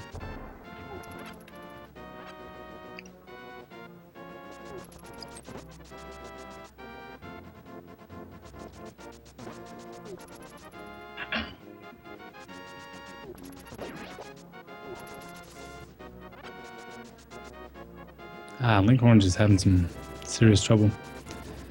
Okay, I guess Timon got some heart drops. Just filled all the way back up, so he should be fine. A half heart. Doesn't Yeah, it's matter. a 50-50 in the middle bush, I think. Okay. And one of those trees right there has a fairy in it. Yeah, it's on the screen below. The one you entered at nothing. And Yeah. if you net dash on the tree, you'll bonk and you'll catch it instantly, which is kind of Right. cool. It's a nice backup. Alright, Link Orange got the hammer now, but he's down to 2 hearts. So he'll definitely need to find some hearts.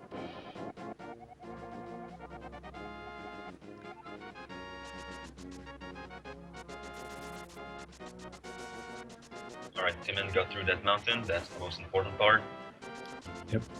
Now all he has to do is just get the cane. Yep. Oh, and Link Orange died.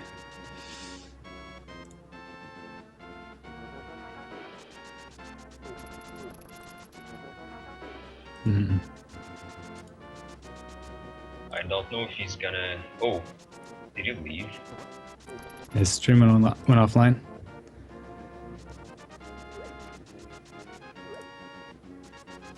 Wait, what? Uh-oh.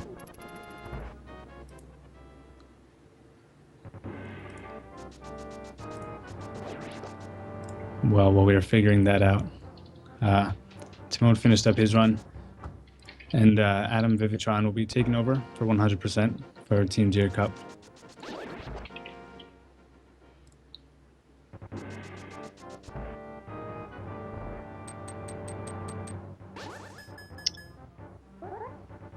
Oh, he's coming back online now.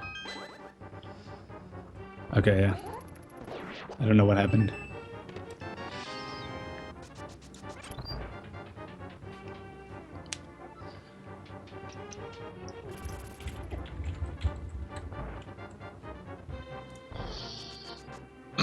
No, 100%'s a fun one. Yeah, We've already said it several times, but yeah. there's some fun RNG. 100% in this game. I'm all wondering dungeon- if. Two heart piece games, the digging game and the chess game. Yeah, those are the most impactful RNG. Even blue balls is relatively insignificant compared to those. One extra digging game is like 5 extra blue balls. Yeah, digging is like 40 or 45 seconds or something. It's pretty bad. Yeah. So for 100%, the start is actually going to look like low percent, which is kind of funny because they're opposites. Because they're going to skip the blue boomerang, so that they can get it from the chest earlier. That the low percent runners made a specific point to avoid going to, and that ends up being faster than taking the blue boomerang to the fountain and upgrading it. The dungeon order for this run is going to be the same as No Major Glitches, but there's going to be a lot of small changes along the way. A lot of times you're going to go a little bit out of your way for a heart piece or for some other item. And you'll pick up additional dungeon items even. Well, I guess the red mail is the only one that you normally don't get that you are going to get in 100%. Oh, and the mirror shield. Those are the only other big chests you'll get. So the dungeon routes, the routes inside of the dungeons will be a little bit different as well.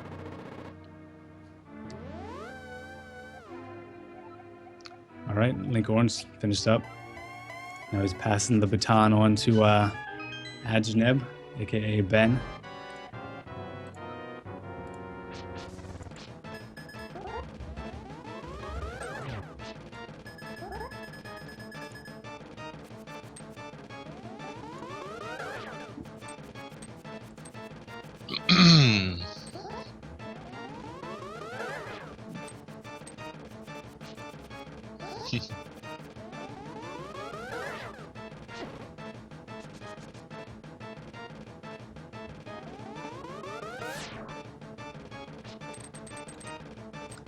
Dresden's doing Aghanim now.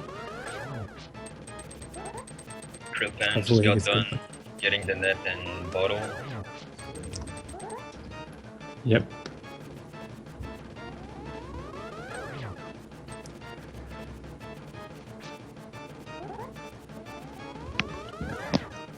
There can be pretty big swings in this category because of that RNG.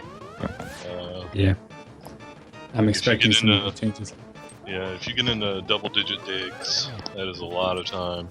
Yeah, I mean, we're talking minutes lost. Yeah. Each digging game that you do wastes 40 seconds. So that's bad. Yeah. And it's roughly 3 on average, I guess. Yeah. Yeah. It's actually got a weird mechanic to it. I guess we can go into more detail when the digging actually starts. But basically, you can't actually get the heart piece on the first 24 or so digs of each game.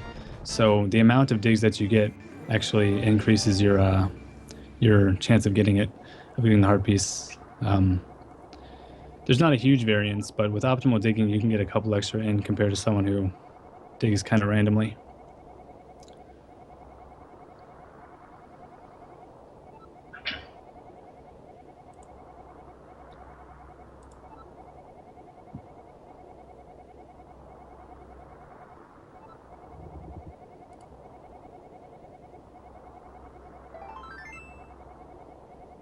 All right, no boomerangs so far.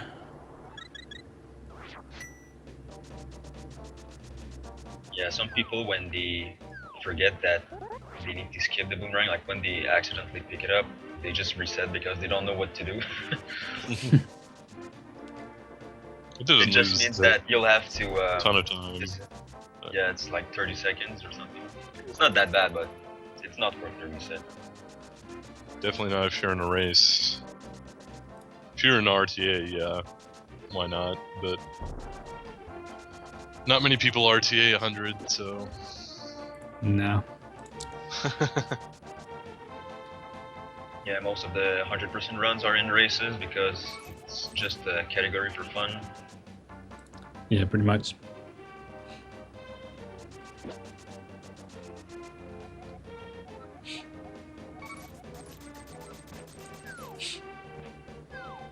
Adam Vivitron got the worst possible key rat, and without the boomerang, that really sucks. It's like top Yeah, left. you can manage a lot of RNG and escape a little better with the boomerang. It's definitely a help for consistency during this part of the game. But with good RNG, you do technically save time by not getting it. It's just much less consistent.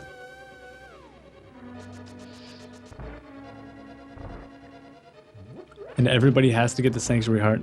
It's not optional.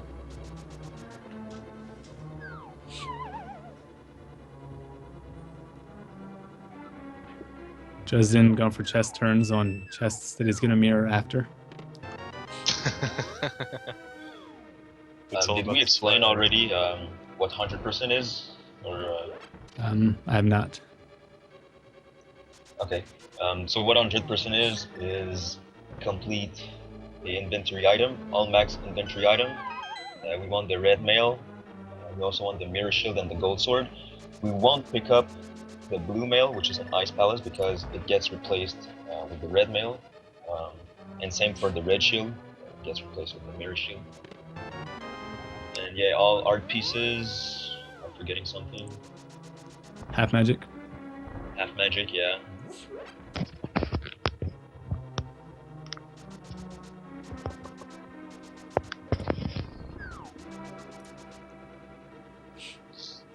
Half magic and 100% is pretty useful for a cold stare if you miss one rod shot. Yeah. And Or it's if you can't definitely do a a lot good safer. quick kill, they can Yeah. help you to manage them when they spread out.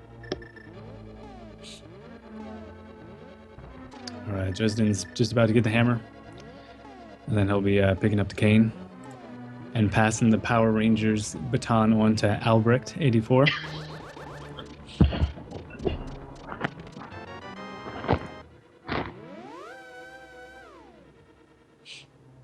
I guess when my team starts 100%, I'm going to get off of here, make sure I have everything set up and configured properly, and warm up a little bit. I'll at least mute myself, and then I might come back before the end of the run.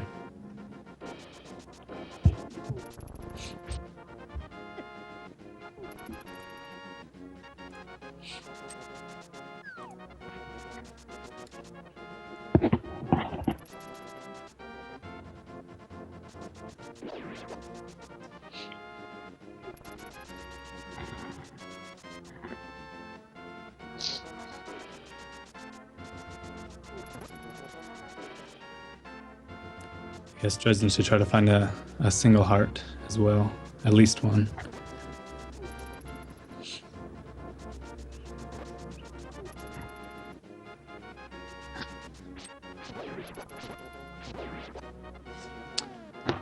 Still going for the net dash that Zelda mentioned earlier. Having a little trouble with it though. There we go. Oh, actually, it didn't work. It's having some trouble with this fairy. Okay.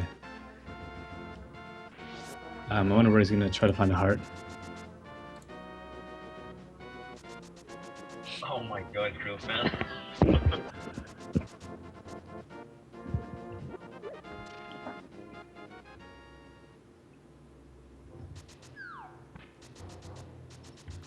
Ooh, and I'm having a little trouble with the big key in Eastern, but he got it. Just need to grab the backup hearts.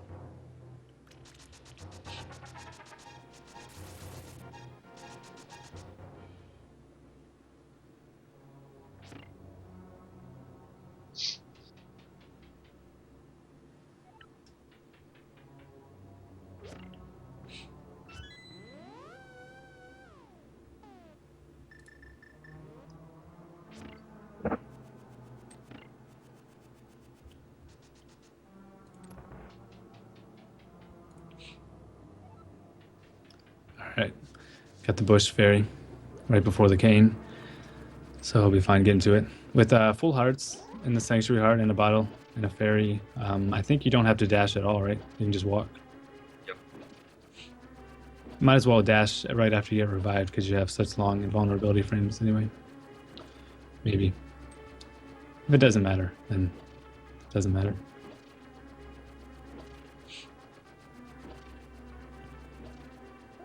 All right. Dresden's finishing it up. One heart to spare. Ooh, got the chest turn on the cane. Rolling so deep. All right, so he's passing it off now to Albrecht. And I'm going to bid you guys farewell temporarily while I make sure everything I have is set up properly and ready to go. Good luck for the race. Should be back before the end of the 100% run, though.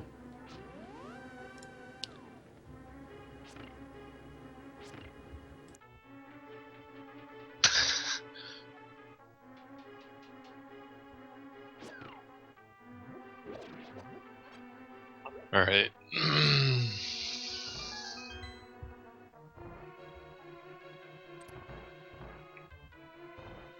Adam with the old school strats.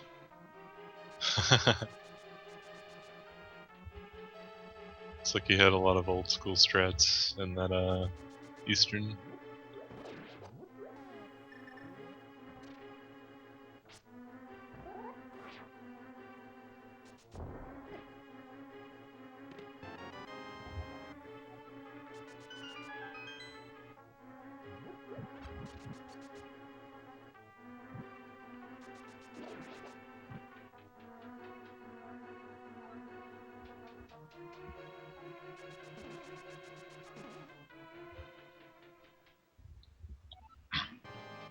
And now we have Albrecht 84 starting 100%.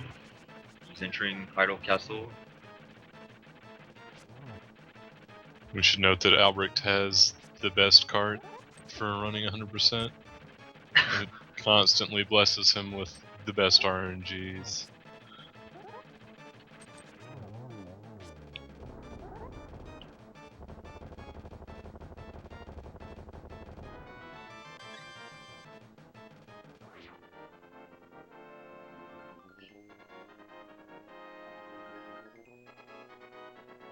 And Team Pretty Pistachio slowly making up time on Team Deer Cup. So we might see another lead change here in a moment.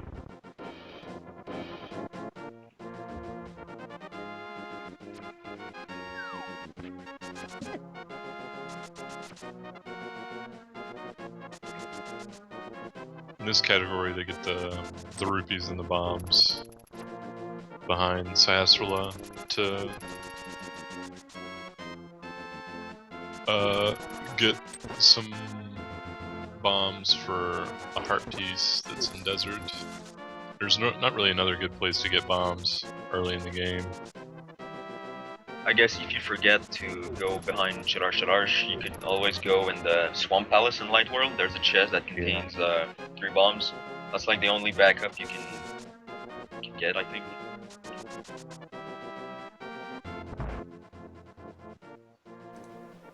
So you guys missed this, but Albrecht accidentally picked up the boomerang. He Picked up the boomerang.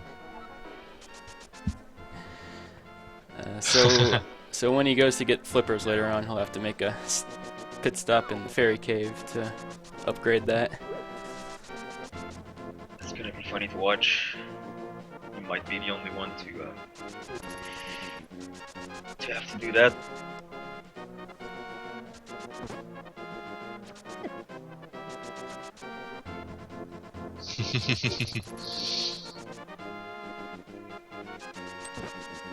It's about a 30-second mistake. In races like this, you're trying to think too far ahead and you don't really know what you're doing, and stuff like that can happen.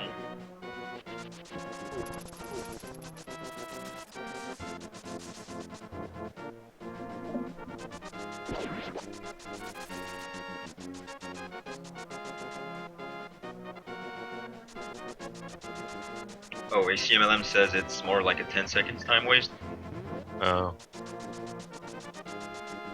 I guess because of the rupee change, maybe. Because you can get your rupees from that hut. I guess it also helps in the Circle of Puck room in Negative's tower. You can just boomerang the key and it's much faster.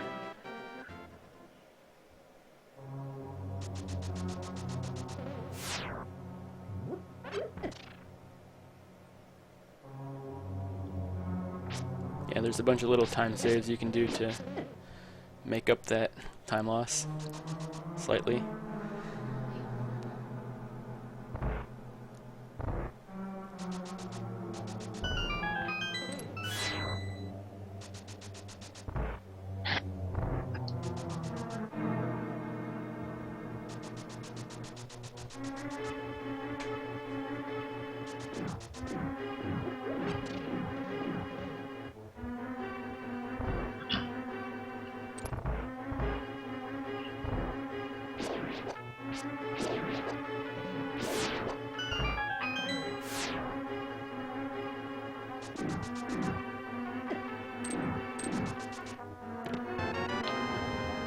And we have our top 2 teams in Desert Palace, same dungeon. It's kinda cool.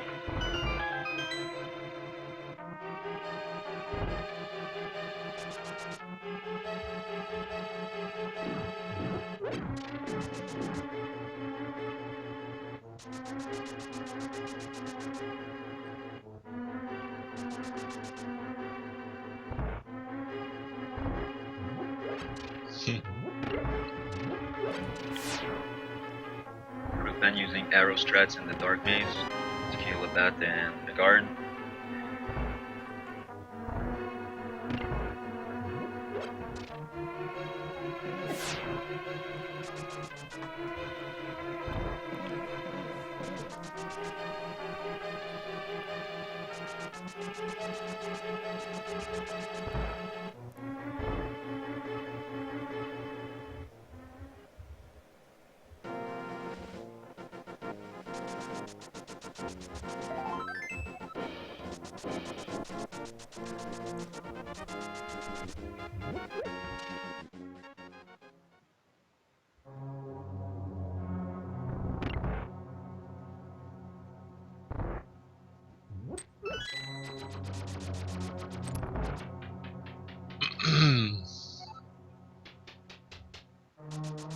I've seen people jump off on this desert ledge heart piece before.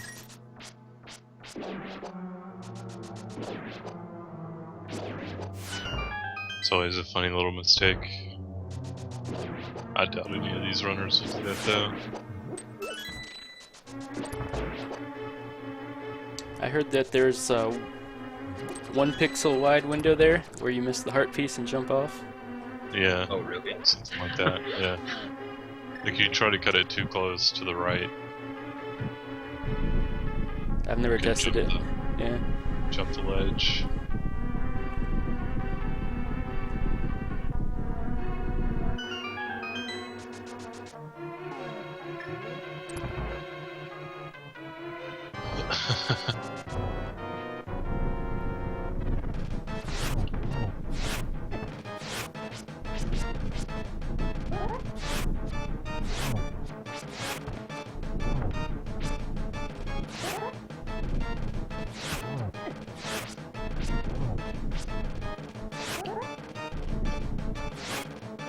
Team Deer Cup is currently in the lead. Might change soon.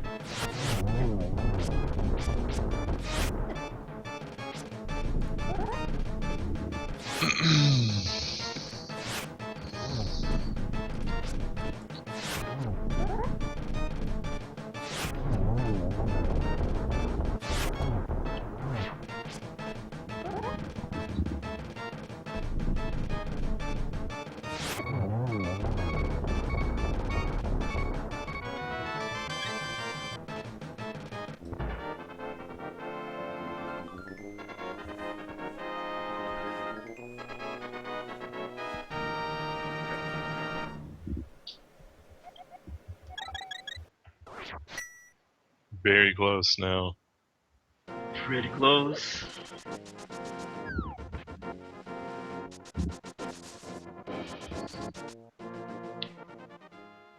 And Krillpan is almost done with Cane of Burna. All he has to do now is to get the hammer and get the cane. So all 4 teams are going to be on 100%. That's going to be hype to watch. Seems like Curlypen's had a good run. Yeah, he's a really good player. He's been busting those low percent runs recently. And Cane of Burna as well. I think he has a 36. It's pretty good. Mm-hmm.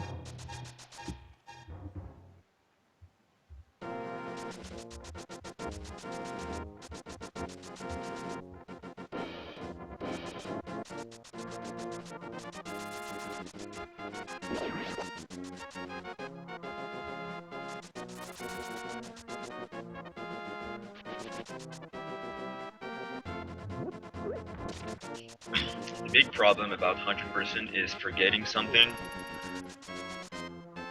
Yeah, especially if you Yeah. forget a heart piece. At least there's one way to know if you missed one. Because at some specific points, for example, before Hera, the art piece you get on the top of the mountain, it gives you a heart refill because you get like one more heart container. But if you miss the heart piece, you won't get the refill, so that's one way to know.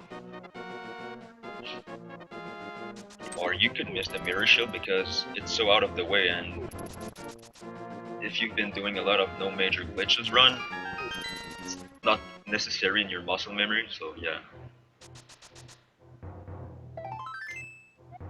And shoutouts to Downtime Death for doing drunk 100% runs and forgetting about the mirror shield like 3 times in the same run.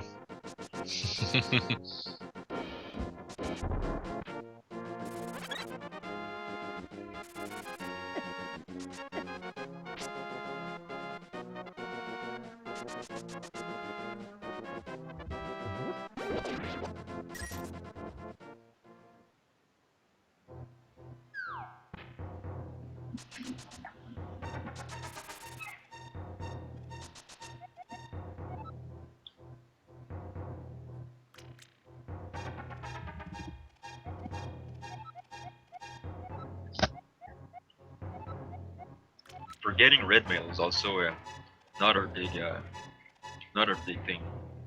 So easy to forget.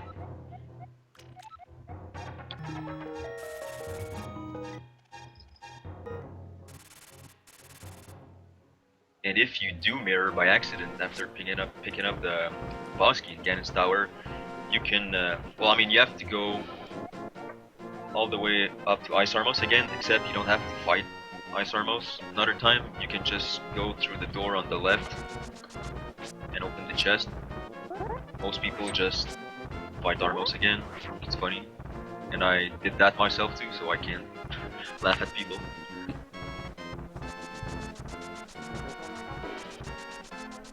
Yeah, I'd say the most common heart piece to forget is probably the Zora heart piece. It's also Yeah, one of the most costly.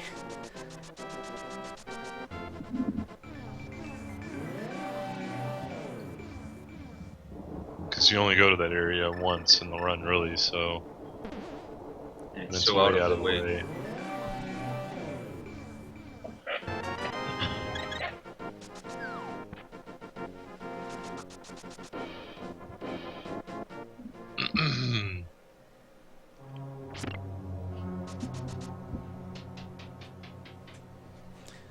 Alright, Krillipran's getting close here.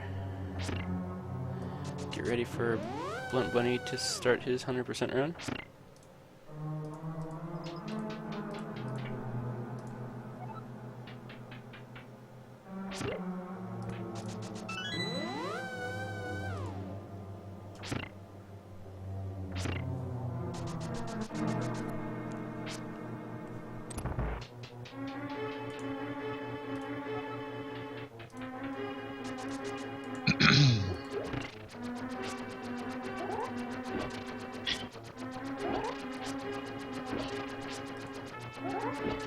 I guess if you get boulders sandwiched on that mountain, you could always get some old mint kisses for a refill.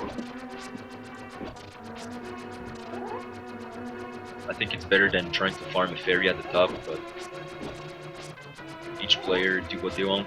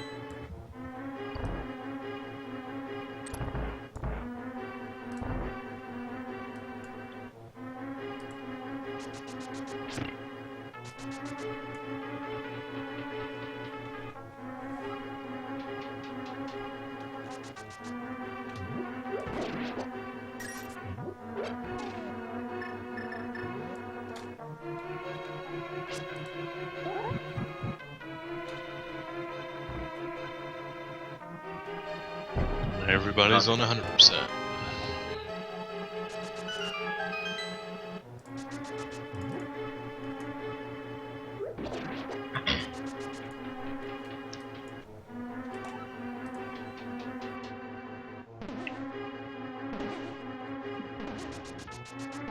Plum Bunny is actually a really good player, and he's one of the players who's been playing 100% the most, so it could be an advantage for him.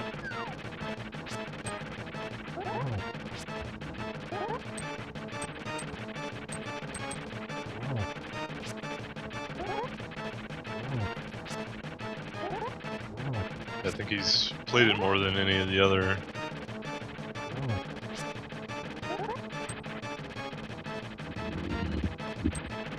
racers.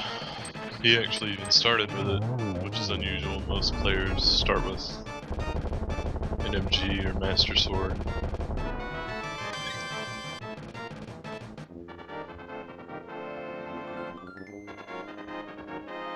Alright, Adam Vivitron just killed Moldorm. First try, I think. I didn't look at the stream, but I think it was first try. Pretty good.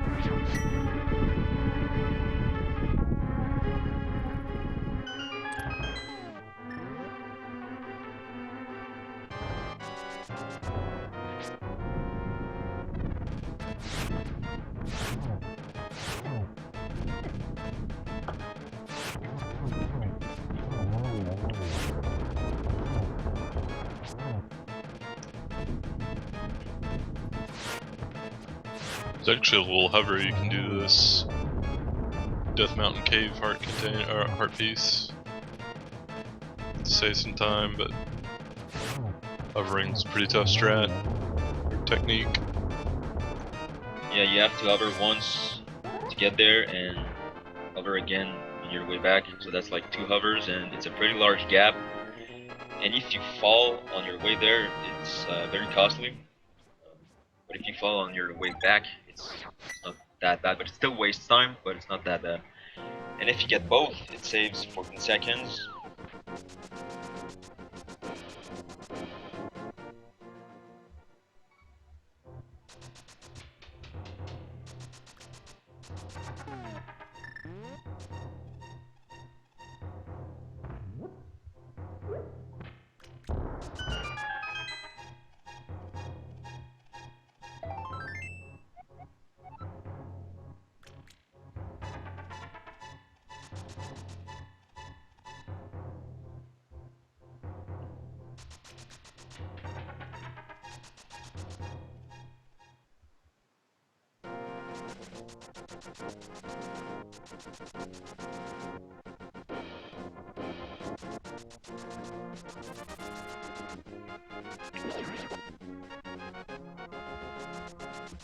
Rupees can be a little problematic in 100%, especially if you get low dig and low chest game totals, because playing those games actually gains you rupees.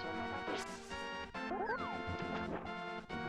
the runners here look like they have, or Adam and Ben look like they have pretty good rupee counts for the light world.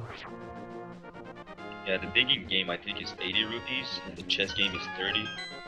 Yeah. If you're lucky in the chess game, you can get 100 rupees, like in both chess, I think. But of course, you want the hard piece as soon as possible to speedrun.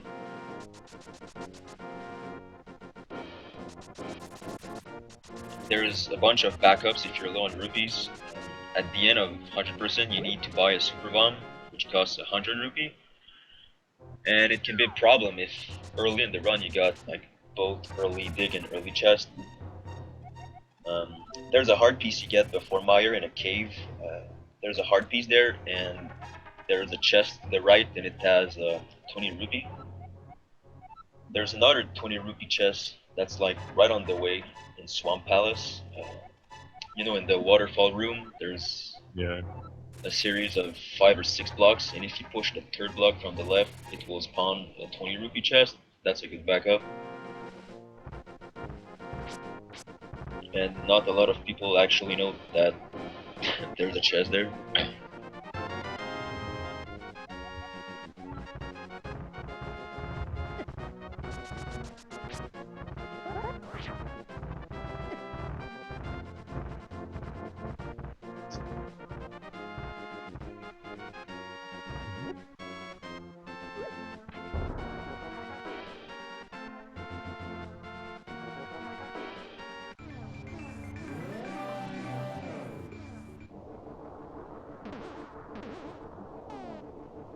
I guess you could get Shalar's 100 rupee plus pulling both trees for an extra 80 rupees. That's a good safety strat. Yeah.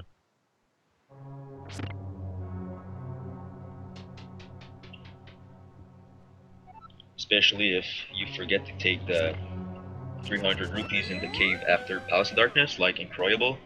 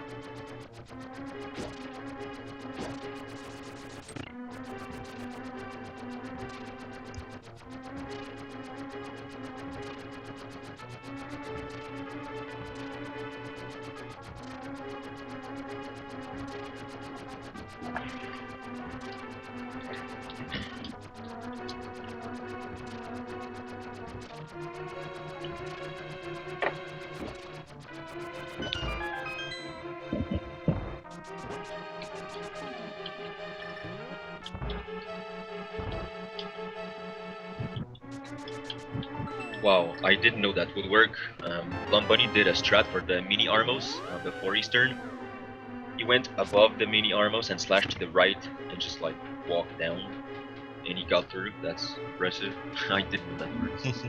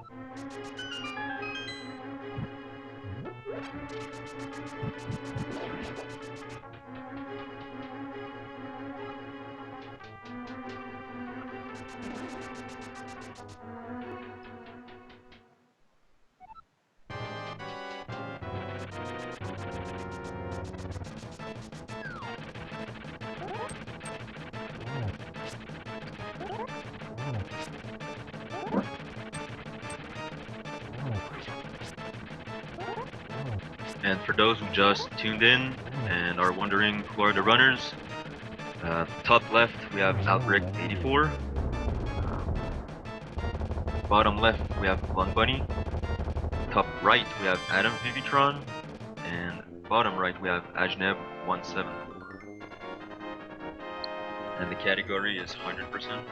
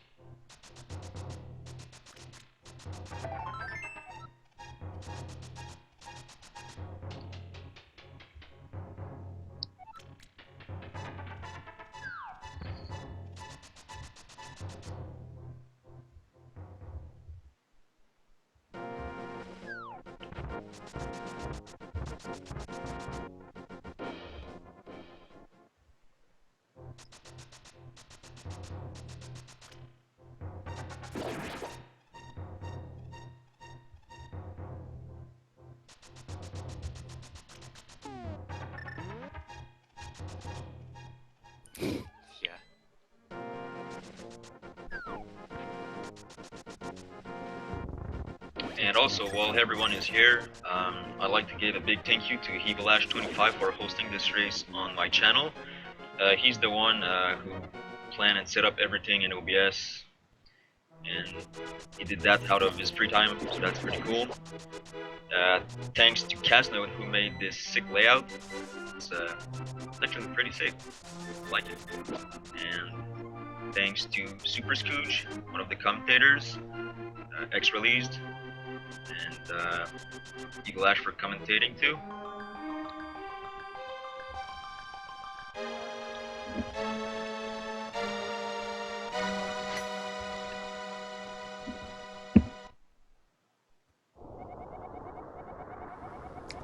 And of course, big thanks to Zelda for organizing this event from the start.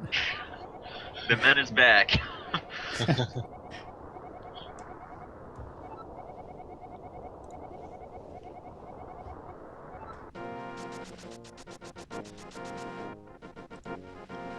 This category would generally be less risky than most of the other ones because you have so many hearts and even a lot of safety items you can rely on if things get bad. The main risk, like Zelda was saying, is forgetting something. It's the main way to lose a bunch of time.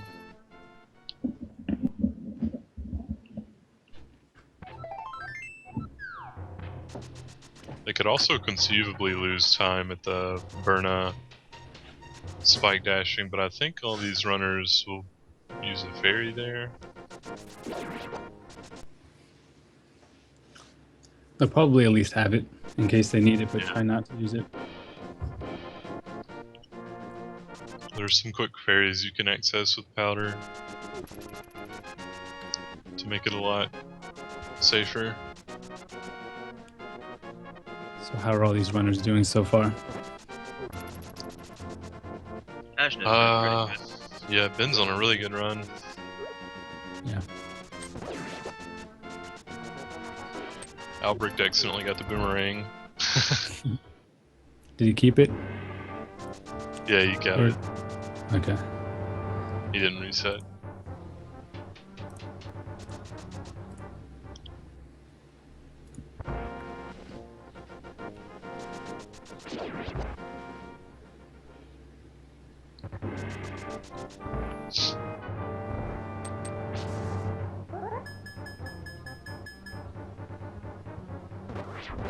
After this dungeon bends in is when they're gonna run into the RNG gauntlet,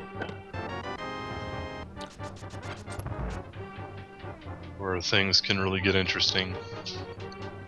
He's gonna have to make a quick detour to get rupees in a cave, a heart piece, and a flute. Hope for good dig RNG when he gets the flute. Yeah.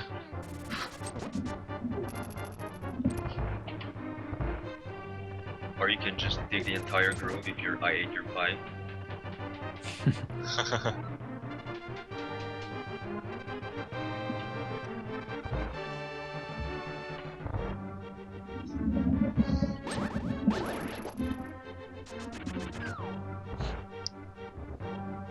Your Pie's blind race of this was pretty great.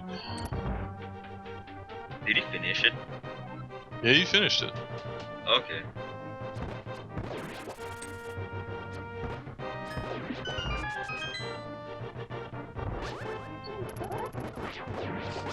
Maverick has the luxury of using the boomerang in the circle of pots room in Agnes Tower. Yeah, that room's Might really have rough. used it. Yeah, might have used it in Hero Lobby too. Oh, if you have it, you know, might as well.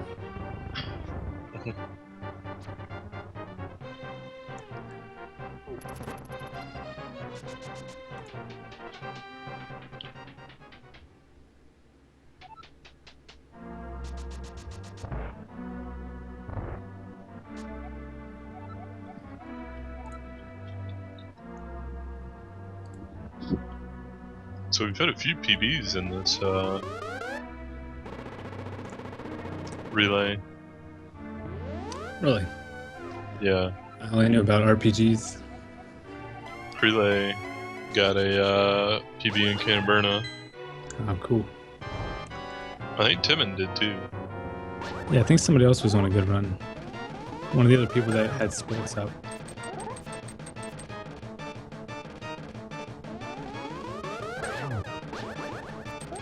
Oh, he Yeah, PB by 40 seconds. That's good. that's a pretty big PB. For such a short category, yeah. And the reason they're getting, or Ben's having to get these rubies from this guy in this cave, is because the hut in the bomb hut in Dark Kakariko, where you ordinarily would get 300 rubies, that chest actually has your red boomerang in it. And So it's long as also you- to be able to pay the digging game for your first try. Yeah.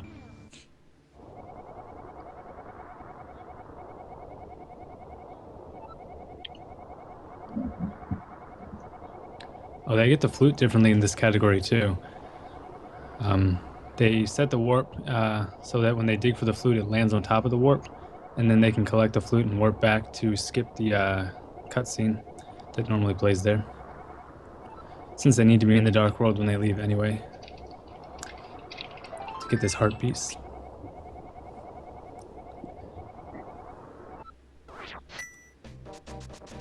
Flower heart.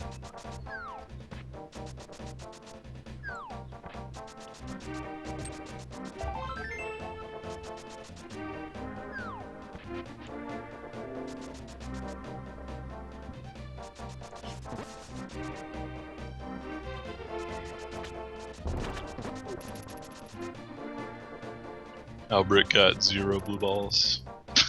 Nice.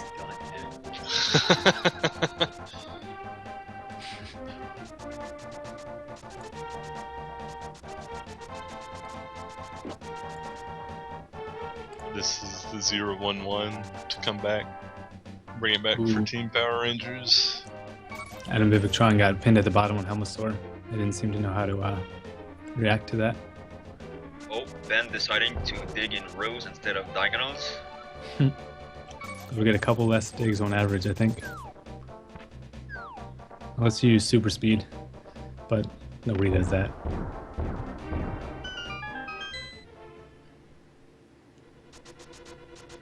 Yeah, getting pinned can be pretty scary.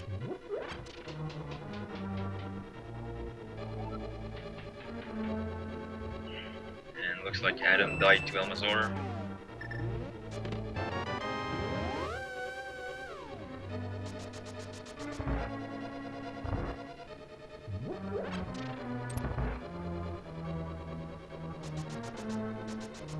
And if we talk about the possibility of super speed digging, after you talk to the guy, you can get a spin dash and touch those stairs and dig with super speed on. And that's actually the optimal way to do it, but it's super hard. yeah, You're it's a gonna little miss tricky. half. Well, I've tried it and like I miss half my shovels. I'll just shovel the Yeah. same ground or zip like 3 tiles away before I can shovel. It's too bad the shovel dash doesn't actually give Yeah. items. It only counts as one dig if you do shovel dash. Mhm. Otherwise, you could like dig up 25 patches or something, even if it wasn't giving items, and then you're have the chance to get the heart piece loaded. All right, Ben got his heart piece. Was I think third that was try? 3. Third Yeah. try, yeah. No, that was third. Which is, average luck.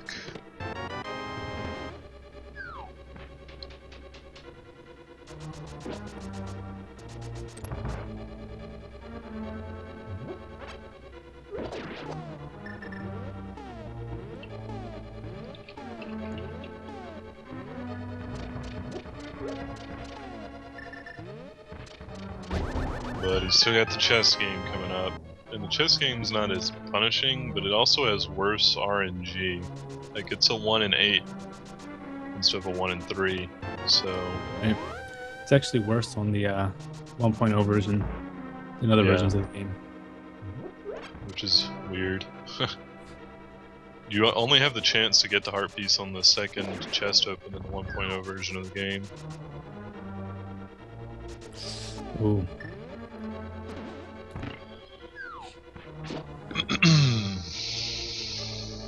Adam's caught on the Palace of Darkness loop.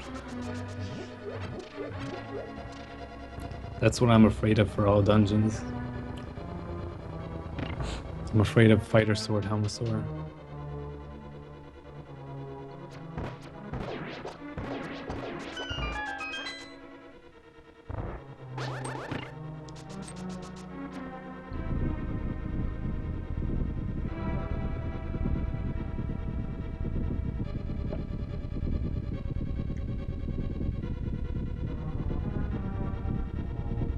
One 1.0 still saves.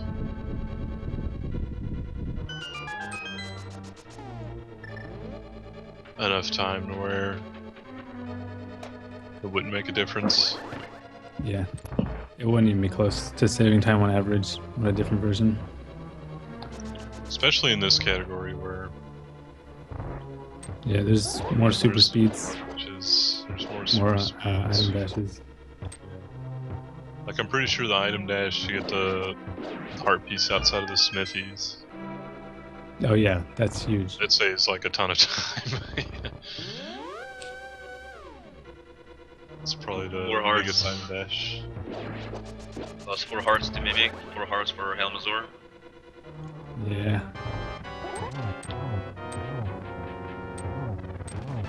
Rough stuff.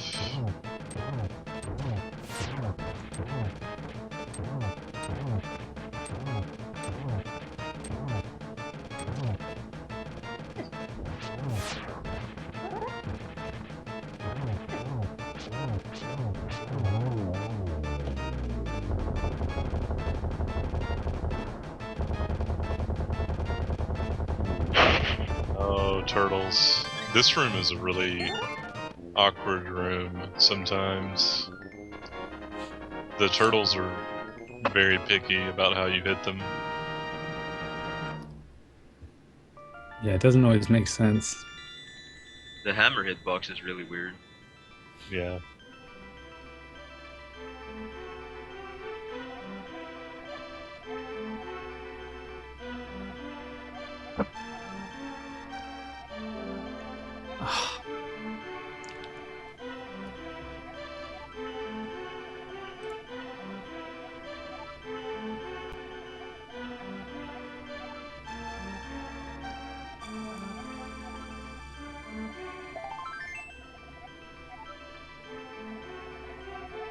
Oh.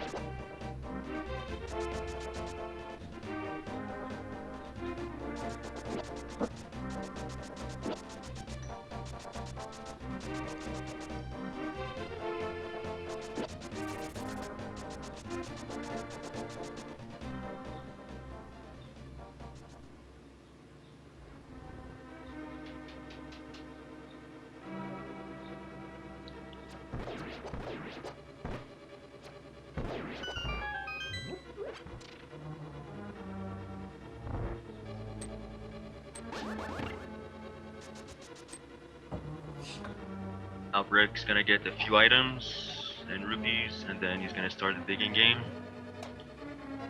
We already know how many digs he's gonna get. Yeah. What's Ben up to on the chess game, or did he just start? Oh, he Ooh. just. Yeah, he just got the heart piece. Dang.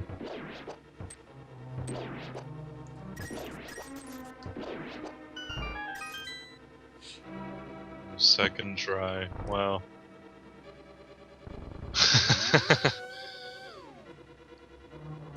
Pistachios is in pretty good shape now.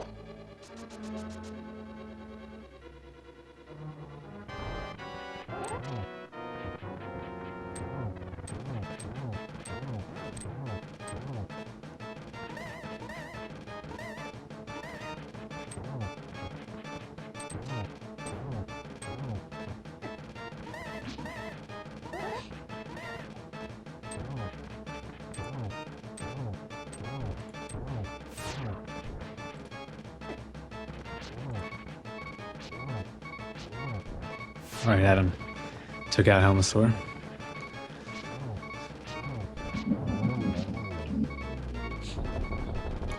That's It's the like, last, I'm sorry. It's like Blunt's Don't fall on the tail. still doing tree rupees just as insurance that he has enough. Yeah. Helmasaur is going to be the last boss before you start to pick up safeties. So if he opts for putting fairies in the bottles that he picks up, and of course he'll just have powder if he needs it for the rest of the run. So it should be smoother from here for Adam.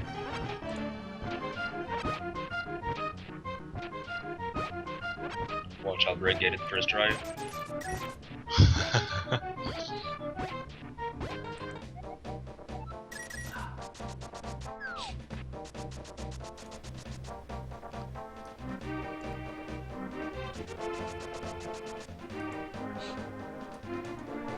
Oh, rip.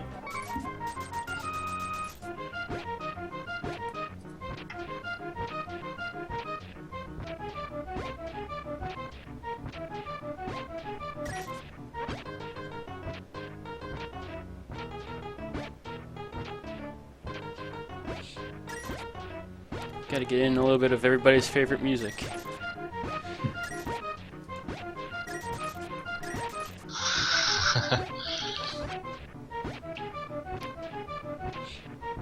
That digging game music.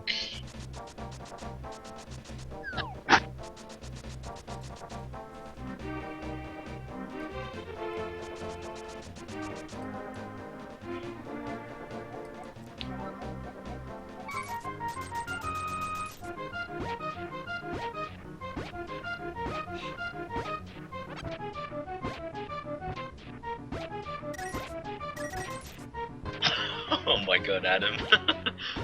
That was funny.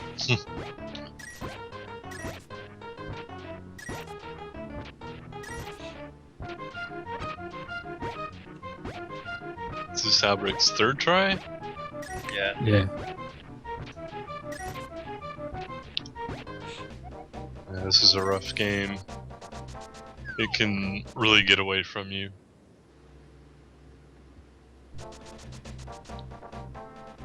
It's the most anyone's gotten. I think Andy got like 20 something one time.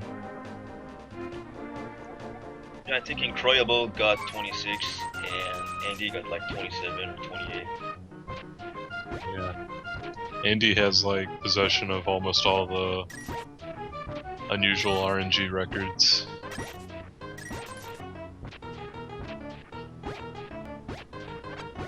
Although I think Addy still has the record for most chess games. Yeah, with 48 chess. That's pretty rare. You don't see that often. Anything over 40 is. It's pretty rough. Alright, you got Fourth try digging. Yep.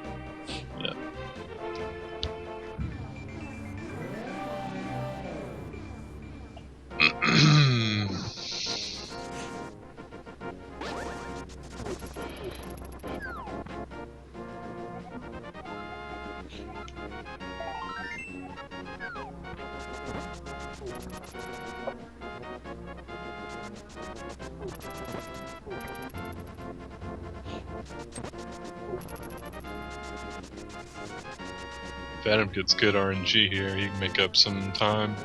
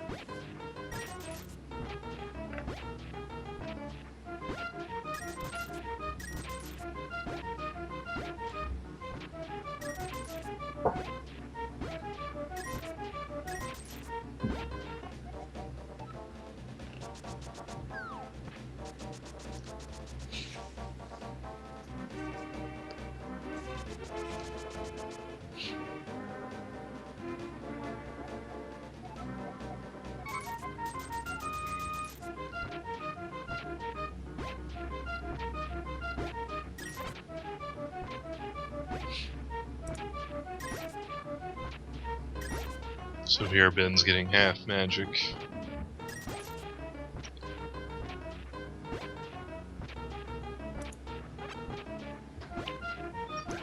Which Just some nice has a effects. deceptive name. Yeah. Oh, Adam got his heart piece now. Cool. First try. So nobody got really screwed by the RNG yet. Right, not yet.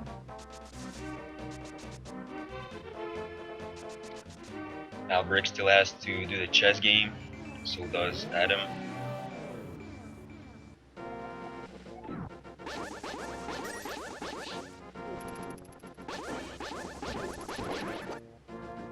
And now everybody's in the dark world.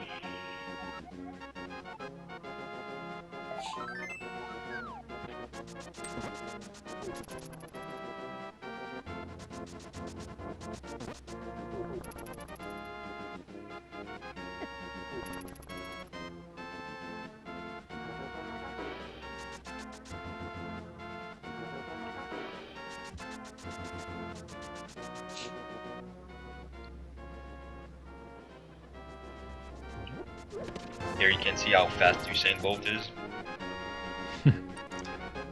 Yeah, the super speed there, if you go for it, is really not convenient.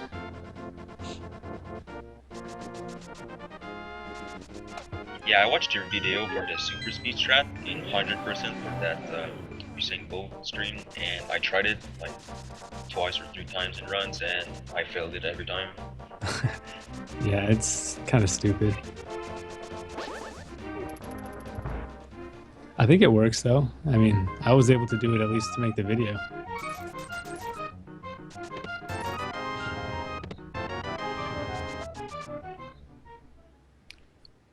Ben's having some trouble with mummies.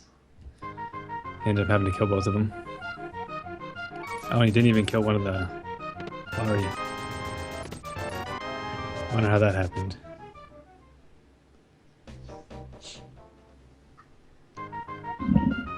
Alright, Albrecht. Open the chest on the correct musical note.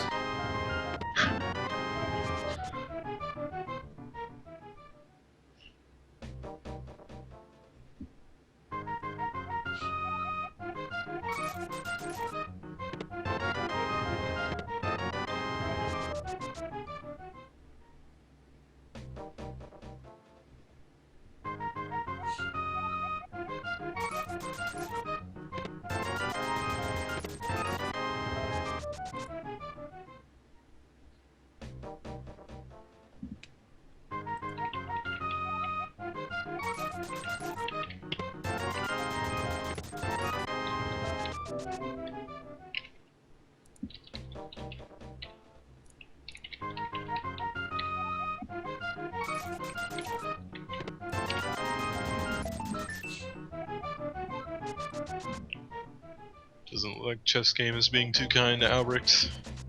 Wow. He just got it. I don't know how many that was though. More than one.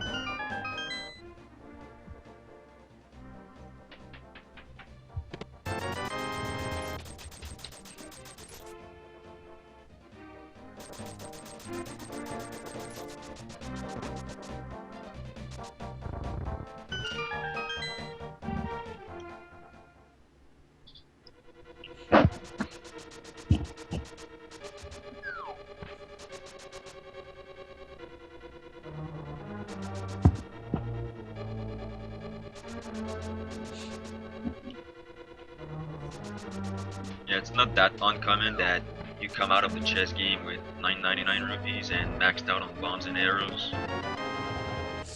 Ooh, Ben's having a rough moth. It should be okay, yeah. Kind of a bad start, and then Moth hugged the corner with spikes around him.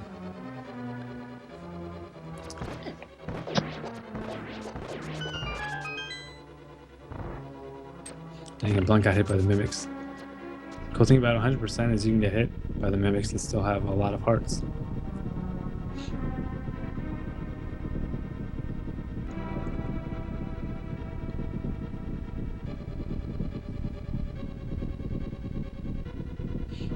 Yeah, in 100%, ironically, it's easier to die in the early dungeon, like Hera and Eastern, because at the end, like in Turtle Rock, Meyer, you have a lot of hearts.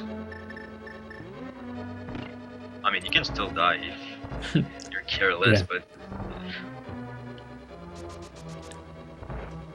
Plus, you have the option of safeties. Once you get red mail, you're pretty much invincible.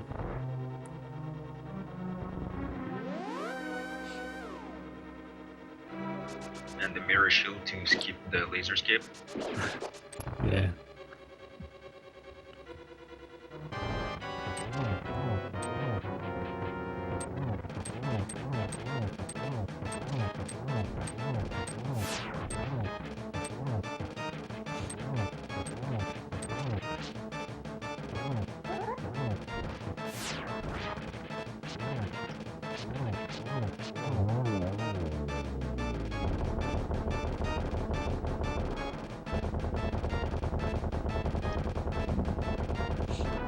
All right. Adam got robbed by the thief.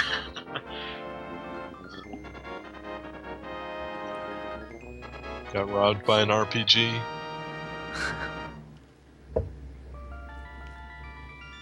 Yeah, that's his name from now on.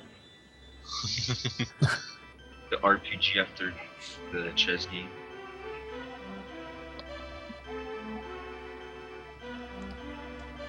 Ooh. And messed up the quick warp setup because he fell in the water.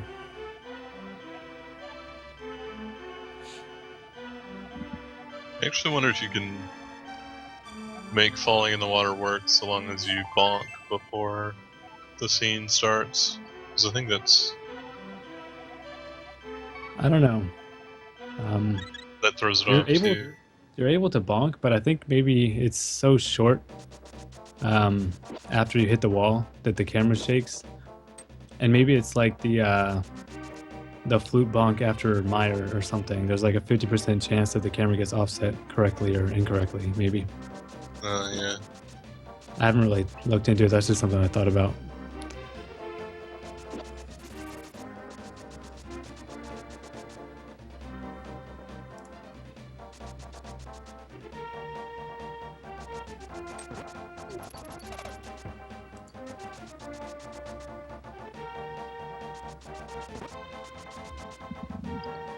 So now Blunt's gonna have to run through the RNG. Yep. No one's gotten particularly bad luck. Surprising. Not in any of the runs, really. Yeah. I guess the all dungeons, someone will probably get 9 or 10 blue balls. Right at the end, too. Yeah, right at the end.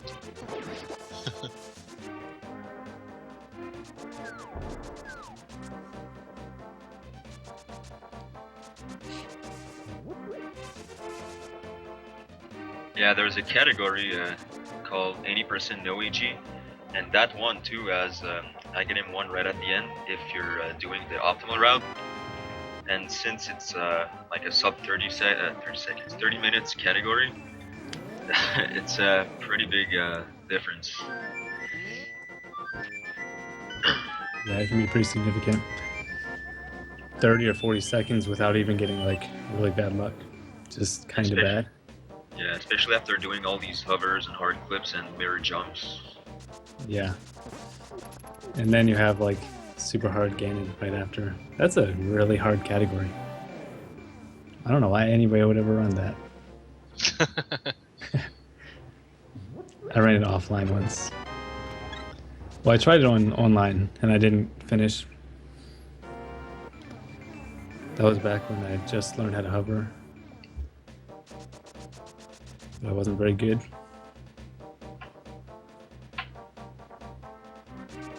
I'd definitely like to learn it. There are a few skills in it that can be applicable to other stuff. Yeah, just survivability in general. Yeah. You have to be really good at not dying or really getting hurt at all in Ganon's Tower. Hovering and sword buffers and the Ganon fight are also useful for other things.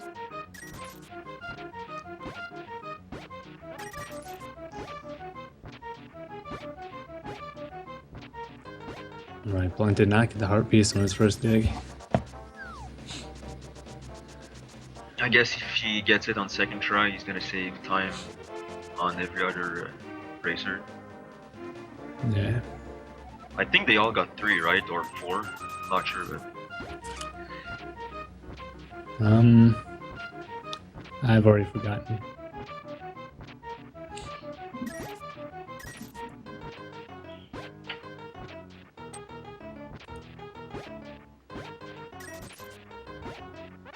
Alright, Adam got through blind pretty smoothly.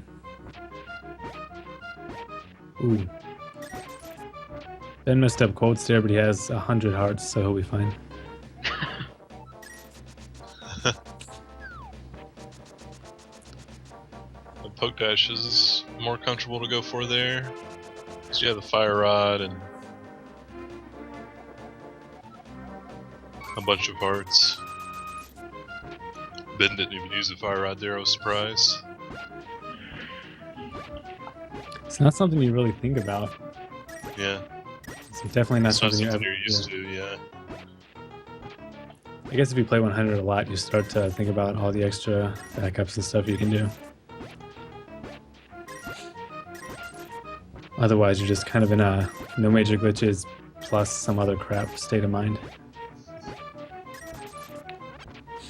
Oh no. I think that's 3 so far for Blunt.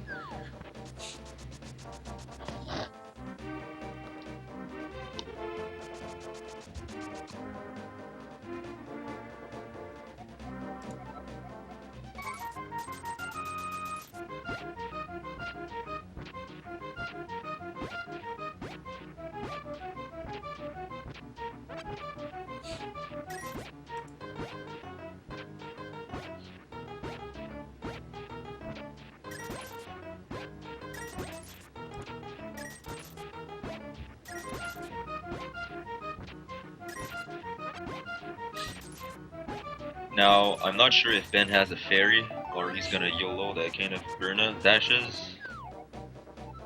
But it's a pretty difficult area, because if you go there without a fairy, the minimum amount of hearts that you need to survive the cave is 14, and that's what he has right now.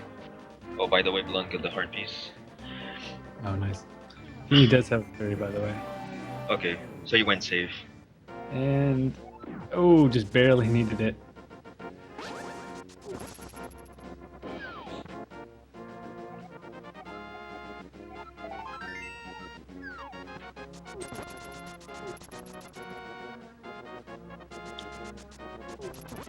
Yeah, sometimes if it's too close, you can even die on the safe floor almost.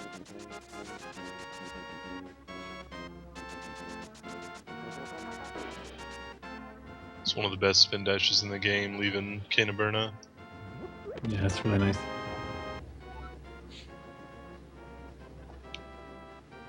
And fun fact, you cannot use your spin attack if you use the Cane of Burna. Oh yeah.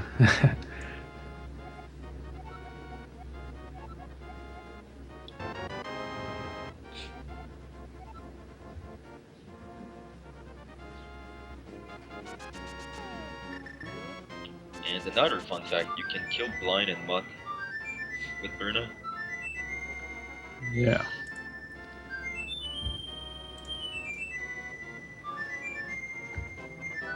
It's not fun to kill Moss with Burner though, unless you have a lot of extra magic.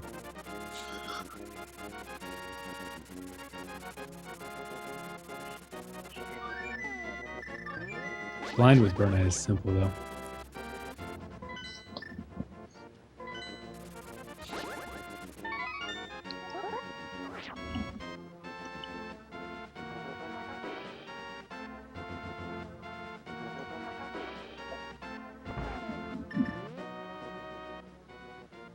And the art piece route is conveniently done so that you get that refill right before Mire. Yeah. After having taken all that damage in the Burna Cave. And if you get through Burner without having to use a fairy, you actually have one heart. I think you want to grab one extra heart and then damage boost in that last room with the heart piece. So you're down to one heart again right before you refill. I think that's optimal.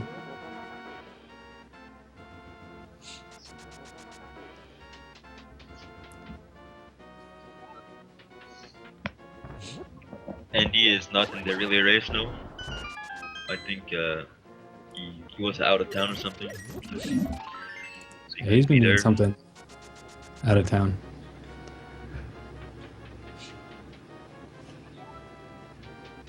He also hasn't really been playing this much lately. Yeah, that Yeah, too. that's true too. He is scheduled to be in some marathons soon, I guess. Before fully retiring, at least.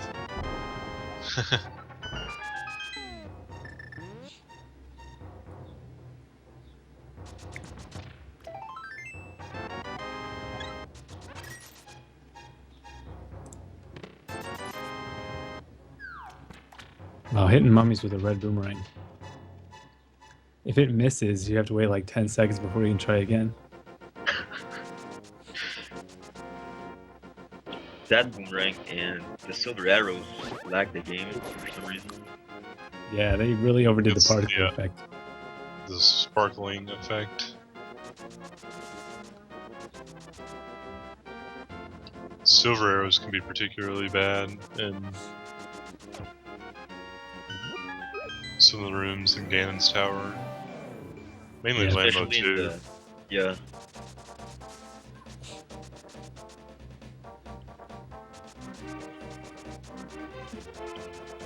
Alright, Blum Bunny entering chess game. Let's see how he does.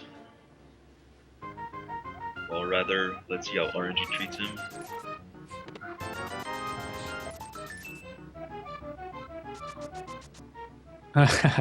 Nice.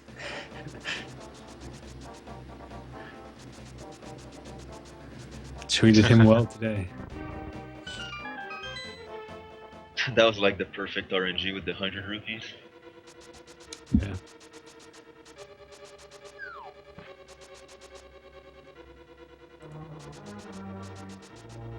There's Pizza Tracker's equalizer right there.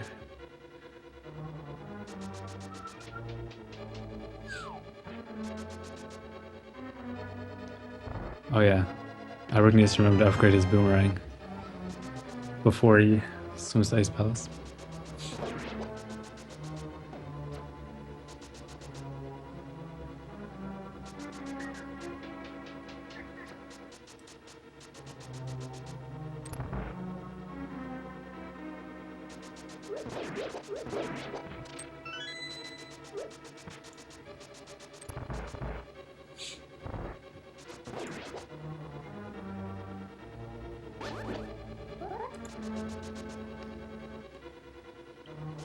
All players have remembered the Zora HP. Yeah, that's an often forgotten one, I think.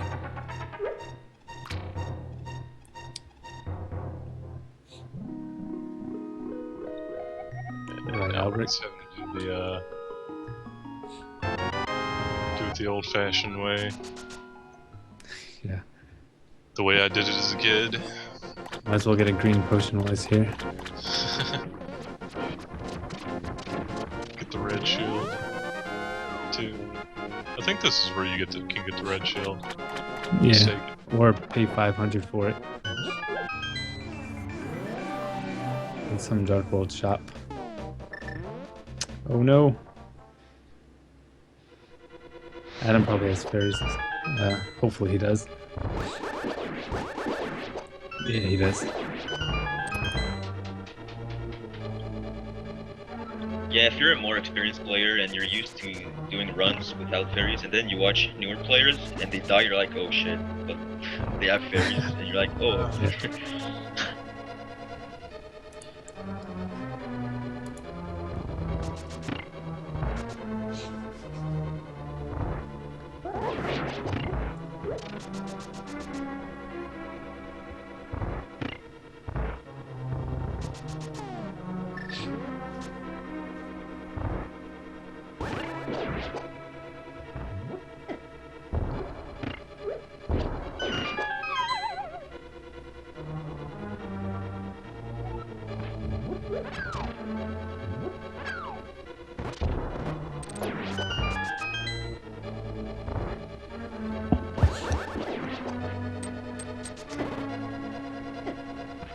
Now, Ben is on the,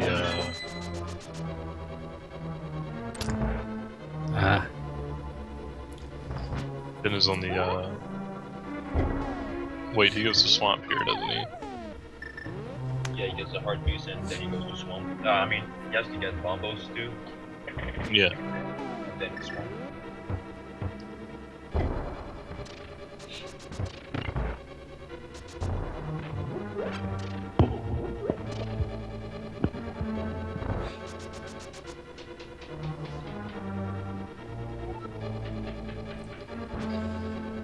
Alright. Line down for Blunt.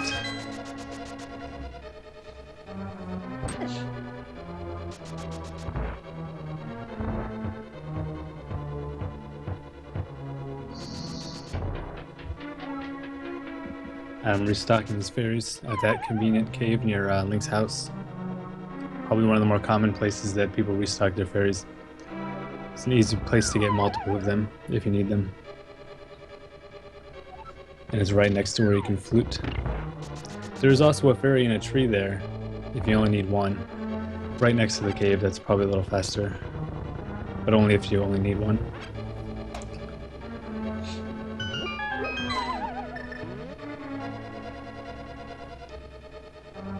Alright, Albert going into Cold Stare. With half magic and a fairy in the bottle, I think he'll be okay. I think he fired 9 shots, just in case.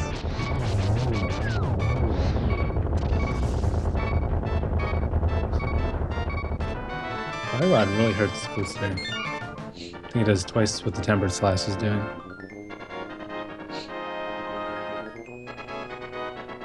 And another thing about 100% is that the menus are so weird. Mainly because you don't have the boomerang early game, and at the end of the game you have a lot of items, so you kind of need to know your path through your screen. Yeah. Another thing is, you won't want to never pass the bottles when you're menuing. Yeah, that's super slow. Because the bottles have its like own sub menu it opens when you scroll over them, so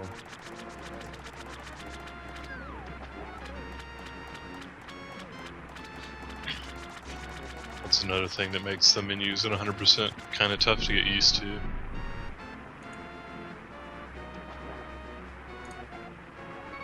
I know the few times I've played 100%, my menus are just all over the place. That's how I am in any category. I can be that way and in No Major Glitches too, but There's a few menus I know pretty well. For the most part, I open up the menu and then I have to wait a second to remember. I wonder how much time I lose with that over a run. Probably a handful of seconds. yeah, I actually had trouble with them for a long time. And people still call like botched menus Josh menus. But I recently kind of cleaned them up some. Like, started putting a little more thought into where they're going, or where I was going with the menu, right before I even opened it. Menuing in this game is really kind of weird though. The pause menu is not very responsive. Yeah, you gotta make sure you don't roll over diagonals at all. Yeah, it can be kind of tricky to navigate. There's also like a 2 or 3 frame gap between moves, It's, as opposed to like it has to be 1 frame, I think, of no inputs being pressed in between. yeah. It's like different, a lot different than the flute menu, which is very responsive. It's super responsive. Yeah. It registers diagonals, and you can fly through the flute menus. I love flute menus. As soon as you get to your destination, you can just hold A or B, and you'll get a first frame selection.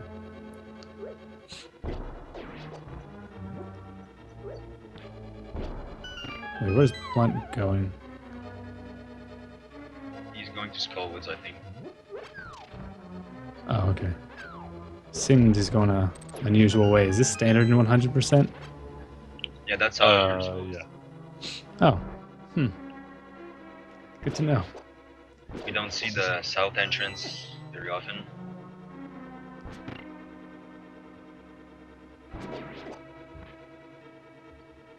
I hate when that happens, when you get a skull in a bush. Yeah.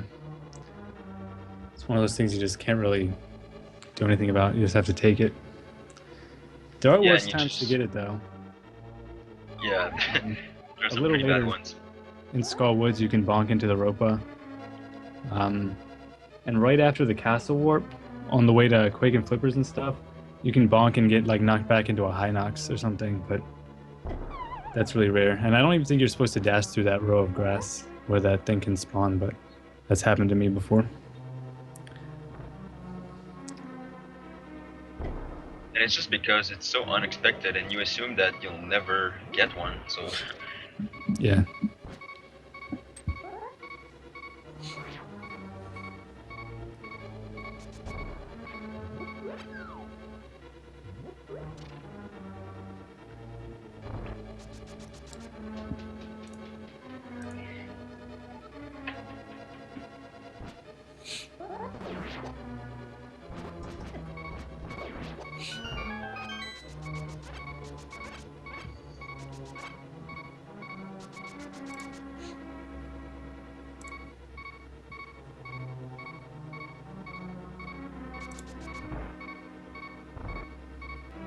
Adam is very low on heart. Hopefully he has a fairy.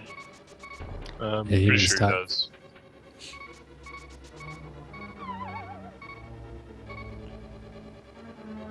Ooh. Then with the promising zero cycle, then shot hook shot to the side. Yeah, the zero cycle is pretty hard to do. Ooh. Adam got sat on by a giant Stalfos.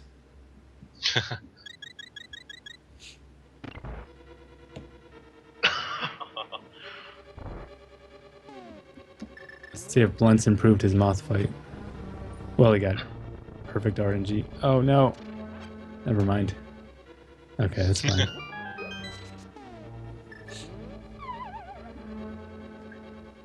Wait, I thought he had the double hit at the start.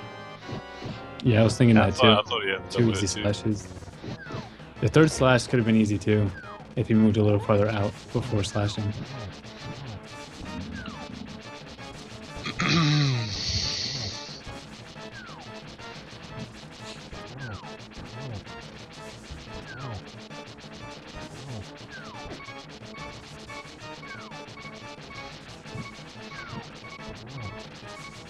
Does that have a second fairy?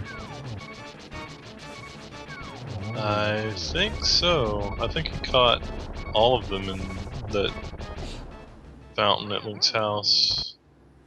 Yeah, I hope so. Okay, good. I think he's. Oh.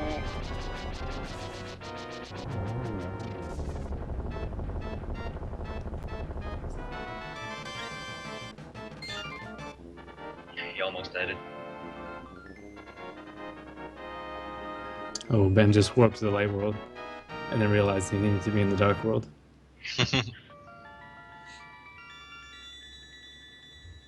Yeah, you need to be in the dark world for this heart piece here. Yeah, here's a There's also a section glitch with a work you handful can of do here, collecting. similar to the one at Flute. See if he gets it. Yeah. Yeah, you got it. You want to warp on the bush so that you get quickly warped back instead of having to wait the full time for And the you can even invulnerability. You can even get a quick warp Oh on yeah. that bush. Yeah.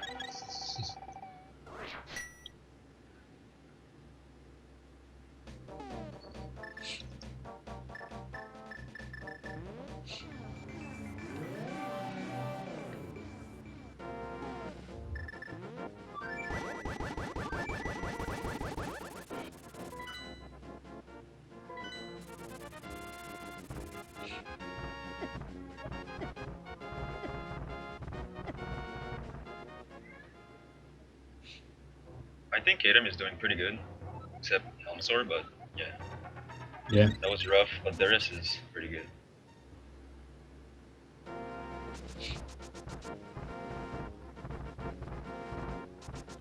Now we got this trick with the super bomb coming up.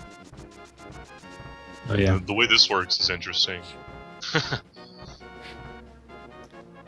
Oh, is he gonna do it? Oh, I don't think so. No, he's not even gonna do it. Please, I don't Ben. necessarily blame him because it's a little risky, but Yeah, I if you guess don't have with, more rupees for the other one, it would be yeah. really bad if you did mess it up. Really costly. That's Brahmin Meat's second greatest find, next to the Jesus Dash.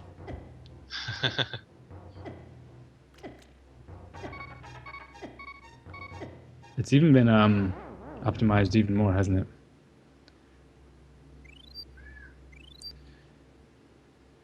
Oh yeah, you use a warp instead of the transition to duplicate it.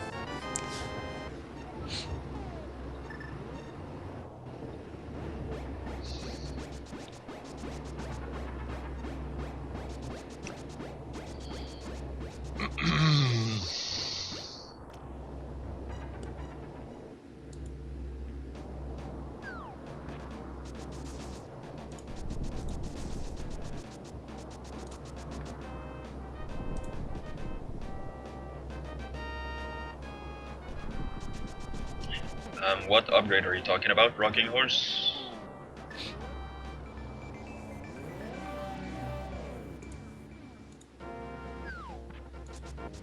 No, I think it was Albrecht 84 that you're talking about, but he got the Yeah, boomerang upgrade. You need the red boomerang upgrade.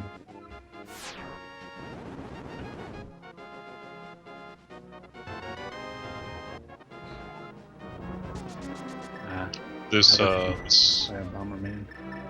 Ouch. 6 hearts down. this overworld Ben's on is pretty complicated. There's a lot of cleaning up. Yeah. Basically All the one leftover loop items. around the overworld to Yeah. collect everything that hasn't been gotten yet.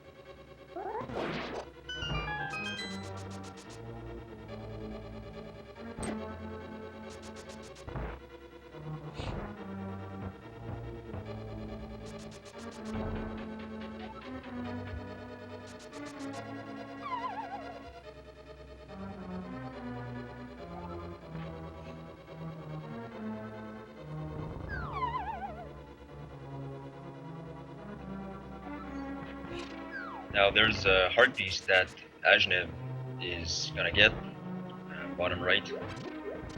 And there's many ways to get to it.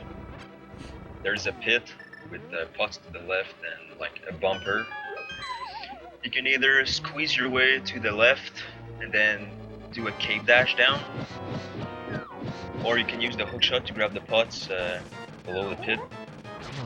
But I guess you decided to do the risky strat.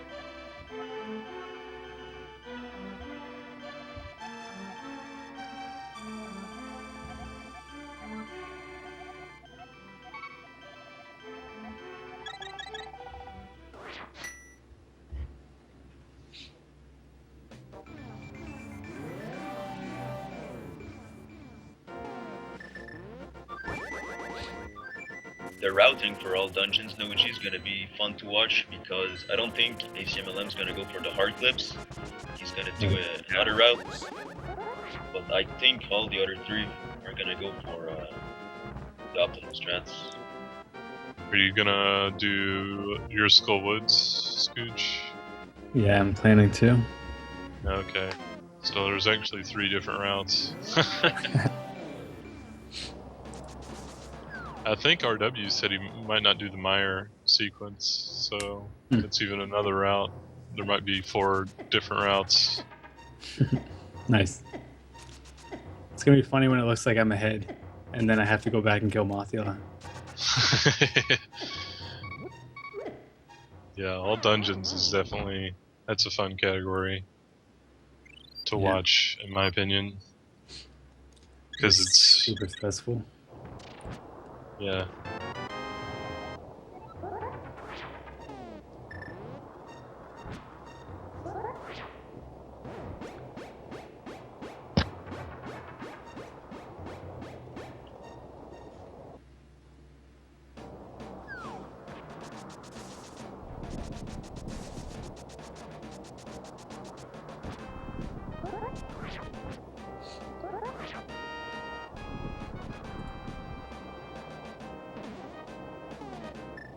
I think it's a shame that you're required to get Quake and Ether to open Turtle Rock and Mire, but that's the only 2 times that you use them in a speedrun.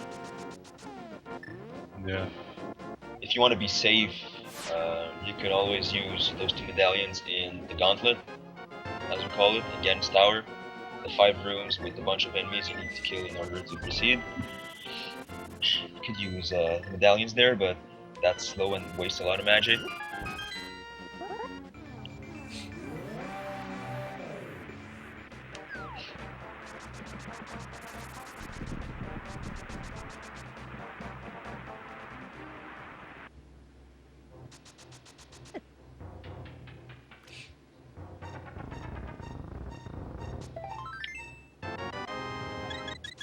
At least we get to use the cape a little bit in 100%, like in this roller room,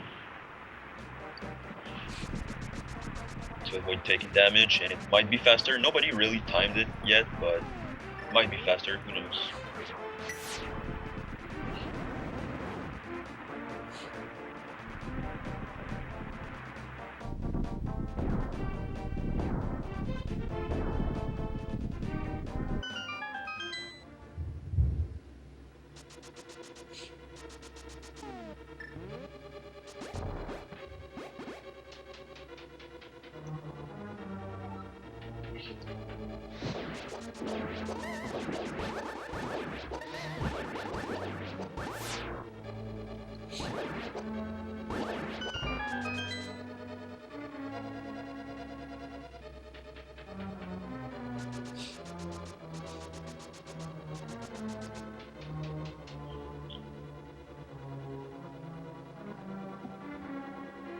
Wow. Had him with the perpetual slash vitreous fight, and it actually worked out well. It's not that slow of a strat, honestly. I don't know how I feel about it, but he wasn't even in the corner. Like the lightning kind of avoided him. It totally could have got him from where he was standing. But yeah. And sometimes you can be standing to the far right of the room and still get hit. Yeah, that's really stupid when that happens. It's funny, the lightning actually has like collision. So if you fire an arrow, it can actually hit the lightning and get pushed back to the other side of the room. Like it'll fly backwards.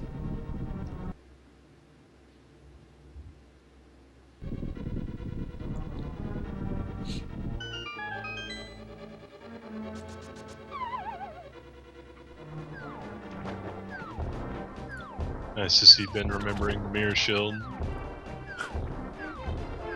Yeah. The room before this heart piece he's getting with all the mimics has a funny name. It's called the ROM hack room. Really? It's one of the funnier names in 100%, or in the game in general, I think. Because it just feels like a really weird room. Shoutouts to DTD for that name.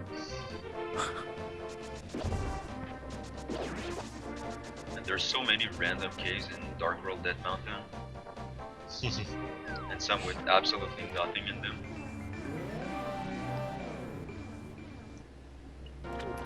There's one especially that you have to go in circles, and there's a pit in the middle, and I think if you fall there's a chest, or it's like it's pretty useless. It's like 20 rupees or something. Yeah. That's one of those ones that you always think is a heart piece. You see it up there on the ledge and you don't know how to get to it. You're like, sure, there's a heart piece in there. And then you finally get it and it's like 20 rupees. It's like the chest in Ganon's Tower after Moldorm 2. You're like, oh, I killed the boss, now I get to open this chest, and it's just 20 rupees. Yeah. But if you're interested, at least you get to do a chester. That's true. Does he do that in runs? I saw him do it a couple times. Nice.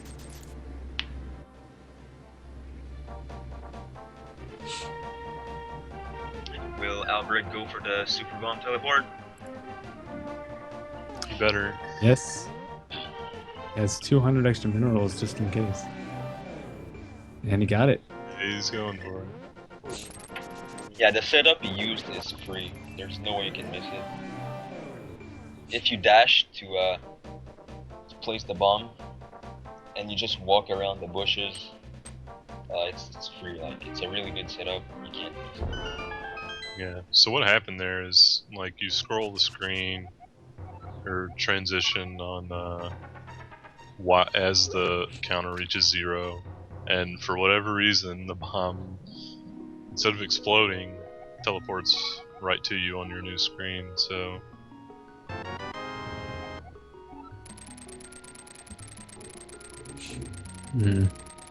it's a weird There's a effect. storm brewing. Oh, my power doesn't go out.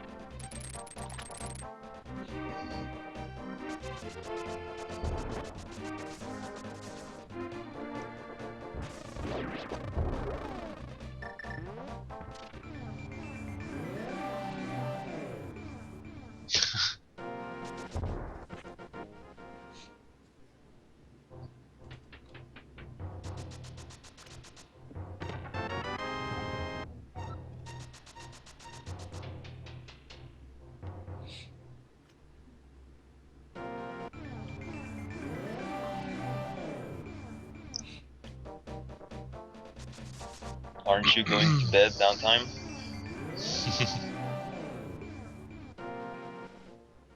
Yeah, this thing's lasting late for the Euros.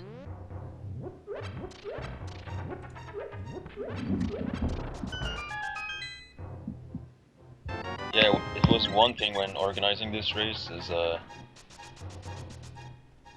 we needed to make it possible for European players to participate too. Yeah.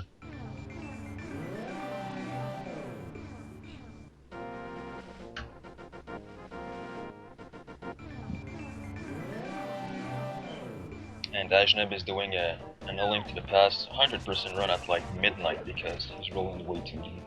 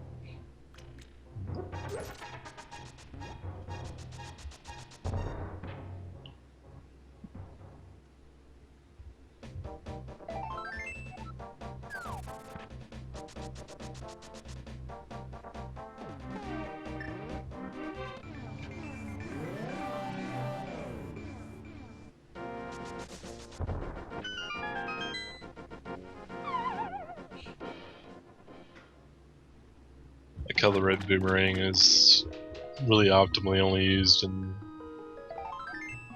those couple rooms again in Sour. Yeah. And it's harder with the red boomerang because you have to throw it in diagonals. Yeah. It moves so quickly that you got in that first switch room you can't throw it like you would the blue one, or it comes back to you before it can hit the switch, or before you can cross over the pegs.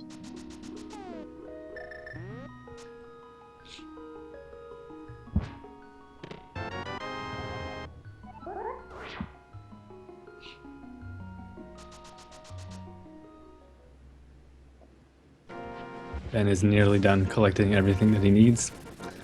The last item he's gonna get is gonna be the red mail, which comes shortly after this this Ice Armos fight.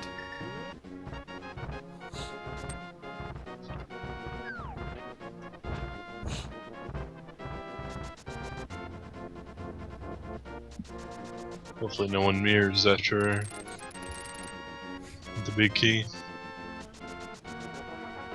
And we got to see a room nobody sees in a speedrun. Adam Vivitron got sucked in by the suction door in Swamp. Yeah. If you die to Argus, or after pushing this lever here, it's actually faster to come through the dungeon using this path instead.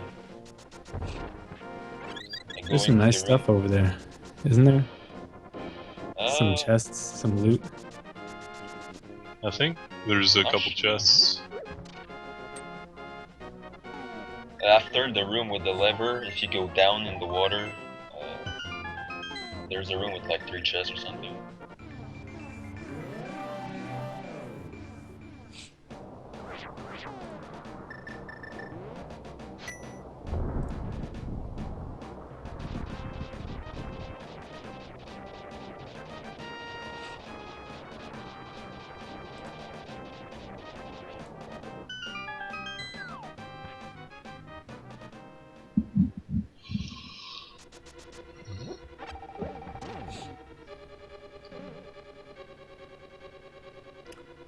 With the gold sword, you can actually kill anything in the gauntlet just by poking it. Red Zaziks, I guess, are the strongest enemy here. With the temper sword, you'd have to slash or dash through them. But if a poke is more convenient, then that will work.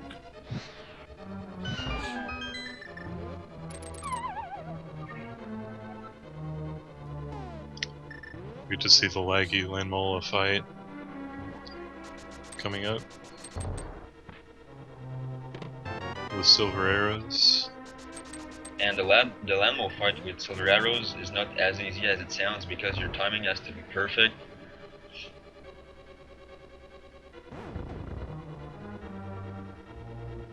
Yeah, it seems like it would be an easy one cycle, like, oh, shoot, shoot, shoot, done, but...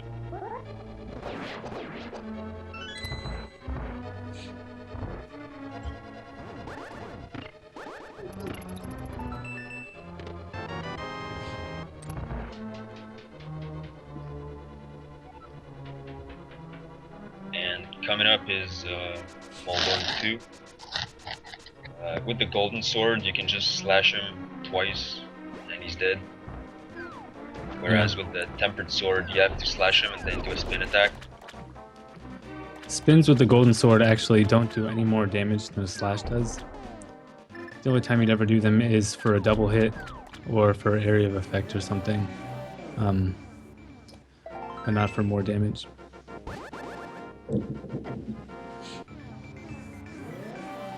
Lightning. Thunder. I gotta check the weather report.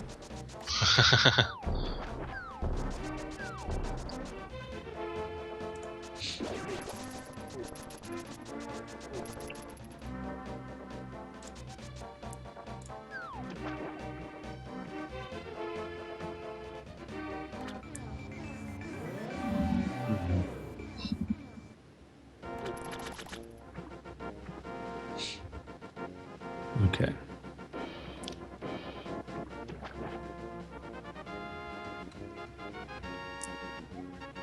Yeah, it's gonna be bad for a few hours, it looks like. Oh well. We got a pretty good good electrical setup here.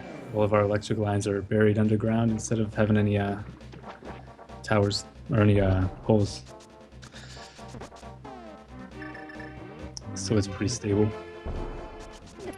Just want to point out that Lund got the perfect Argus, 0 cycle, and got the fire out strat.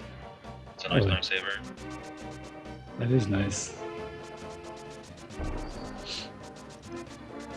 Had a couple of nice 0 cycles. And yeah, in 100% you can 0 cycle, quote unquote, Trinex with the golden sword. If you do the boss from behind, you can start with shooting the fire. Is it the fire or ice rod? Well, whatever. And you can kill both heads like super fast, 3 slashes each, and he's dead. You won't even try to attack you with his head.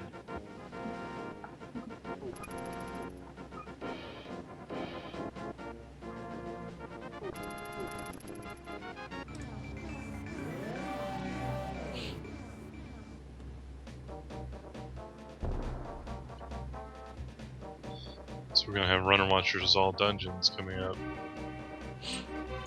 very soon. This Ganon fight goes by pretty fast at 100%. Yeah. Really more because of the silver arrows. I guess the gold sword does the. It's Yeah, easier the to do the cycles- first 2 phases, but they're the same speed. Yeah, exactly. Although he's getting some extra hits anyway. Because why not? Yeah, you really only have to hit him 6 times in that trident throwing phase, and then 6 times in the fire battering phase. But most tempered players are used to having to get more hits in, so they usually do just for the fun of it. Because why not?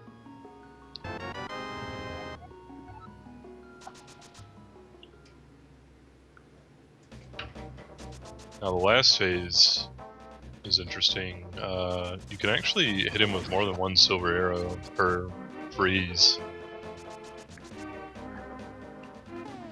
As long as he's not near the edge, you can shoot him Yeah. as many times as you want. I think Taz can do 4 all at once. Yes, he's gonna shoot him. Try to shoot him towards the middle of the room to try and get double hits.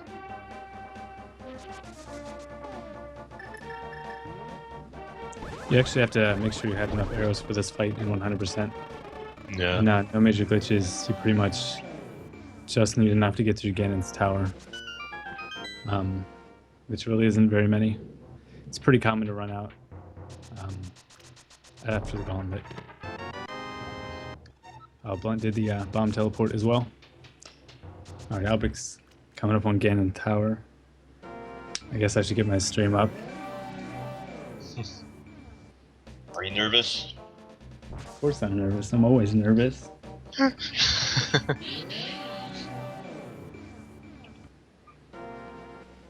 gonna mute myself on here. I'll stay in the call, but I'll mute.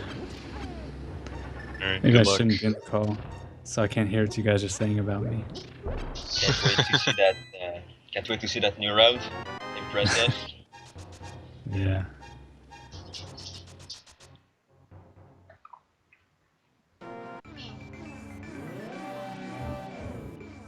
Alright, so Runner Watcher's starting out with the all dungeons. To me, this is definitely one of the most interesting categories in the game. And this is going to be very unlike every other category because it's going to allow out of bounds. Out of bounds and save and quits. Yeah, pretty much all the other categories. I guess all of our categories limited out of bounds, but Master Sword had save and quit allowed.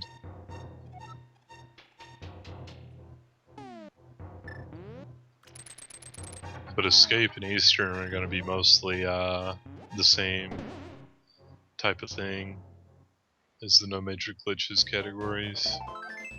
There is a Only clip you difference. can do in the Yeah, Eastern is. Palace area that can get you inside the dungeon faster, but it's super hard. Yeah, It's like Jaden only. it's not really that hard to do, in my opinion, but it's hard to get it to save time. Like, you have to do the clip very fast.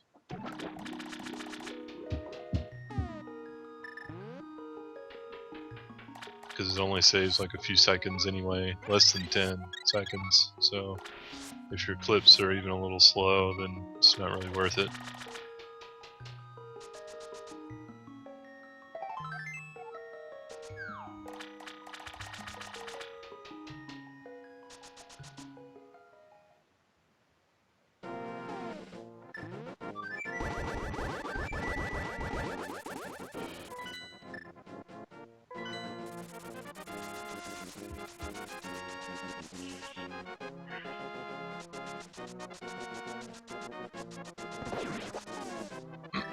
But yeah, the all dungeons route gets pretty crazy after, really right after Eastern. It just gets crazy and doesn't stop being crazy. Yeah, everything's out of order, and you get to do Helmazor with like, is it 5 hearts or 4? Yeah. Can't remember. It's 5 if you get the Saint card, it's 5. If you're Jaden, you're doing it with 4, but So that means you can only take 1 hit from the boss. yeah. I'll be right back, 1 minute.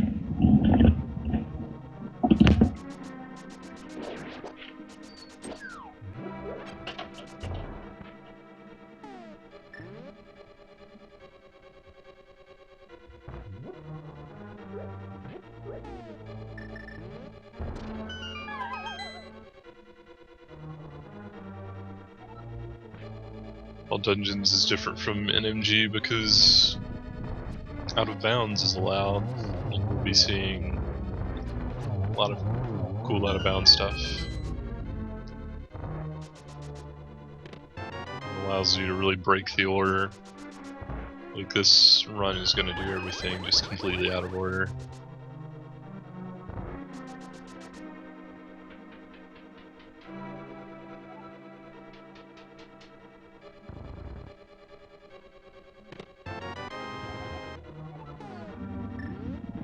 Also, runners are going to be using a lot of different routes. I think ACM is going to be doing a safer route.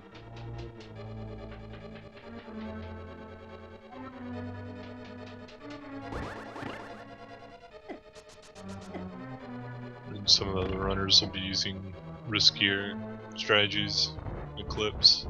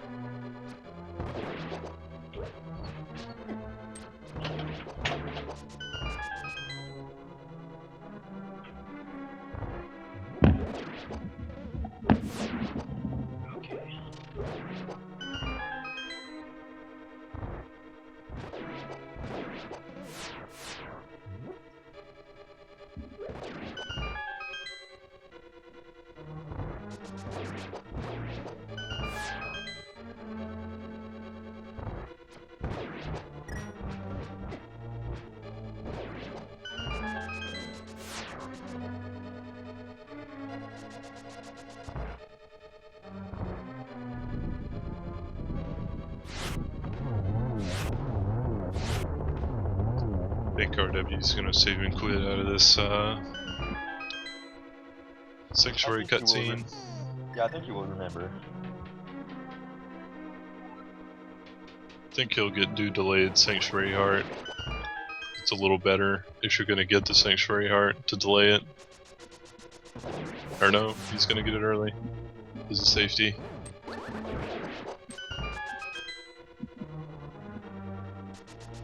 Yeah.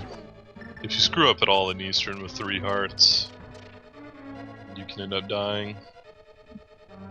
Yeah, the only scary part really is the BK skip, Yeah. if you know what you're doing.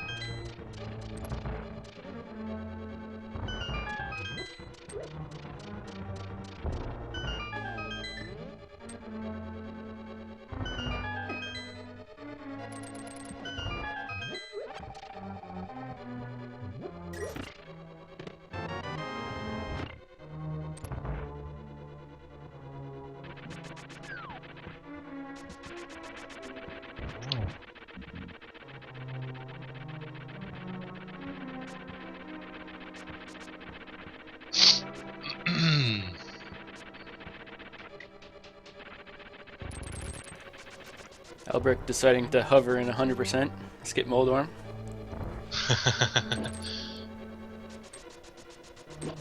First try successful. He did it.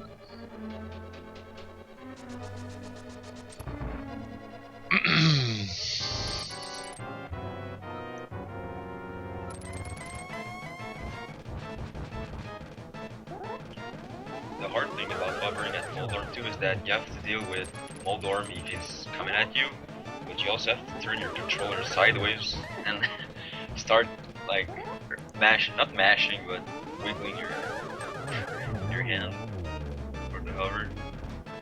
All in a short period of time. It's really tight. Yeah, that's the hardest part. I mean, hovering is one piece of it, and the other is just being able to switch quickly to actually save time. And sometimes your fingers slip off the button and you're just done for. Yep.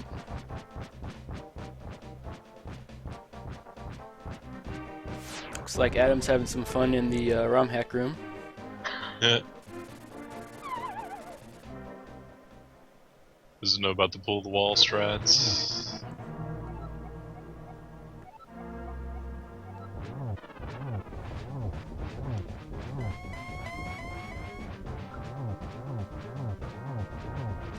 And Blonde Bunny just passed him.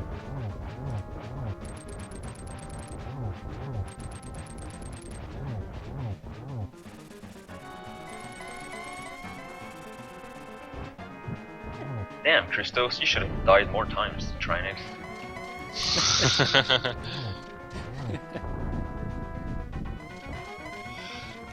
Anything can happen in all dungeons too. It's pretty easy to die early. All dungeons can get crazy. You can also get soft lock on some clips. There's a lot of places to lose time in all dungeons.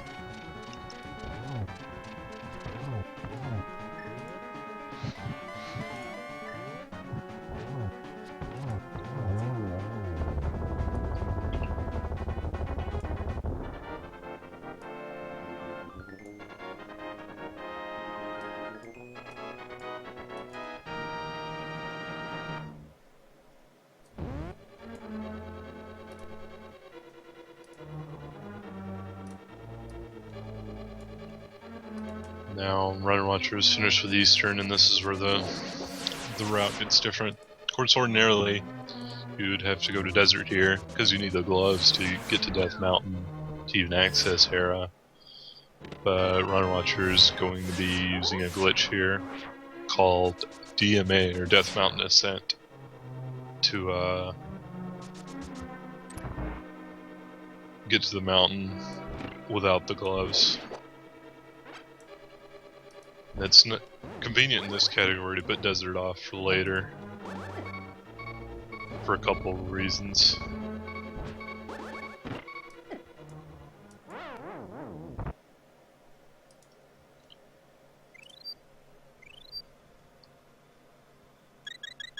And now we have Super Scooge up for all dungeons. Congrats on Albrecht for finishing 100%.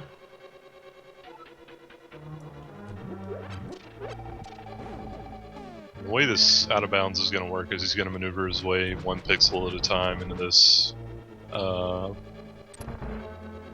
sloped wall here. And then he gets to a certain point in the wall and gets the game to sort of force him out. And it forces you out at a really high speed that essentially teleports you to somewhere, to a different screen. Now we get to see it again. Yeah. That's the one downside about this, yeah. Yeah, DMA has, there's a lot of silly RNG with DMA. And there's one thing, there's one thing that... Oh yeah, go ahead. I was just saying, Run Watcher accidentally selected his house to go back to instead of the Sanctuary for retrying it. Yeah, if you try to move your cursor, or whatever it's called, too fast, it can happen. Yeah, you'll notice after he gets on his glitch screen, he kind of has to wiggle the camera down some. If you try to access the Death Mountain Cave, when the camera is positioned really low, you can get a really horribly bad transition. Wasting something around 20 seconds. It's that bad.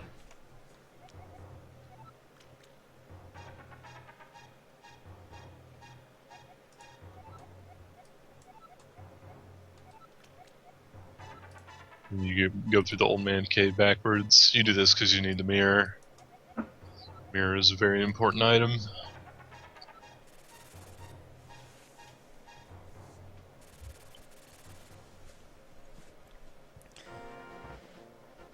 So essentially everything he skipped there was all of Desert and that whole sequence to get the power gloves as well as the Book of Medora, and he'll do both of those segments later on when it's a lot faster to do.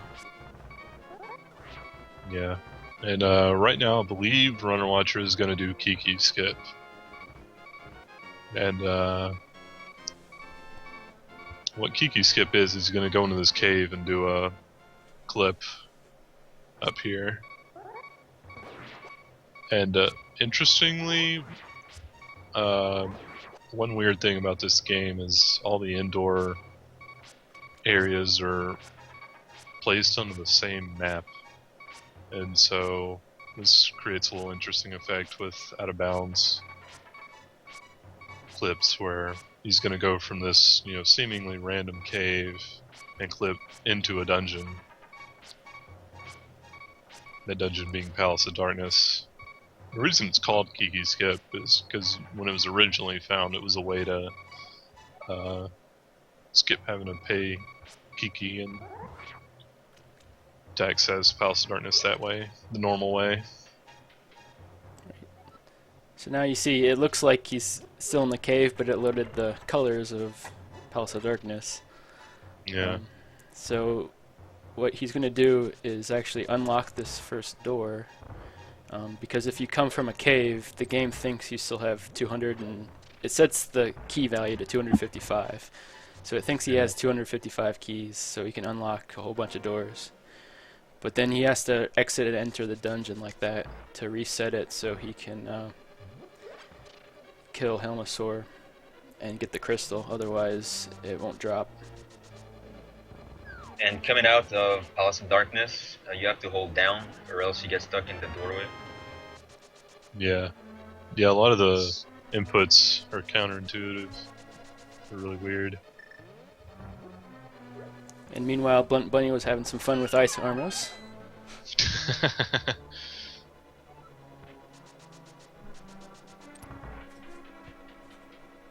Silver Arrow Ice Armos.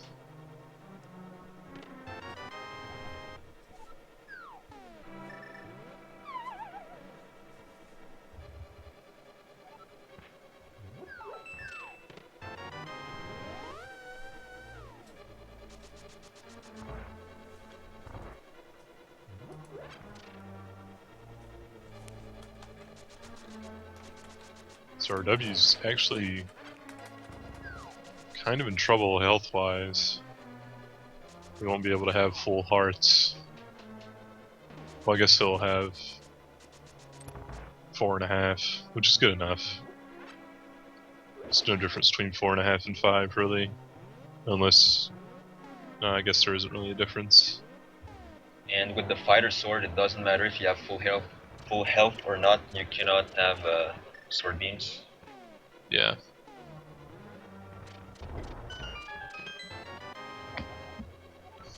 Yeah, so Helmasaur is one of the scariest fights in this because you only got 5 hearts, and that's if you get Sankart. And Fighter Sword, which I think, was it only damage him if you spin? I think so, yeah. Yeah. Most players just opt to use the hammer. Yeah, so hammer You is can use, definitely the easiest way, and then maybe arrows as well, if you need Yeah. to. Yeah. Ooh, man. Exit the room. Exit the room. No. This is the first time Runner Watchers run into this problem. Oh my god. So everybody hits that problem eventually, but what you have to do is you have to exit the room and enter it again to reset the beetle position, because there's no way Yeah. you can get down there. That's so funny to watch. But on the bright side, he has full hearts now, or he will. But he died, so will he have to mirror? No. No, not in this dungeon. If you did mirror, you would come back as the bunny. If you Right. left the dungeon, Right. because you don't have the Moon Pearl yet. And then you'd have to kill yourself again. Yeah. So... As you can see in Blunt Bunny screen, Blunt Bolas with silver arrows is hard.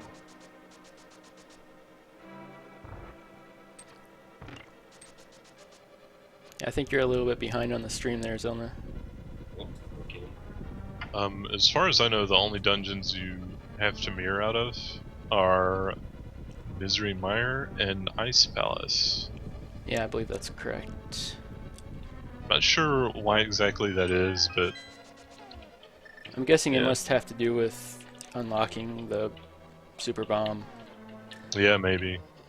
That's the only real thing that those crystals unlock, so there must be something Yeah. else in the code that requires you to be in the real dark Yeah. world for it. You can't do those dungeons just in fake Dark World in general. Yeah. You can't.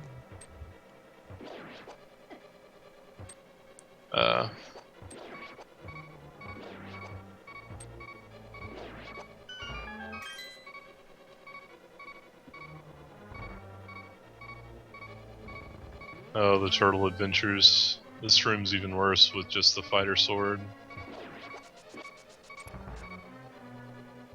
One Heart Realm Sword. I wouldn't be surprised if he goes to arrow strats. Yeah, that would be what I would do.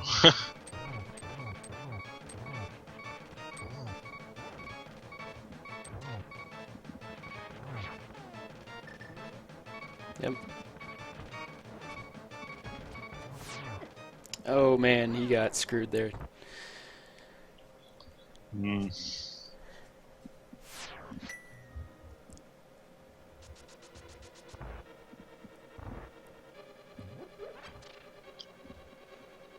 Yeah, when Helmet Sword gives you the Fireball Tail Whip combo.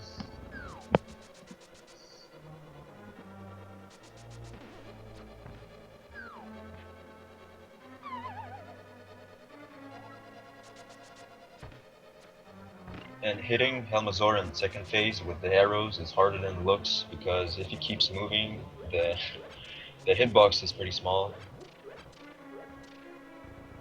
You don't know the backup there either that you can bonk back over. Oh yeah. So on the bright side, this is making it a bit more of a closer race. Let's see, we got Blunt Bunny entering Ganon right now. So let's get Waffle stream ready.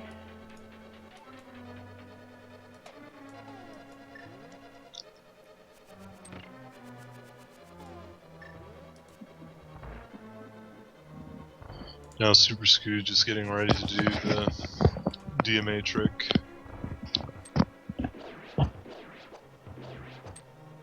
And Kiki Skip to get to Palace of Darkness. We'll see if he has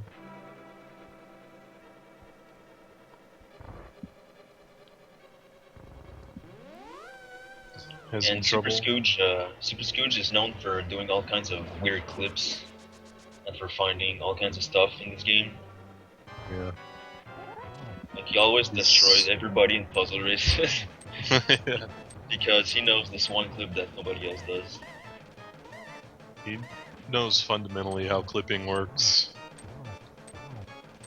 And can just like make them up on the spot. If you actually want to learn how to clip or start puzzle racing, you can look up his YouTube account, Super Scooge. He has a lot of tutorials here.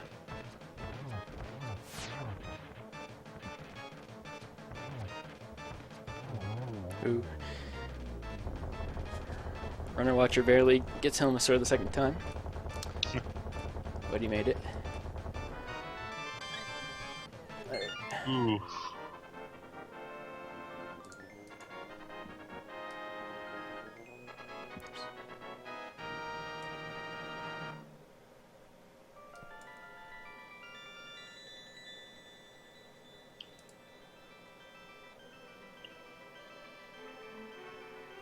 So Blunt Bunny just there, he ran out of arrows on Ganon. So he had to finish him off with spins. Yeah, we were talking about that earlier, or Scooge was, that running out of arrows, if you're not paying attention, can be a problem. It's that fight. And in 100%, the torch glitch on Ganon is not required to have a good fight. Yeah.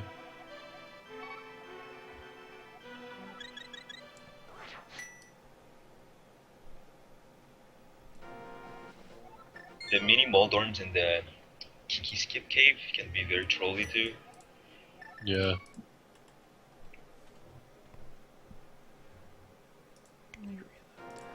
The inputs to do the Kiki Skip very effectively are pretty hard. You have to hit upright on the same frame and then B to slash your sword exactly one frame later. So it's very precise. Doing it quickly is pretty hard. There are only really a few players who can quickly do it consistently. You can also do it like Scooch did towards the end of that one there, where he uses the select menu to buffer his movements. It's a little easier for most players. Yuzuhara found Kiki Skip Chris. It was initially applied to the no EG category, just any percent no EG.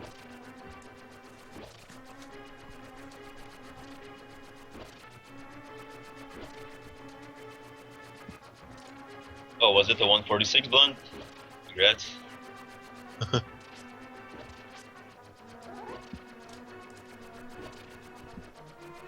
And now that RW is doing Tower of Hera after he's done Palace of Darkness, there's going to be a fun thing he can do on the boss fight here.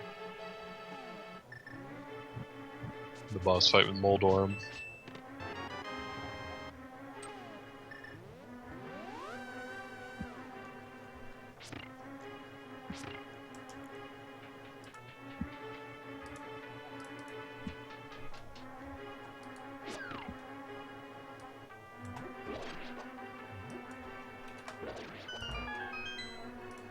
Alright. Let's get our last stream open, UCM.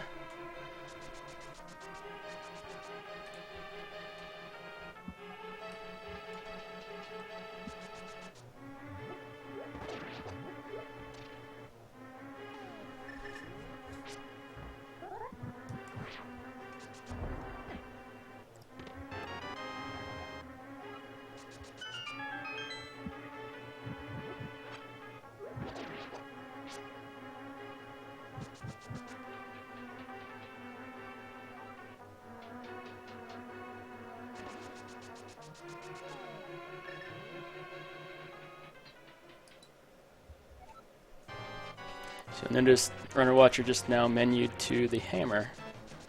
You'll find out why quickly.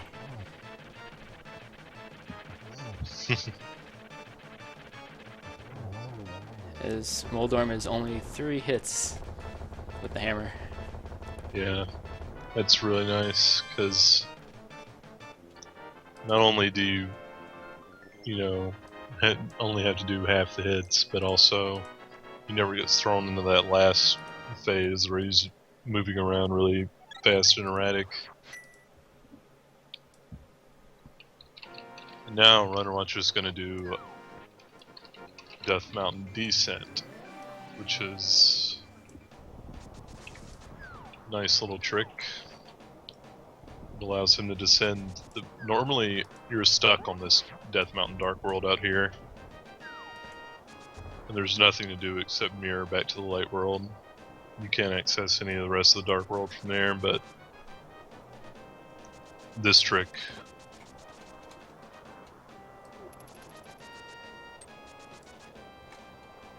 allows him to get down and get down the mountain, still in the Dark World. And that's nice because I believe every other Dark World warp in the game requires a glove upgrade, and he doesn't even have a glove upgrade yet.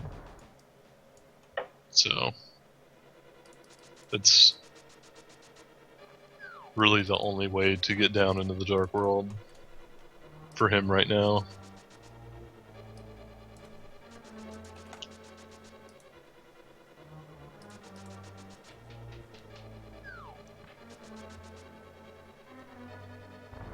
Now, still doing Thieves Town with just the fighter sword, so this can be a little tricky.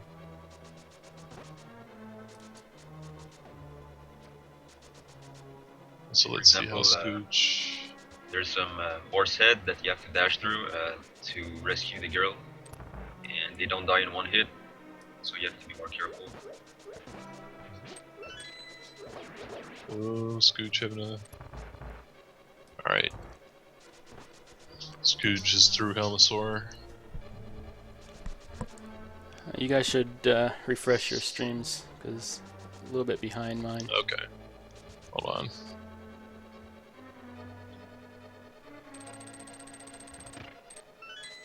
It's pretty much impossible to keep it synced, Yeah. but at least attempt to a bit.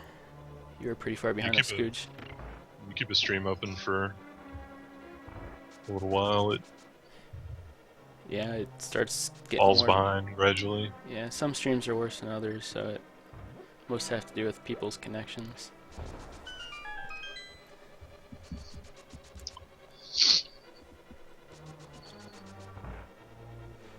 And for this race, we now have our final 4 runners: Super Scooge, top left; ACMLM, top right; Waffle 42, I think, bottom left; and Runner Watcher, bottom right. And the category is all dungeons, no AG. And basically, do what it says: do all dungeons and kill Ganon without using the exploration glitch, but you're allowed to do out-of-bound clips, and you're allowed to save and quit. I guess you're allowed to do YBA too, but it's lower in this category. Yeah, and You you see outdoor some issues. YBA.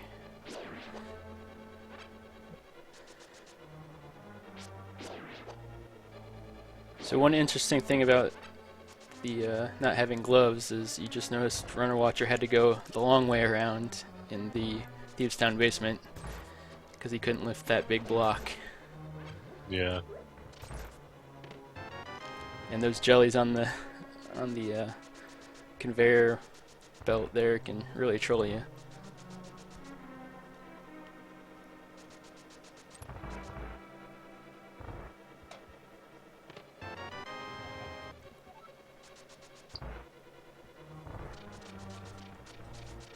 Blind is an interesting fight because the fighter sword, or any sword actually, does the exact same amount of damage to blind. So you actually don't take any sort of time loss having to fight him with the fighter sword as compared to the master sword.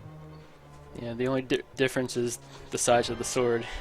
It's a little bit shorter range. You have to be a little closer to him, but it's not a big deal. At least with the fighter sword, you never have to worry about beams versus no beams, either. Yeah, if you beam blind, you won't get a knockback on the hit. And some players are not familiar with it. Yeah.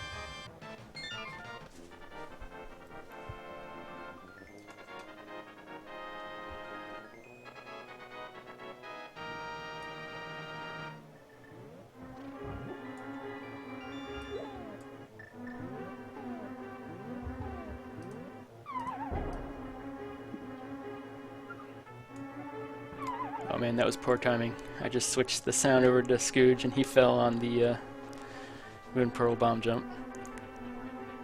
Oh no.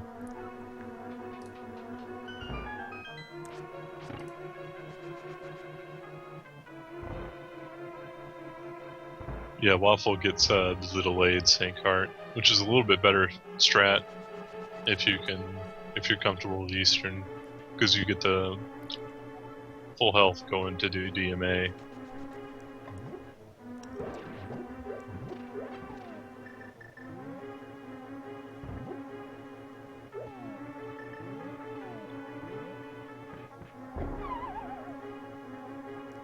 And man. you throw it again.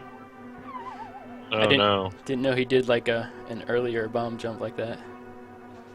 Yeah, the thing is, he was on the left side, and the bomb, when it exploded, it was centered. So I think that's the problem. Yeah. And you get to look at his pixels.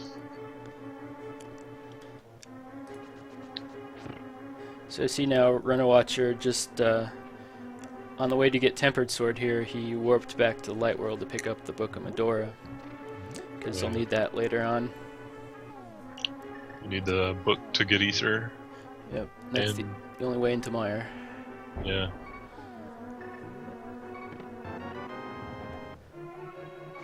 Aside from EG methods, I guess. Yeah. YBA.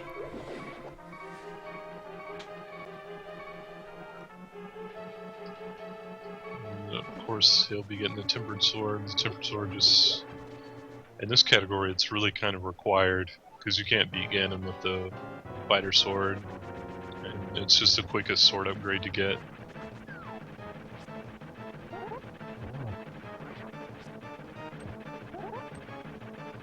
So you notice Scooch here is actually holding the sword out and then hammering to hit Moldorm's tail. When you hold the sword out, similar to when you're doing it for Helmasaur, it increases the size of your hitbox of the hammer. So it's a lot easier to hit the tail, but obviously it also decreases your mobility, as well as you could accidentally poke the tail as well. And it forces you to face in one direction. Yeah. I'm gonna see a little route difference here with Scooge is not going to do DMD to Thieves Town. He's actually going to do a different little clip that he came up with that's going to take him to Skull Woods. Yeah, this is pretty cool. Yeah, it's a pretty nice clip. So he used that little ledge to get to the right pixel to do a downward teleport, and then he can get on top there and hammer the pigs to get into Dark World. And now he's about to go off the map.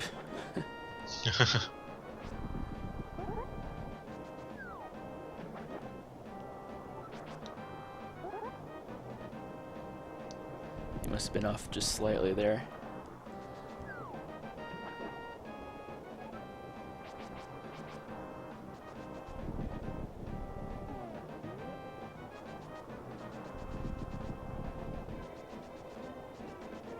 Huh, I'm not quite sure what was wrong there.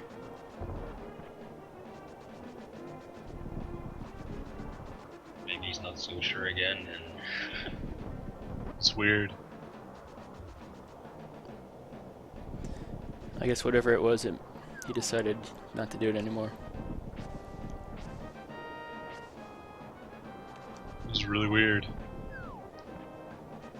I'm not sure what could have been wrong there. Yeah, maybe like the first time when he was on the wrong pixel, it might have screwed up the camera somehow. Yeah. It's possible, because that clip is very specific, because you have to exit the right side of the map there on a very specific pixel, otherwise you will soft lock the game. Yeah. So now he's just going to the backup and doing regular DMD to Thieves Town.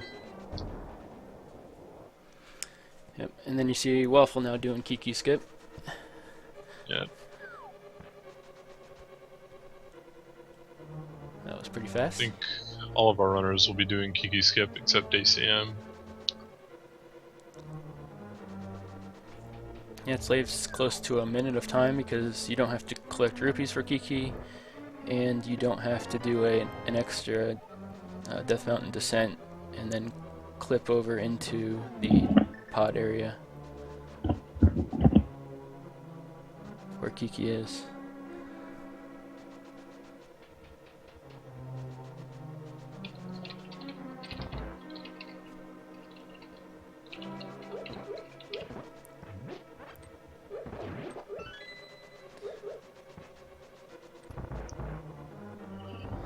Right, so there's going to be more insanity from Runner Watcher after he finishes his Mothula fight.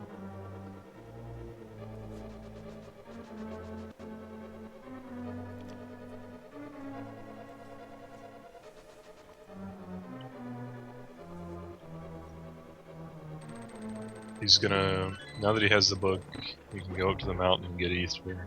And he's actually going to get flippers from the mountain, which is quite an interesting route.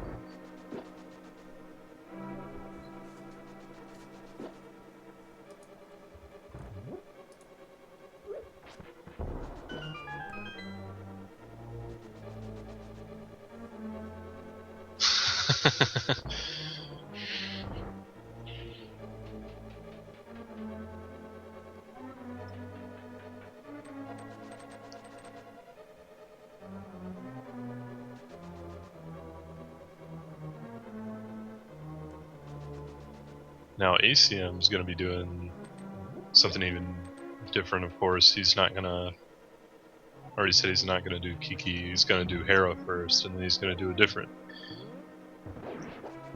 little route to get to Palace of Darkness.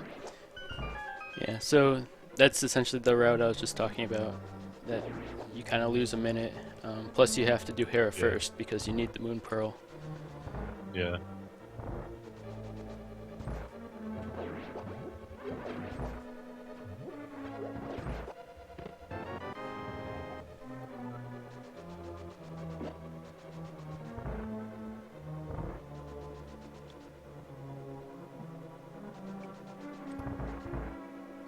And watching a runner watch your screen, this little clip to do.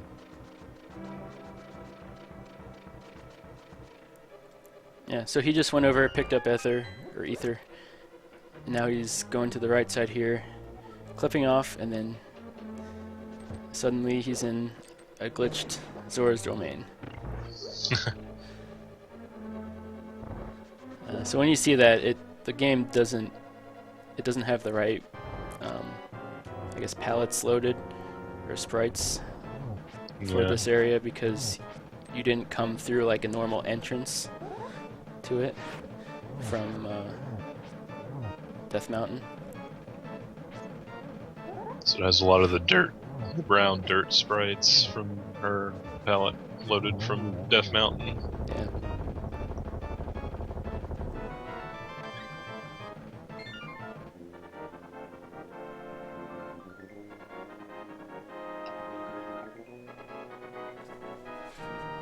Alright, let's listen to Waffle here. He's about to fight Helmasaur. Just be careful, you can only take one hit. Or not, he has no sound on his stream.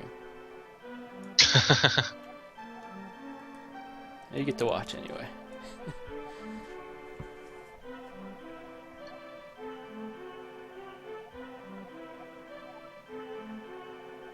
And when he gets up on the wall like that, there's about nothing you can do. Ooh. Got really unlucky there. Yeah. Fireballs after fireballs, and then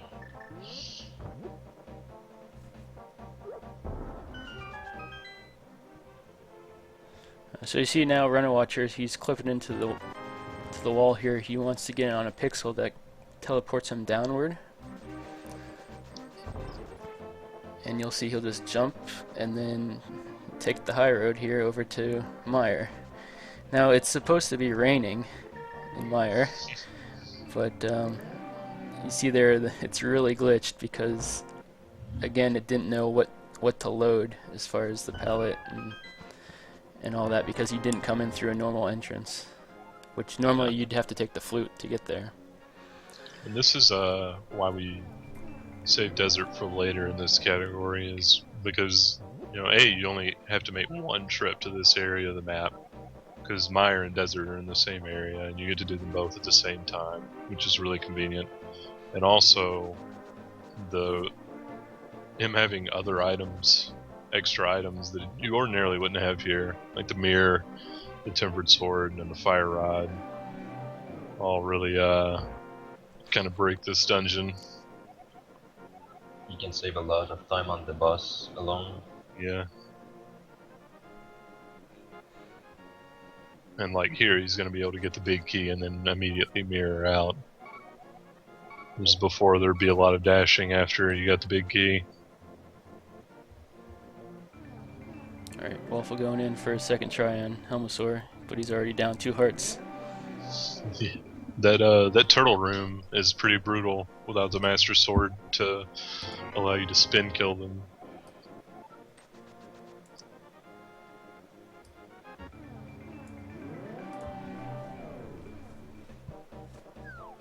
Oh man. Oh my. Ooh. Is he doing arrows? Oh no, he might be too late.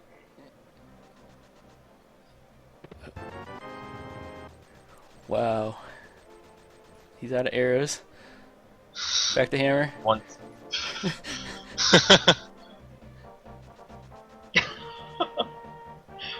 and he finishes him off with spins.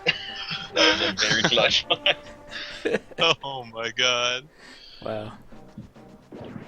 So if you saw the two things to pay attention there. There's Waffle's crazy helmet sword fight, and then there's what ACM is doing different to get to Palace of Darkness. Yeah, we He's kind of doing missed that. interesting clips to get there. He's still gonna have to pay Kiki, but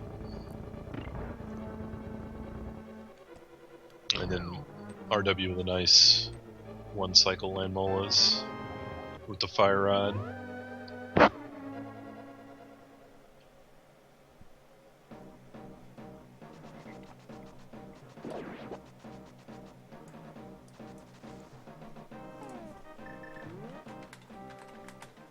All you have to do after desert is hop in your warp. You're straight to Meyer. Yeah.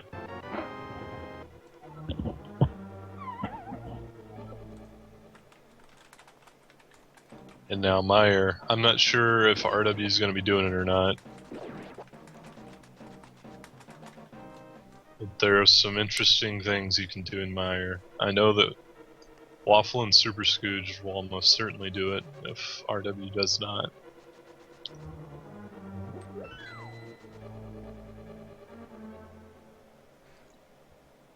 I guess I'll know by whether he grabs an extra key or not.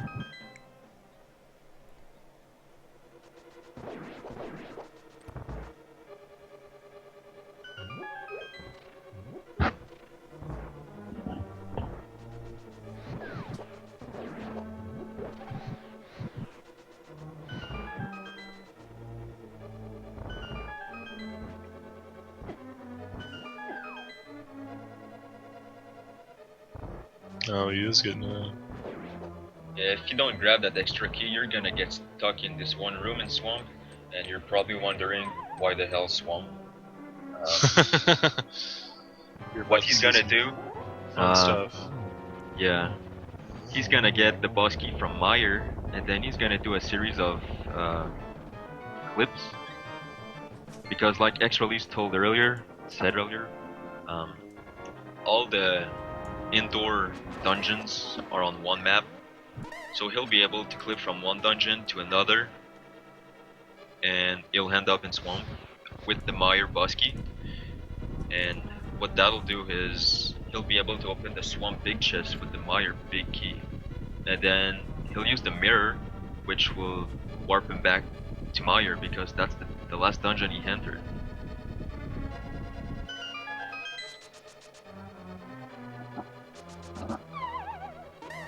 Yeah, we'll see things get pretty crazy right here after he gets the big key. Yeah, so this is very similar to what we talked about earlier with the Kiki skip, where you clip from that cave into Palace of Darkness. So he's going to do some similar clipping here, and you'll see where he ends up. The indoor clipping are slightly different if you're doing them from the left side or on the right side. Inputs are slightly different, but they're equally as hard. It's like frame perfect diagonals and stuff.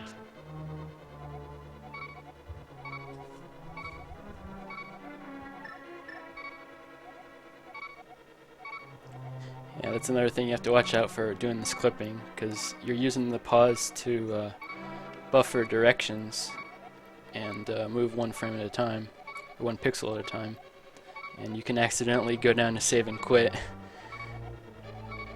Yeah, most players look out for that.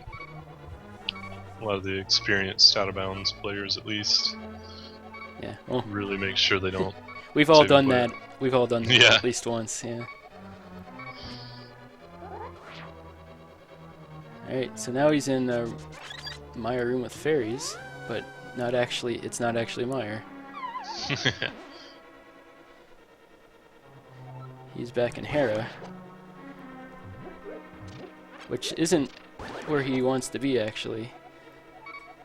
Yeah. So he's gonna clip again.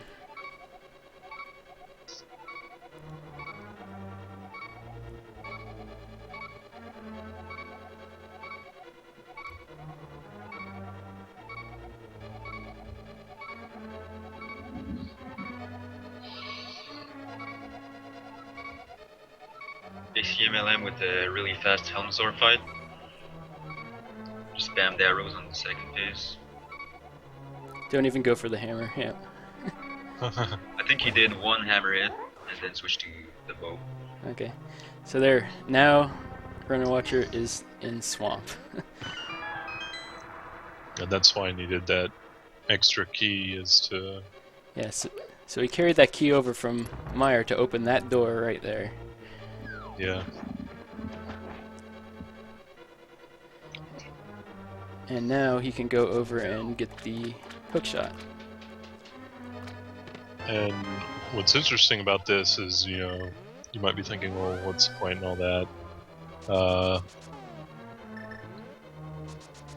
You get the hook shot a little earlier, which is nice, but the main save comes later when you come back to Swamp, because the Swamp Big Key actually isn't required in any of the second half of the dungeon leading up to the boss.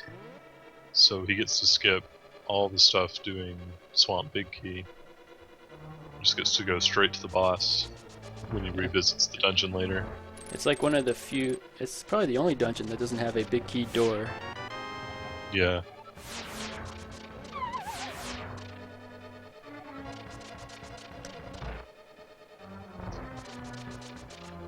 So you see now, because he mirrored, Runner Watcher has to take a little bit different path here through Meyer, because the blocks in that other room that you'd normally go to are up.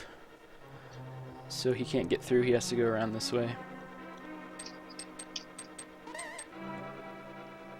And you have one less heart for Vitreous than the normal category, no major glitches or low percent.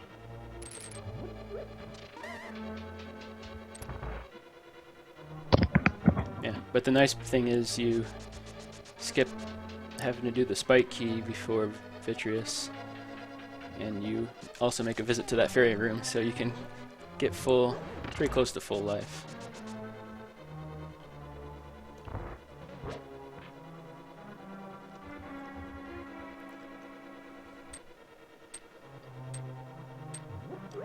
See, meanwhile we see looks like Super Scrooge is making his way through desert. UCMLM entering Teamstown. Yep. And Waffle is about to get the hammer, or the Titan's mitts.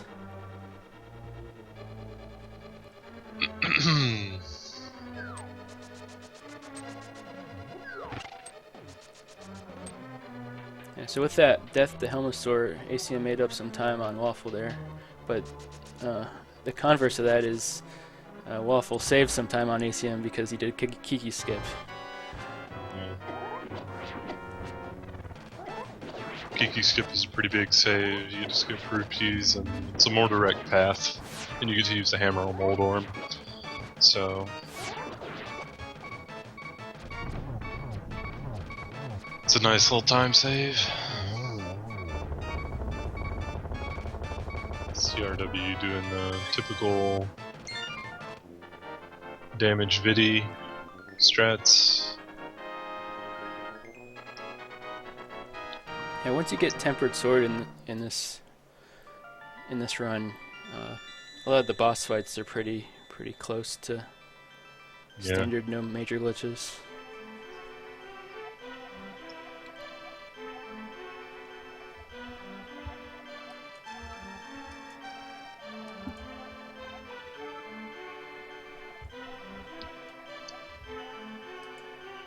Alright, let me see if I can get ACM going here.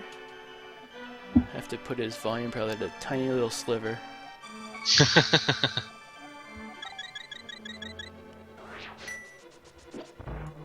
Alright.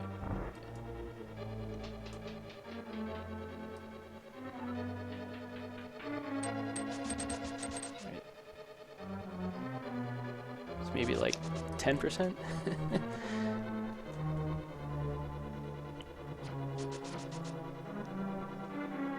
So we got Scrooge doing Meyer.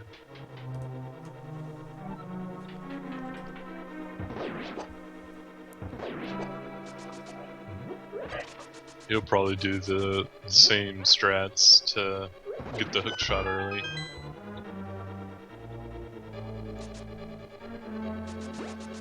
Yeah, and unless you're really fast with those clips, it actually doesn't, in the end, save much time at all getting the hook shot from Meyer like that. It's a pretty cool trick to do, and it's pretty fun. Like, you know, it's kind of the point of this category is you get to do some different stuff and cool clips like that. But yeah, you don't really save too much unless you're really good at it, so it takes some practice too. You'll see what we're talking about with RW doing Swamp with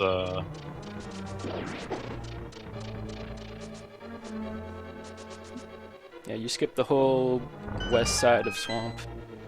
yeah. It's hard to give an order of dungeons because every player is doing a different route. Yeah. Yeah. ACM is doing a very different route compared to everyone else, especially. Yeah, you'll see ACM, he's not doing the clip from Meyer into Swamp, so he's actually going to be doing Swamp, was it earlier or later? He'll do it. I forgot. I forget what it is. It says crystal number 2 looks like he's gonna do it after ice and before desert. So later. Okay, yeah. Oh yeah, I could look at his splits.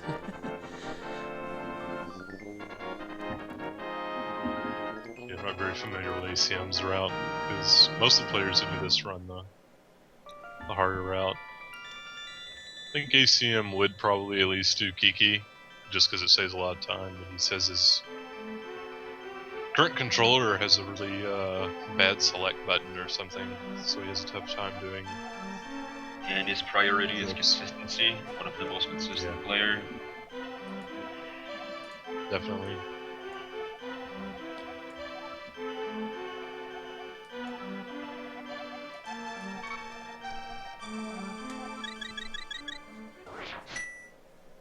Alright, you see Scrooge now doing the clip in Meyer to get first to Hera and then to Swamp.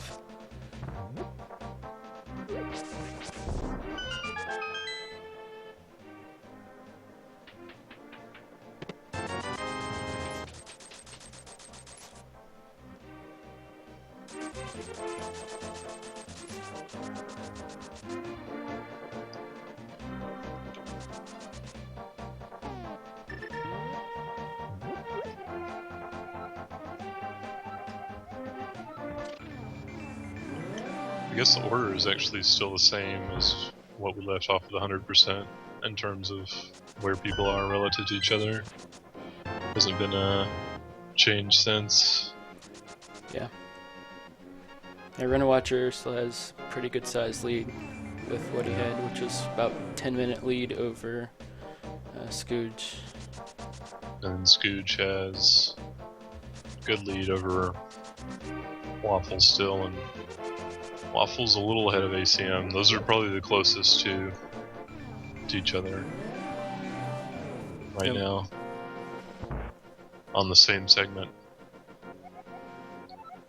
So we could see a change there, potentially.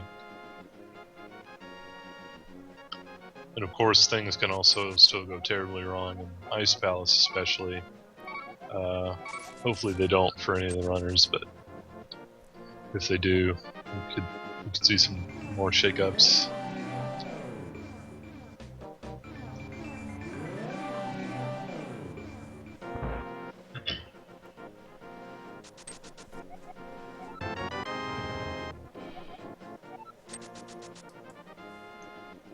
So there's actually when RW's running to ice here, there's another type of clip you can do using mirror while scrolling the screen.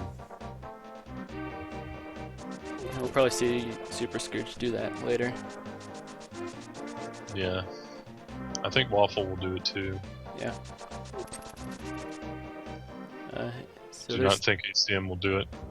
Well, ACM does the order differently, so he wouldn't do it anyway. Yeah. And so now you see Runner Watcher doing the same kind of clip in ice in the first room here. So basically it skips all of the first floor and then most of the second floor, all but the last room. There's actually this is actually a pretty good time save in one little clip, like 30 seconds or maybe a little more than that even.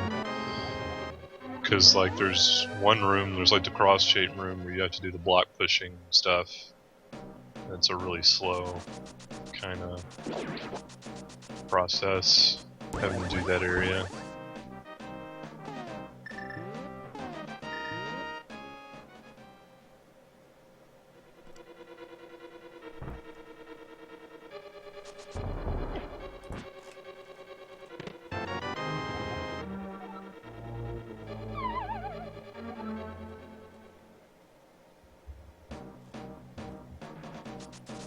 So Waffle's now going to get ether and flippers.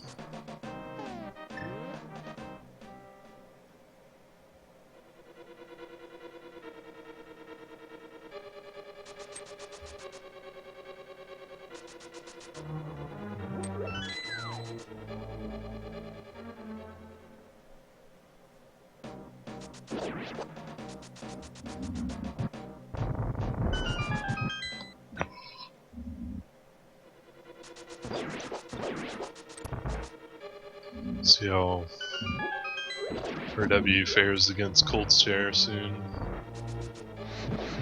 You actually have a little more health for him here than you would in NMG.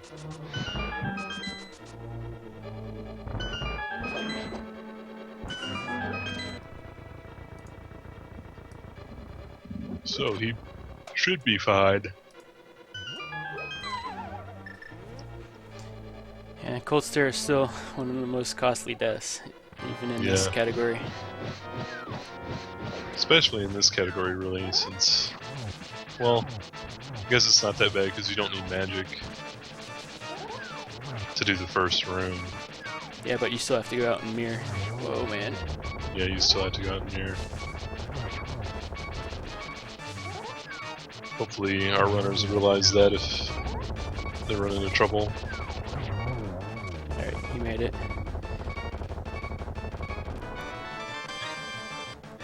Runner watcher. Yeah, you're doing fine. You still got a good lead. Yeah.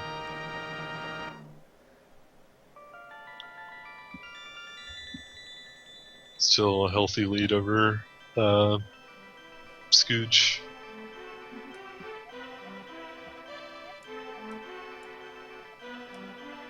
Scooch is actually just now doing ice. Or not ice, swamp. The back half of swamp.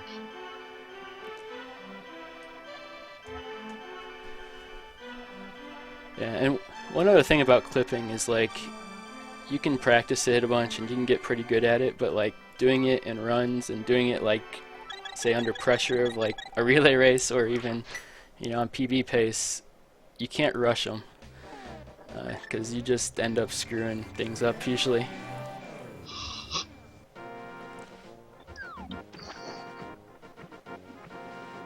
Clipping is pretty hard to do. Well,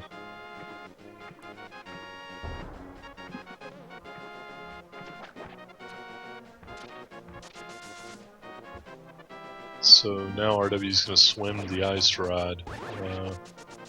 Actually need the ice rod to complete the game by killing Trinex. So yeah, one thing I guess we didn't really note, but you do not get the flute in this category. yeah. So You it have makes the routing a little tighter because like you can't just flute anywhere, and get anywhere you want to go quickly. You have the travel options here with save and quit and out of bounds. Yeah. Flute wastes a good bit of time to get comparison to all those options. Oh, ACM just got blocked. Okay. He's fine. He's fine now. Waffles in desert. And one other interesting thing that you don't really run across, but if you pick up the Titan's Mitch, which everybody did first in this route, and then you go and pick up the power gloves in desert, they actually overwrite your Titan's mitts, so you cannot pick up the heaviest blocks anymore.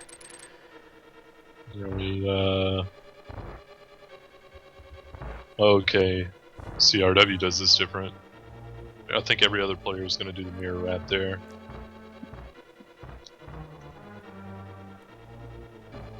But yeah, there's a little clip to skip the first half of Turtle Rock. Now he has to backtrack for the big key, but you'll see what other players do here is going to be a little faster. All the other players, even ACM, I think learned this trick. He's going to do a mirror wrap. It saves probably about 20 seconds over what RW just did.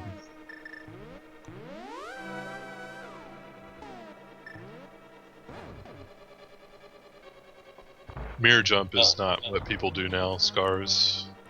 They do a different thing. It's even faster than mirror jump. Yeah. Yeah. Yeah, we've been saved from the terrors of mirror jump. Who found that clip? Was it Scooge or was it It was either Scooge or Brahmin. Oh, was it? Okay. I think WQ found a way to do it with YBA. Maybe that was it. Okay.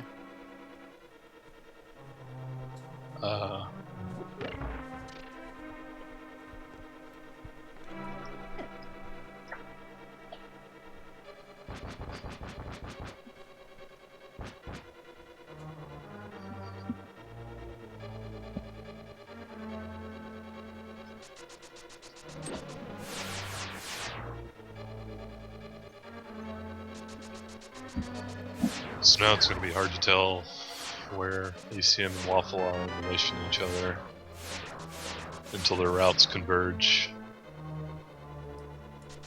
again. Yeah, which will probably be, what, Turtle Rock? Yeah, Turtle Rock.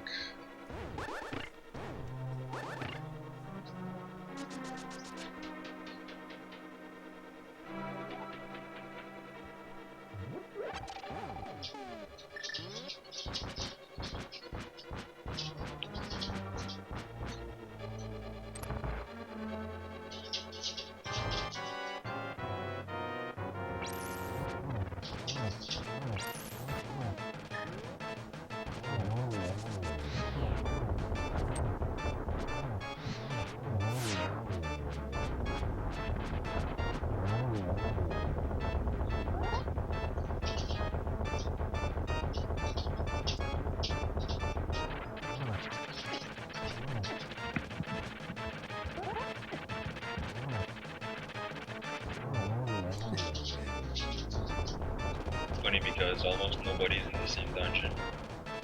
Yeah. Although I'm pretty sure ACM and Waffle are kind of close to each other.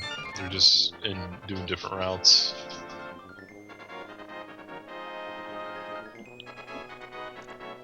RW and Scooge are very clear number 1 and number 2 right now, though.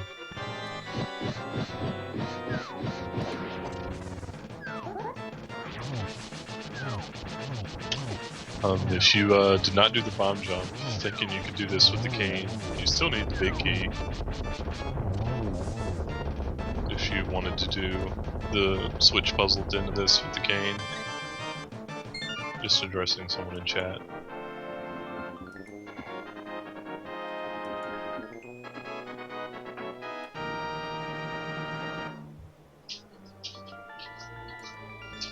Let's watch everybody's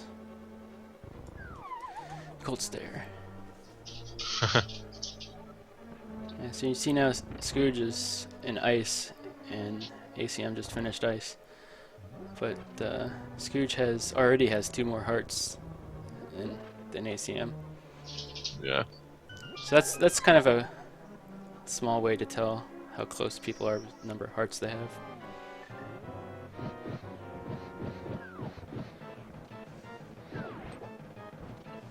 Ooh, rough start for well, not that rough, but he messed up the first phase a little bit.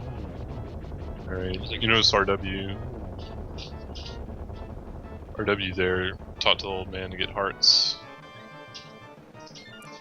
Going up Death Mountain to do Ganon's Tower. So you notice your runner watcher's clipping to get into Ganon's tower. So you skipped like the whole cutscene and having to go all the way around to the warp. You just the same way, or very similar to how the Hera clip was done earlier. And if out of the save and quit out of Turok, you're only left with 8 hearts, and doing Ganon's tower with 8 hearts is a tall order for most people.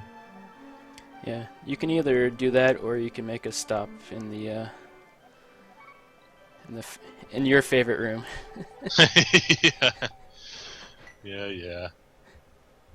No, everybody's stopped there before, but the fairy restock room right after the what we like to call Ganon Ball Z.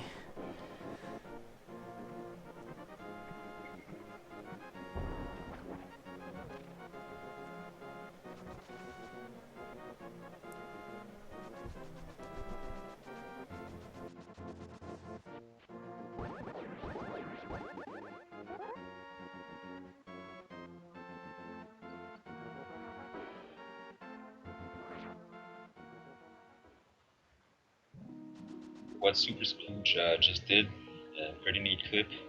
Upward teleport into the Ice Rat Cave. Saves a bomb. Which saves a menu. Yeah. So if you can do it quickly, it definitely saves time, because you have to menu the bombs, you have to wait for them to explode.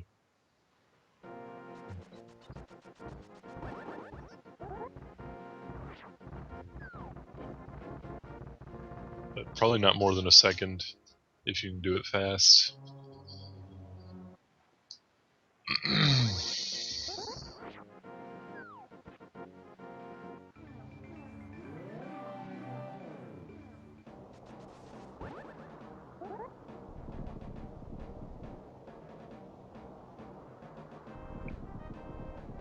Now, Scooge, I think, is going to be doing the Turok mirror scroll thing we were talking about earlier. Pay close attention here, because it's going to happen pretty quick. You'll see a whole bunch of screen wrapping going on here, and all of a sudden he'll be in Turtle Rock.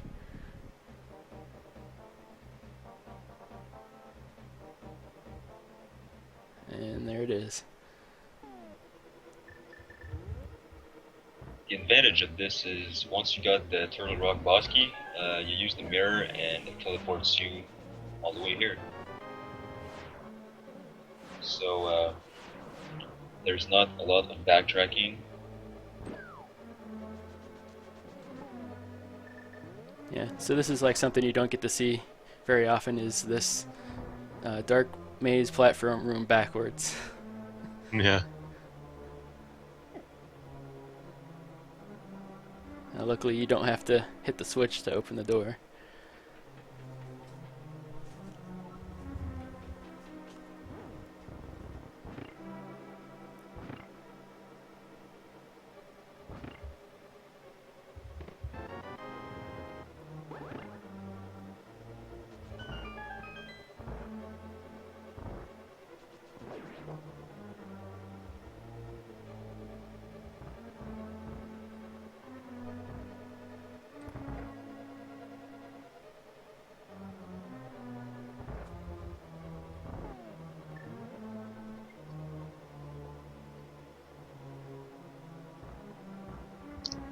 So he's making his way all the way backwards here to the big key.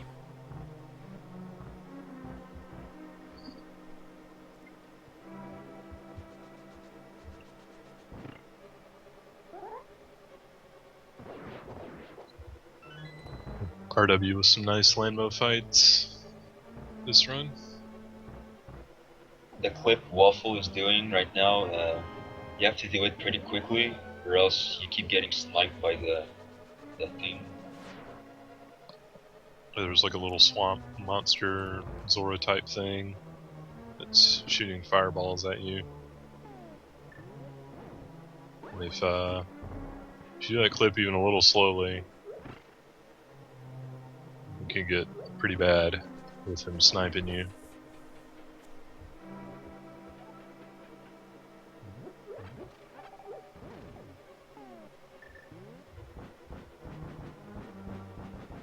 Oh no, RW.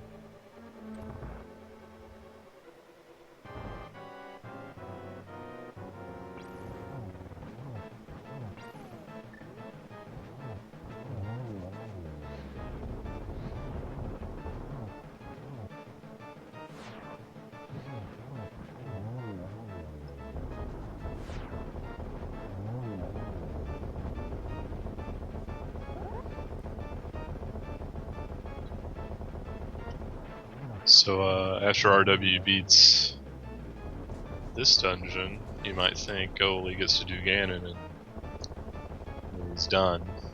But it's actually not the case. There's one more dungeon that he has not done.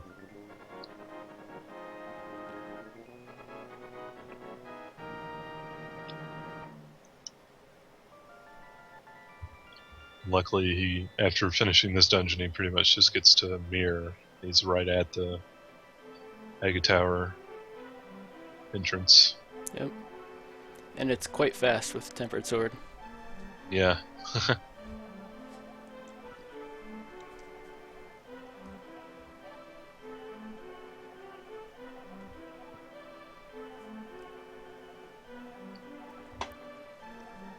Alright, let's put Runner Watcher back on.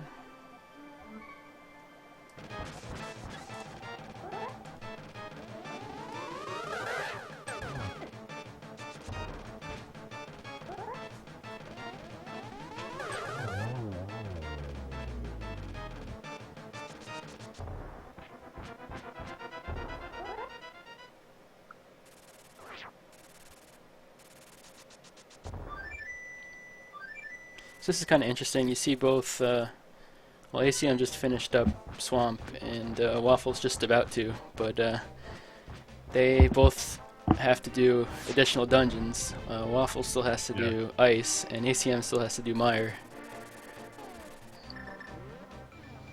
I think Ice is a little shorter, so Waffles, I think, should still be in the lead, maybe. Yep.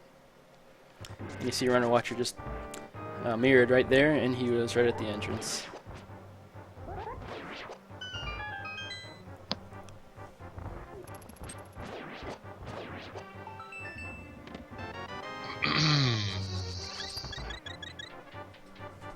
And of course, the Tempered Sword just completely craps on this dungeon.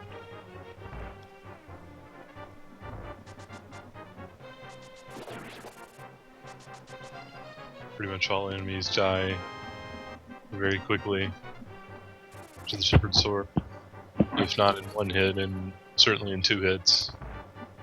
Yeah. And because of that, there's a lot of different strats.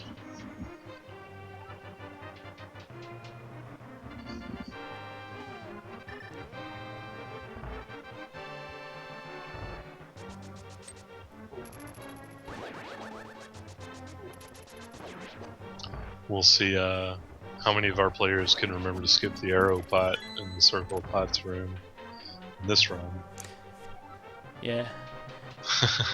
When you speedrun a game so much and you do so much practice and stuff, you build muscle memory in certain rooms and you don't even think about them sometimes. And in this circle of pot room here, you normally in normal major glitches pick up that arrow pot on the upper right corner.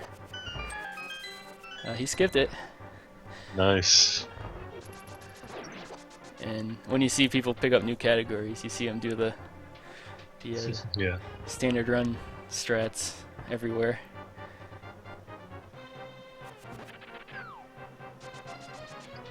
It's especially common with like well-practiced rooms. Like that's a well-practiced room for a lot of players. Yeah. Because they want to be prepared for some of the different RNGs you can get. So your muscle memory gets pretty well developed.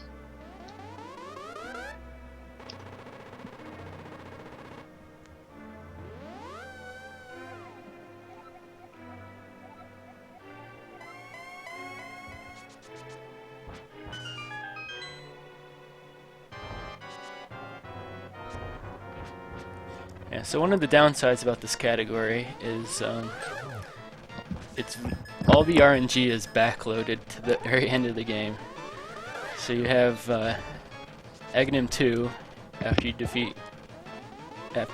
complete, Ganon's tower, and then you have Aghanim 1 here, all the blue balls, followed by Ganon, which you can get any number of warps during the third phase.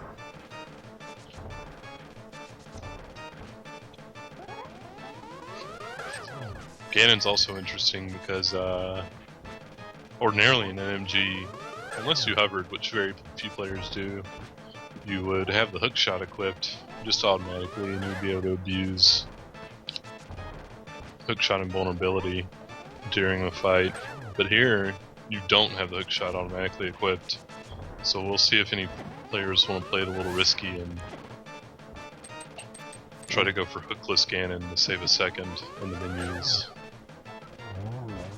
And sometimes you forget as well that you don't have it equipped. Yeah. Done that on a Ganon refight before, after picking up like magic or something. Alright, so Runner Watchers just got Ganon left here, and that will be the win for Team Pretty Pistachios.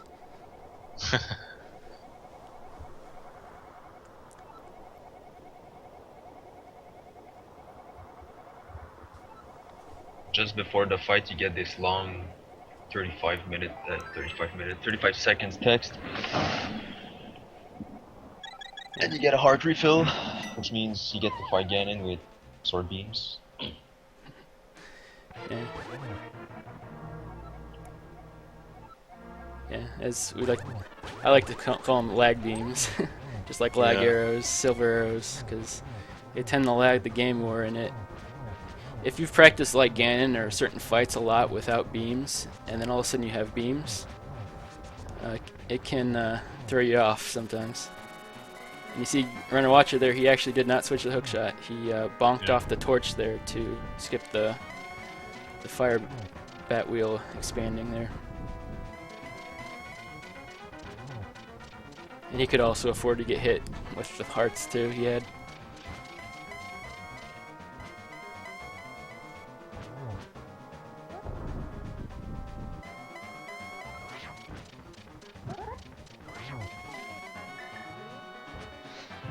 Oh, nice.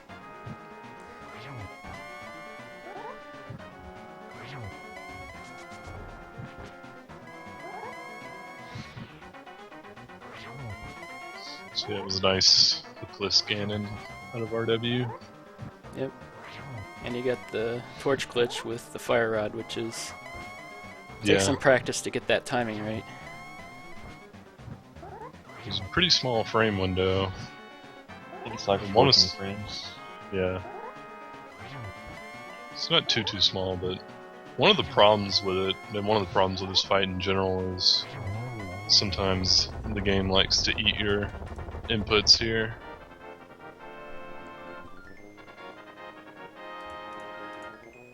I know a lot of the players who fire rod torch glitch like to double tap Y when they're going for it because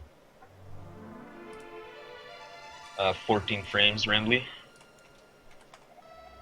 And I think. Congrats to Team Purdue Pistachios for the win.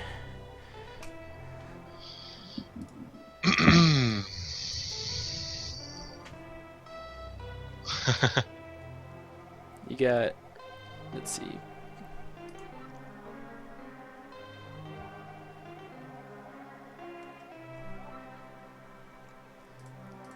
On Team Purdue Pistachios, you got Real Jayhawk, who did Master Sword. Helga FMI, or Poor Little Pinkus, who did No Major Glitches. Jaden, also known as Apparently Pants, who did Low Percent. Link Orange, who did the King of Berna. Ajnab, who did 100%. And of course Runner Watcher, who finished it off with all dungeons, no EG.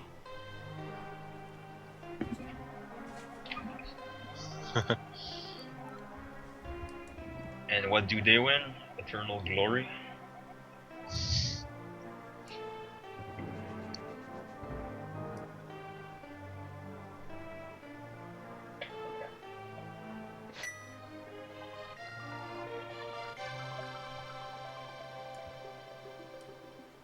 So Waffle's trying that Oh, he got it.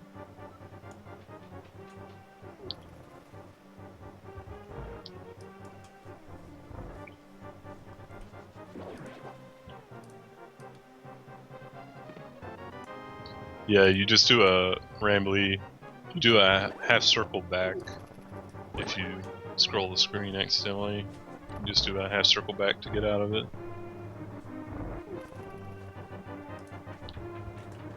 Out of that screen.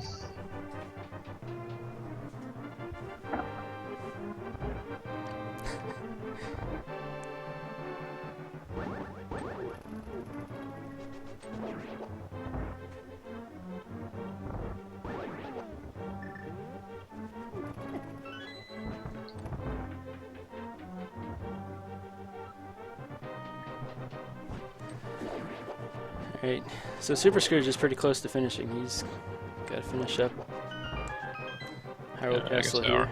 Yeah.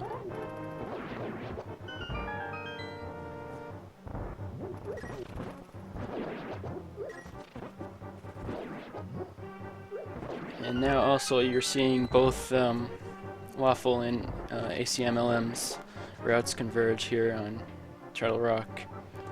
Yeah. And Waffle's a good bit ahead.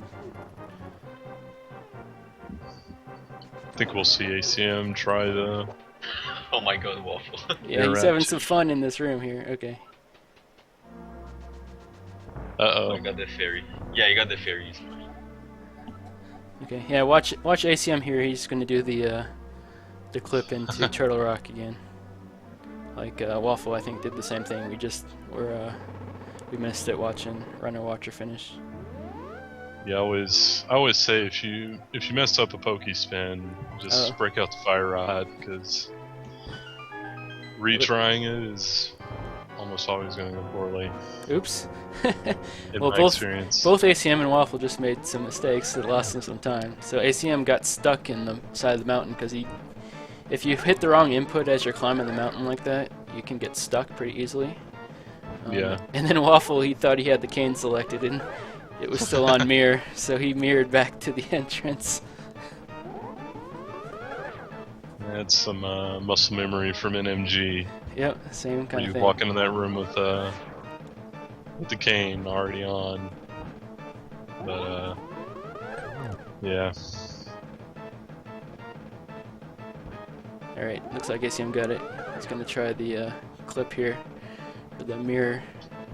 So what he's doing, he's lining up on a pixel, then he's hitting mirror and screen transition on the same frame. And that causes that weird screen wrap you see. And it puts you right at the entrance.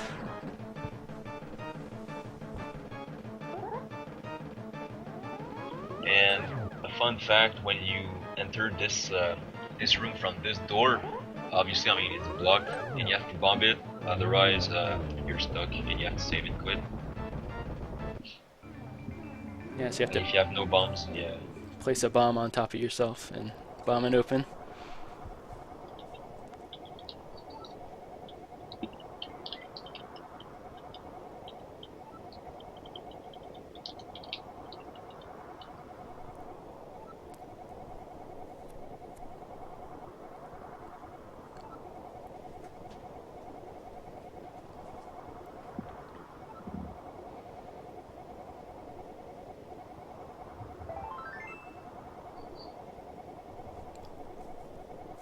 And Team Power Rangers, top left corner, ready to finish it off.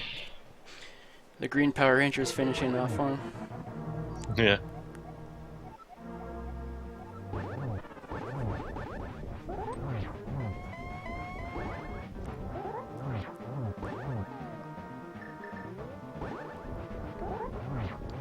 So he did decide to switch the hook shot there, because he's more comfortable using it.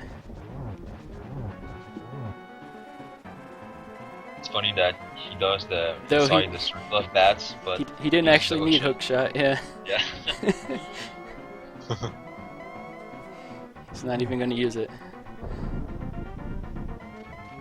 Guess it's nice to have as a comfort thing, though. Yeah. Alright. Waffle's entering Ganon's tower right now. ACM's on his way to Trinex.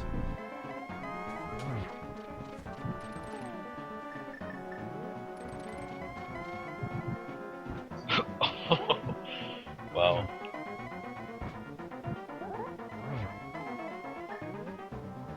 That Pokey sure did his job.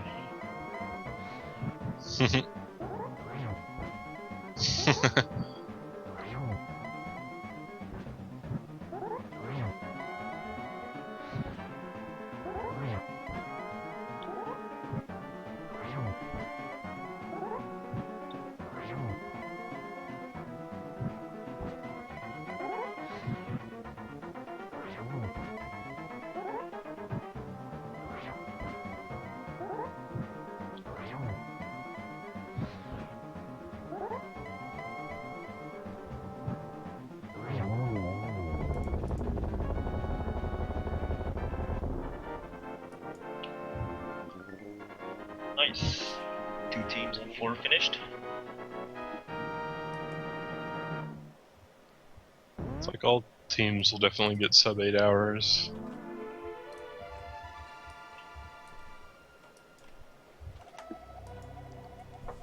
Alright, congrats to Team Power Rangers for 2nd place.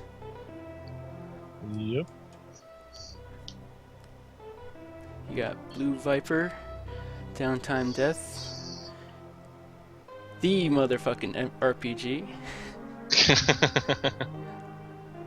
Dresden, Albrecht, and the Green Power Ranger himself, Super Scooch.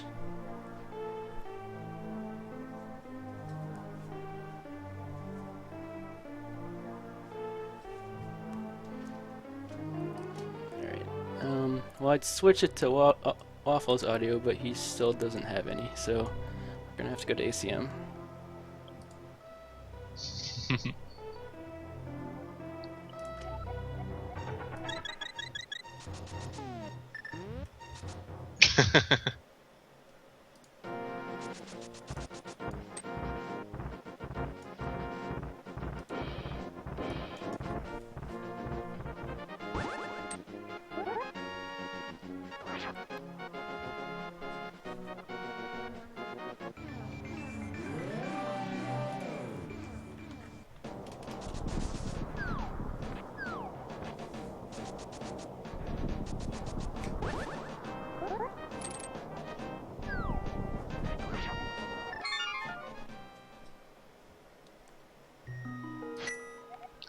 It was a pretty good run out of Scooge.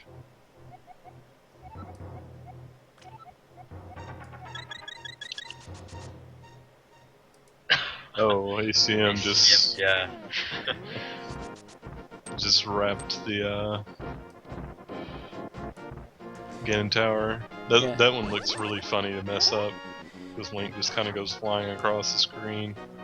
Yeah, it has a different kind of input that you wouldn't expect. You'll see him, you know, get into the edge there, but then he'll release the spin, and the correct input that you need from there is actually down right.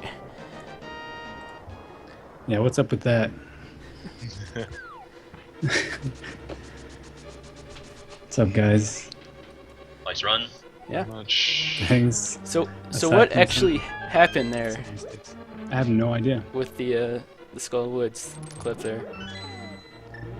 It was really unusual. Could you have thrown the camera off any or something? I don't think so. It was weird. It was some weird, like, because normally you jump into water, even though you don't have flippers. It's like a fake flippers thing. But that time it wouldn't let me actually land in the water. So I'm not sure if I was just on a wrong pixel or... And I didn't get the fake flippers. I don't know. I might look into it. Could you tell how nervous I was at the beginning? Those think bomb everyone- jumps. Yeah, the hair bomb jump misses a couple times, but Yeah, that was... I was trying to be safe by pause buffering it, and like I couldn't get the movement, and then I just walked off in the first one. yeah. And the second one I tried to be safe by setting the bomb later, but because I did that it bounced too far to the right, so I was too far left, so I got knocked into the hole. I don't know if you were Normally you can- listening. RW and Waffle had some helmet deaths. Oh yeah, yeah. Yeah. I had 2 on my last attempt at this category, so I was really nervous in that fight, especially. So what happened with your bomb jumps? Well, I was just really nervous.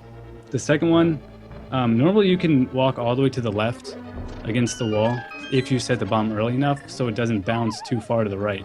But since I set it late to try to be safe, I actually screwed myself because then I messed up my X position Yeah. or something.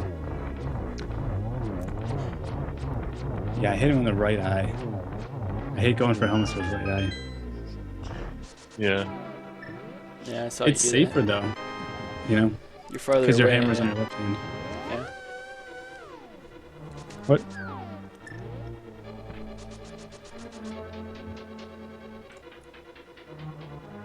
You should go back and watch Waffles refight on Helma. That was pretty Yeah, the interesting. second fight.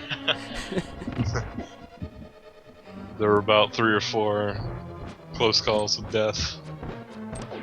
Yeah, and I think he had like 4 spins or something on him. He got like a couple hammer hits in, and then he switched to arrows because he was about to die. He used up all his arrows, so he went back to hammer, and then ended up using spins to finish him off. Jeez. Hey, whatever works.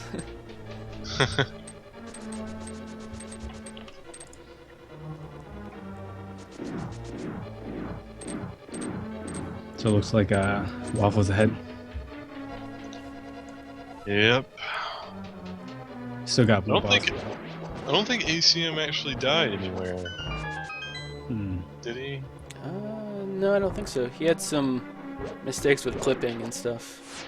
Yeah. But that was it. So time lost up to Thieves Town was from no Kiki skip mostly. Yeah. And then lost some time on ice.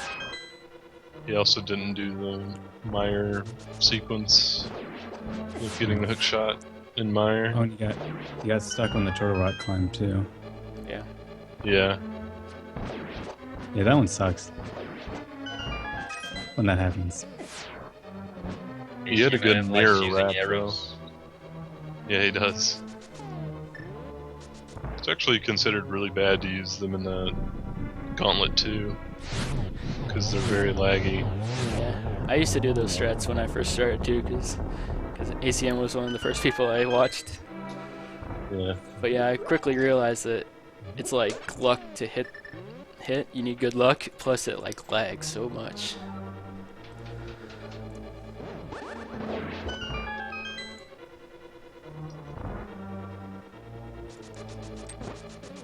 When it hits though, it looks like you're really good. Yeah.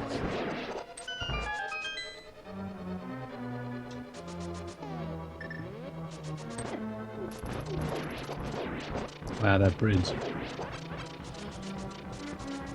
Might as well kill everything. Yeah, that's the worst when you get trolled there. It's so rare too.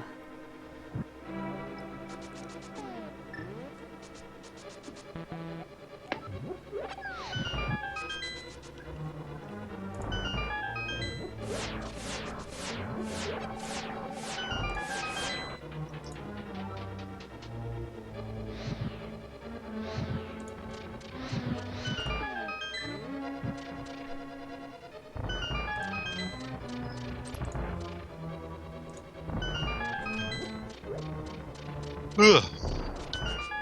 This has been a fun race. We'll have to do another one of these sometime. Yeah. Maybe with different SNES games, like a relay race, but with 5 games.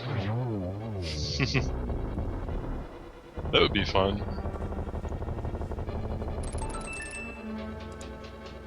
Something like A Link to the Past, Super Metroid, Super Mario World, Yoshi's Island, and another game.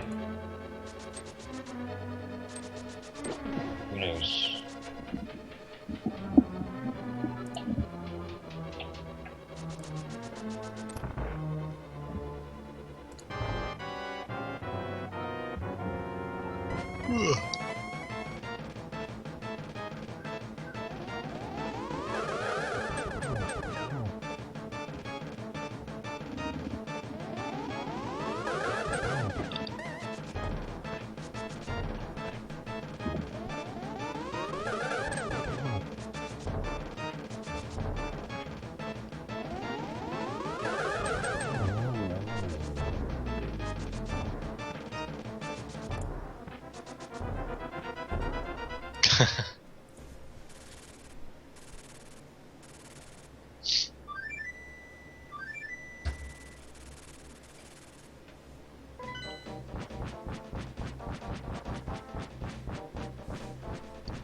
Gotta do all the categories, huh? We pretty much did them all here except for any percent in OEG. And And if you look YBA, up how can you skill forget ones. YBA? Oh yeah, that super popular category everybody runs.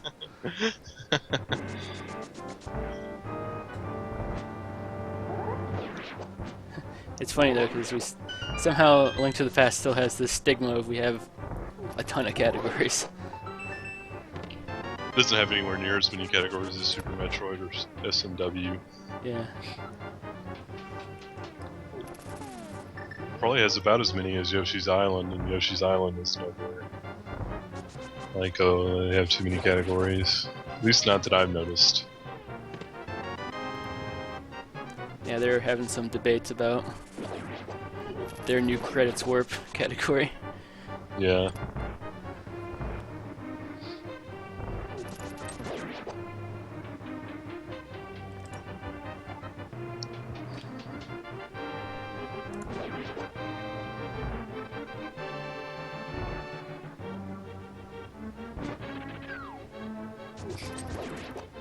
Yeah, but Super Metroid and SMW really have a ton of categories. I don't really think it's. Uh-oh. Oh, Waffle. No. Oh, man. So he didn't spend any magic, so he should still be able to easily beat ACM.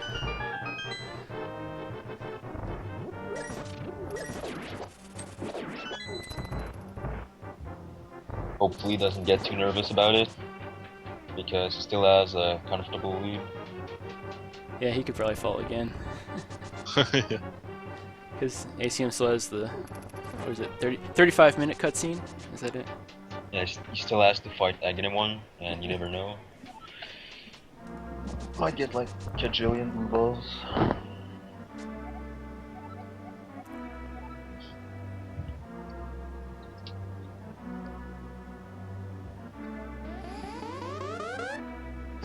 Cowan House RTA. OT has a ton of categories too. Although they do sometimes get criticized for it.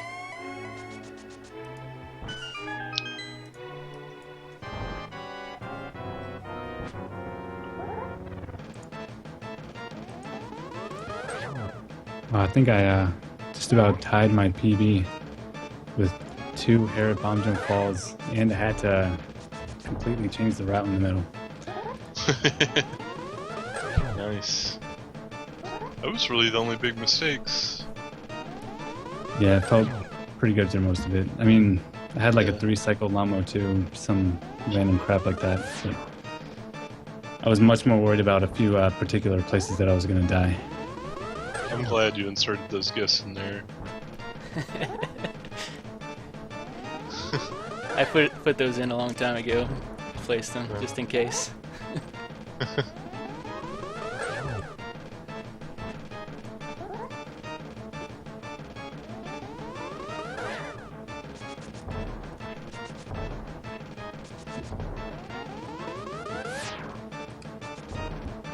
Alright, looks like Waffle finished up.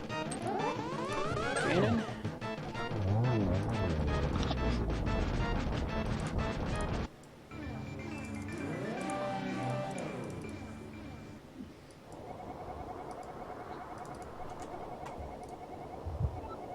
Team Pizza Tracker with the epic comeback.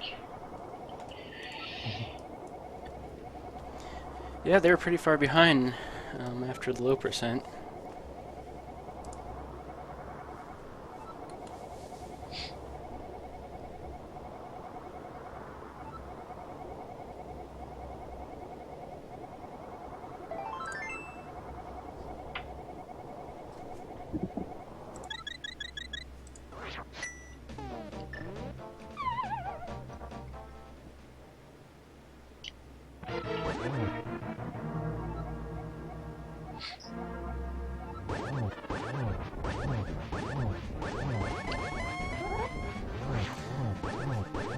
Yep, everyone's gonna get sub 8 hours.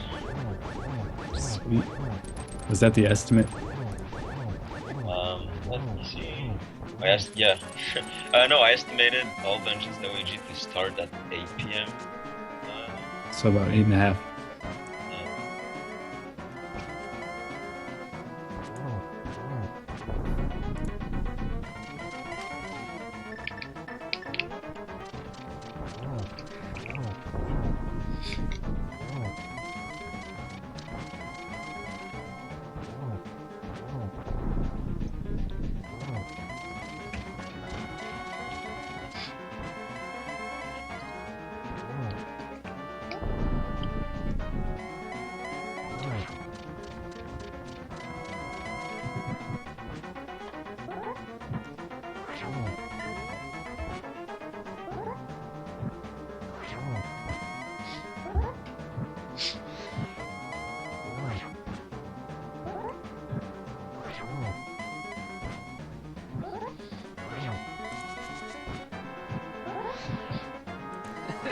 Same time next week?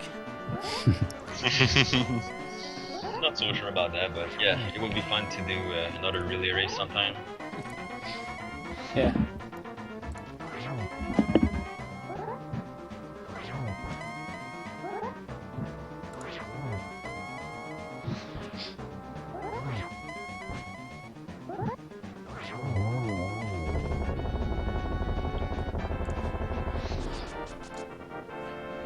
And ACM with the swag finish. At least no soft dog. Yeah. That'd be a funny finish. Anticlimactic, yeah.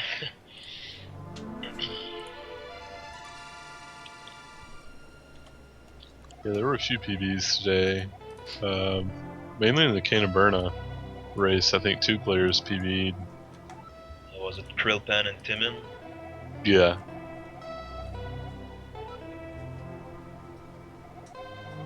Yeah, there are a few of them. RPG got a low percent PB.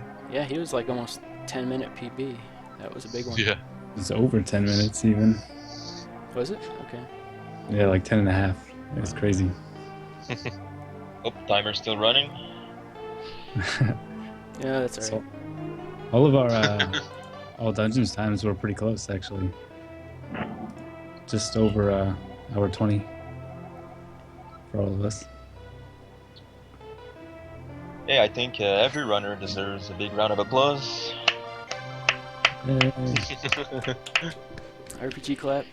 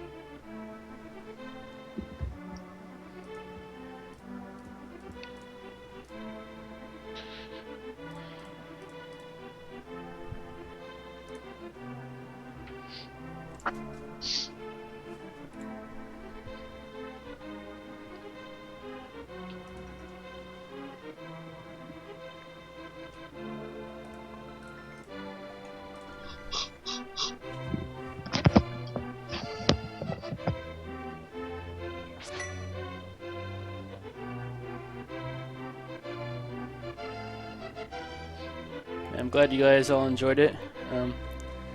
I guess Zelda put this relay race together. You started quite a while ago, trying to put something together. Yeah, I started asking people if they were interested, I think a month ago, and they were pretty positive about it. They showed a lot of interest. So yeah.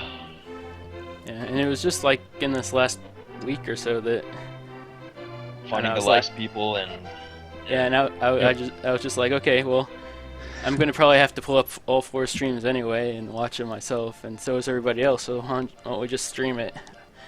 I kind of volunteered to do that, and Kaznood made this awesome layout here. It looks great. Yeah, they both did a really great job.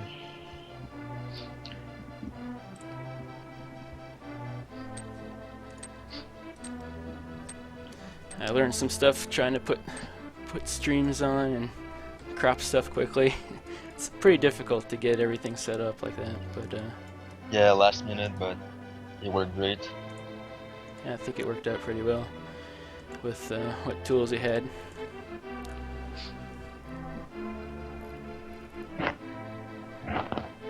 And thanks to X-Released, Super Scooge, and B-Blash for the commentary. It was really appreciated. Yeah, it was fun. Yeah, it was super fun. Yeah. So, did you get sleep before today? Last night? I actually didn't get very much sleep. Just a few hours. Yeah. The funny thing is, I actually had a really strange dream last night that I was streaming the whole thing and like something went terribly wrong and I got disconnected from the internet and everything went wrong. So I'm glad everything worked out. It's one of those nightmares you get like night before kind of thing. Yeah, a stress dream. Yeah.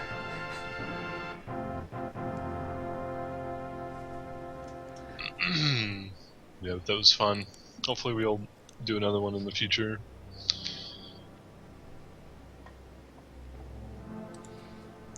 Yeah. Chris said he wanted to do a puzzle race relay. Oh, Oh, that would be neat. Oh my god. I'll make the puzzles for that one. You know what might be interesting is like a team relay. Like you have one Yeah, puzzle and like yeah. you know, groups like down to maybe 3 people on a team, You know- and then you try to work out the puzzle and do it. I might actually work on something like that. See if I can put something like that together. I think that'd be pretty cool. It'd have to be a goal that involved like 3 separate things. So, or however many people on the team. Yeah, you They, could do they something. can only do one of each, but they have to try to figure out details as a team. Yeah, or like, like one person has to complete something before somebody else can do something else. right, That'd be right. really complex to even explain the rules. That's one that would have Yeah, it'd a have lot like of have confusion. mutually exclusive things. Yeah, only one player can get, you know, the mirror or something.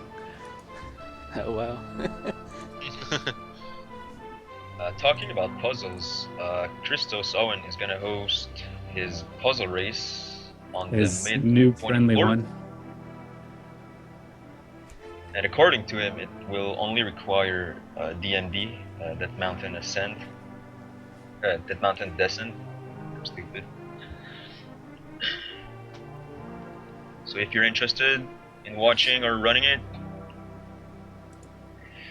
here's your chance.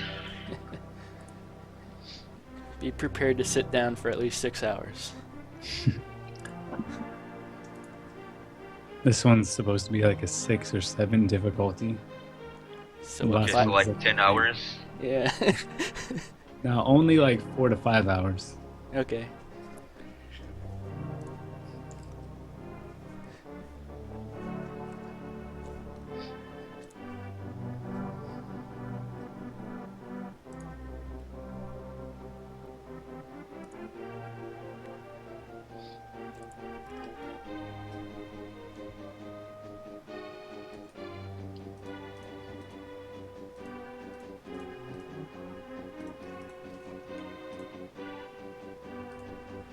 That'd be pretty cool though, like whoever's hosting the puzzle could do like a stream like this.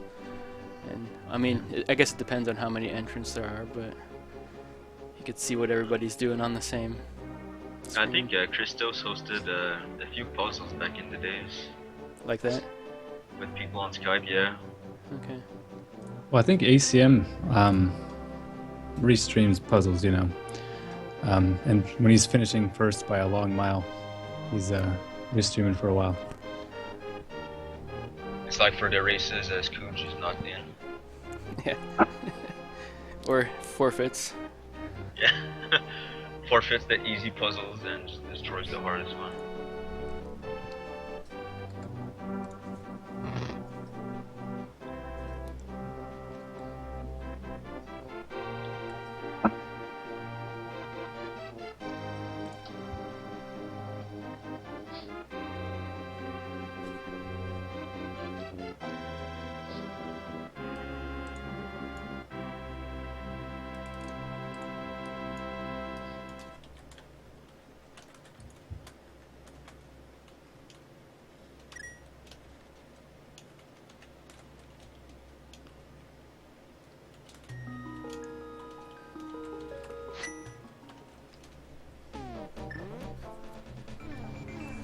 Alright, looks like ACM's gonna finish this off for us with a nice crash.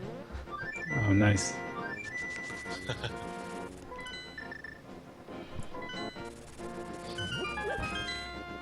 You always got to finish it off with a crash if ACM's involved.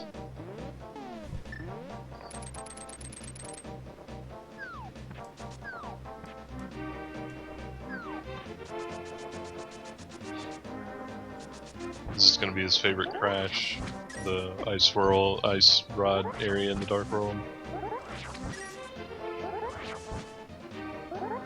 Looks like it. Yep.